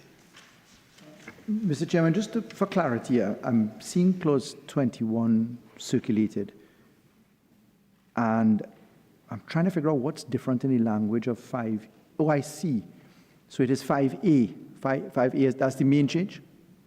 5 large A right. goes in at the end. So if you look at the Parent Act, yeah, the Central Bank Act, 44E, there's a 5 and there's a 5E, which... Thank you, AG. My concern is solved by your first line. Delete clause 21 and substitute a new one. Understood. So clause 5 is staying, subsection 5 is staying, and this is 5 capital E. Understood. Thank you. That clause 21 be amended as circulated by the Honorable Attorney General. Those in favor say aye. Aye. Those against say no. I think the ayes have it. Clause 21, as amended, now stand part of the bill. Those in favor say aye. Aye. Those against say no. I think the ayes have it. Clause 21 now stands part of the bill. As amended, now stands part of the bill. 21, 22 to 24, no amendments. We're taking them collectively. Clauses 22 to 24. The question is that clauses 22 to 24 stand part of the bill. The question is that clauses 22 to 24 now stand part of the bill. Those in favor say aye. Aye. Those against say no. I think the ayes have it. Clauses 22 to 24 now stand part of the bill. So moving on to new clause 17, it has to be read a second time, right?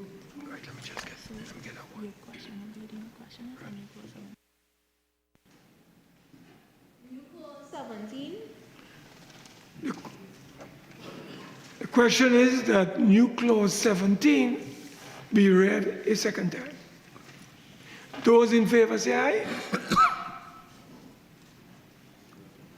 Aye. Aye. Let me just say it over. The question is that now this is a clause that has been circulated by Senator Courtney Nish. Okay, and everybody's supposed to have a copy of the new clause 17. So there's a process involved in this. So I now have to put it to the entire Senate. The question is that new clause 17 be read a second time. Those in favor say aye. Aye. Those against say no. No. Division.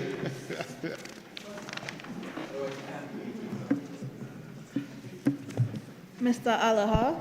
No. Mr. Jeremie, SC? No. Mr. Roberts? No. Dr. Swaratsingh? No. Mr. Maharaj? No. Mr. Baptiste? No. Mr. Alexander? No. Mr. Ratiram? No. Professor Prasad? No. Dr. Chaitan Maharaj? No. Ms. Charles? No. Mr. Zakur? No. Mr. Smith? No. Mr. Naked? No. Mr. Jack? No. Mr. Al-Rawi, FC? Oh, yes. Mrs. Roberts-Radgman? Yes. Mr. Dhanpaul? Yes. Mr. Cummings? Yes. Mrs. John Bates? Yes. Mr. Abdul-Hamid? Yes. Mr. Vieira, SC? Yes. Ms. Choate, SC? Yes. Dr. Attzs? Yes. Mr. Bastide, SC? Yes. Ms. Jones Simmons? Yes. Mr. Lewis? Yes. Dr. Murray? Yes. Mrs. Lalit Etienne? Yes. Mr. McNish? Yes.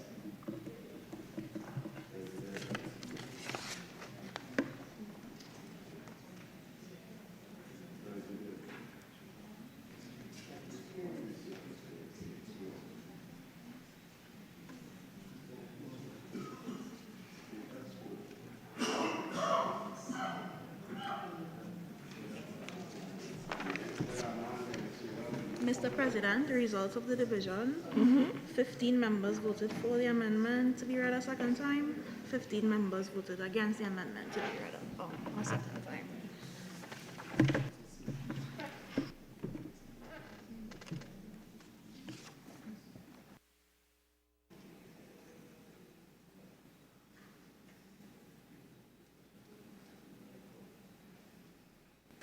So,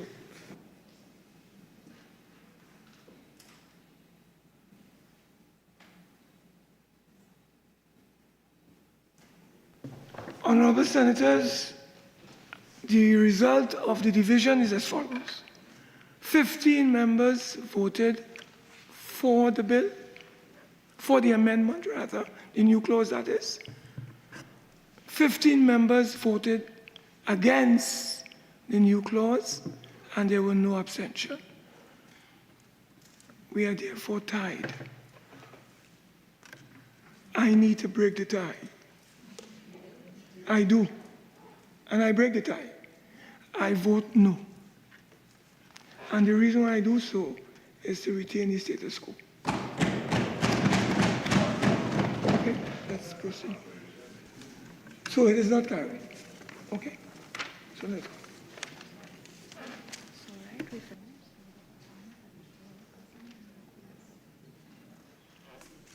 Honorable Senators, the question is that the bill as amended be now reported to the Senate. Those in favor say aye. Aye. Those against say no. The ayes have it. The bill as amended will now be reported to the Senate.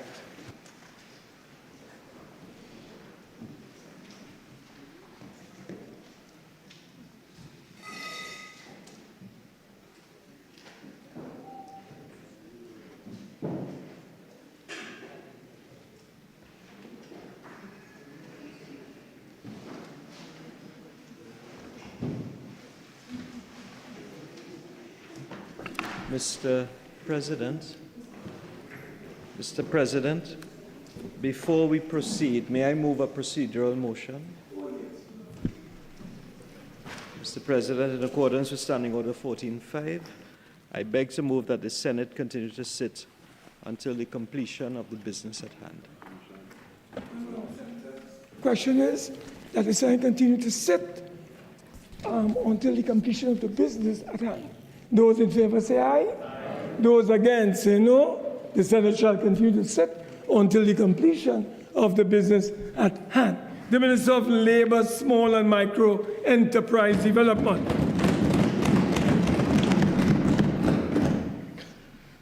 Mr. President, I wish to report that the Retrenchment and Severance Benefit Amendment Bill 2026 was considered in Committee of the Whole and approved with amendments. I now beg to move that the Senate agree with the committee's report.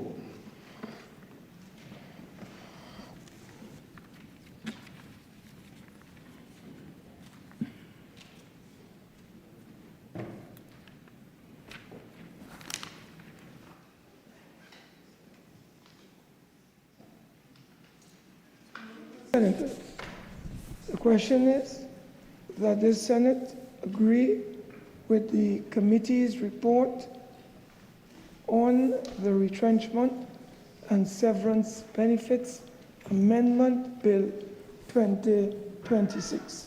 Those in favor say aye. Aye. Those against say no. I think the ayes have it.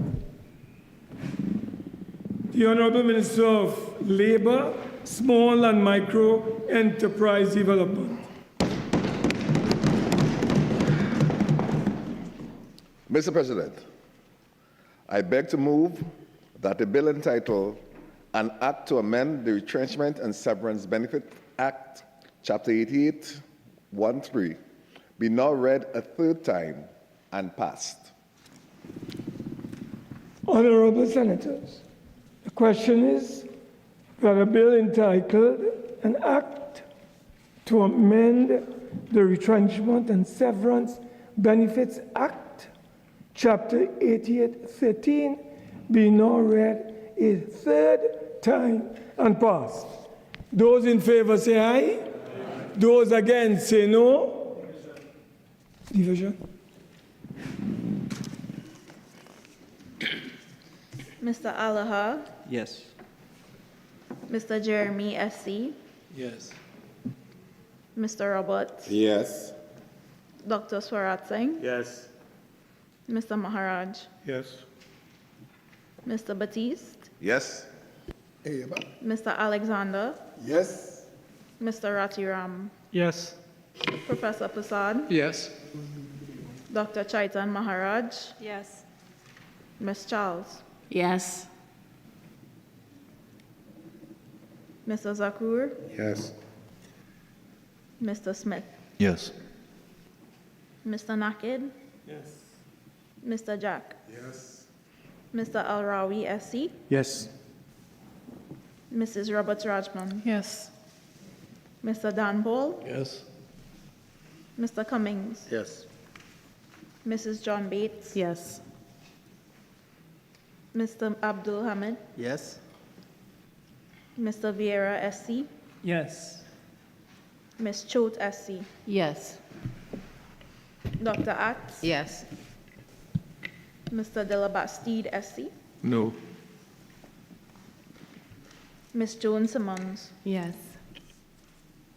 Mr. Lewis, No. Dr. Murray, Abstain. Mrs. Lalit Etienne, Yes. Mr. McNish, Yes.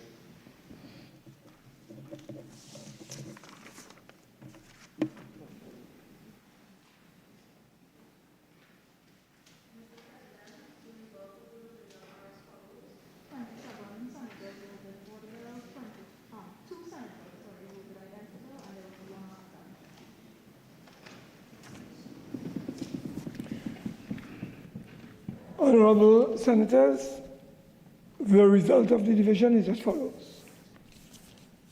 27 members voted for the bill. 2 members voted against the bill. There was 1 abstention.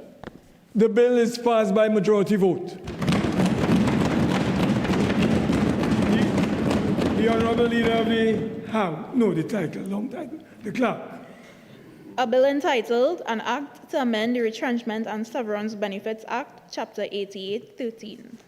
Leader of Government Business. Mr. President, I beg to move that this Senate do now adjourn to Tuesday, April 20, 2026 at 1:30 p.m. Honorable Senators, the question is that the Senate do now adjourn to Tuesday, April the 28th, 2026 at 1:30 p.m. Those in favor say aye. Aye. Those against say no. I think the ayes have it. This Senate now stands adjourned to Tuesday, April the 28th, 2026 at 1:30 p.m.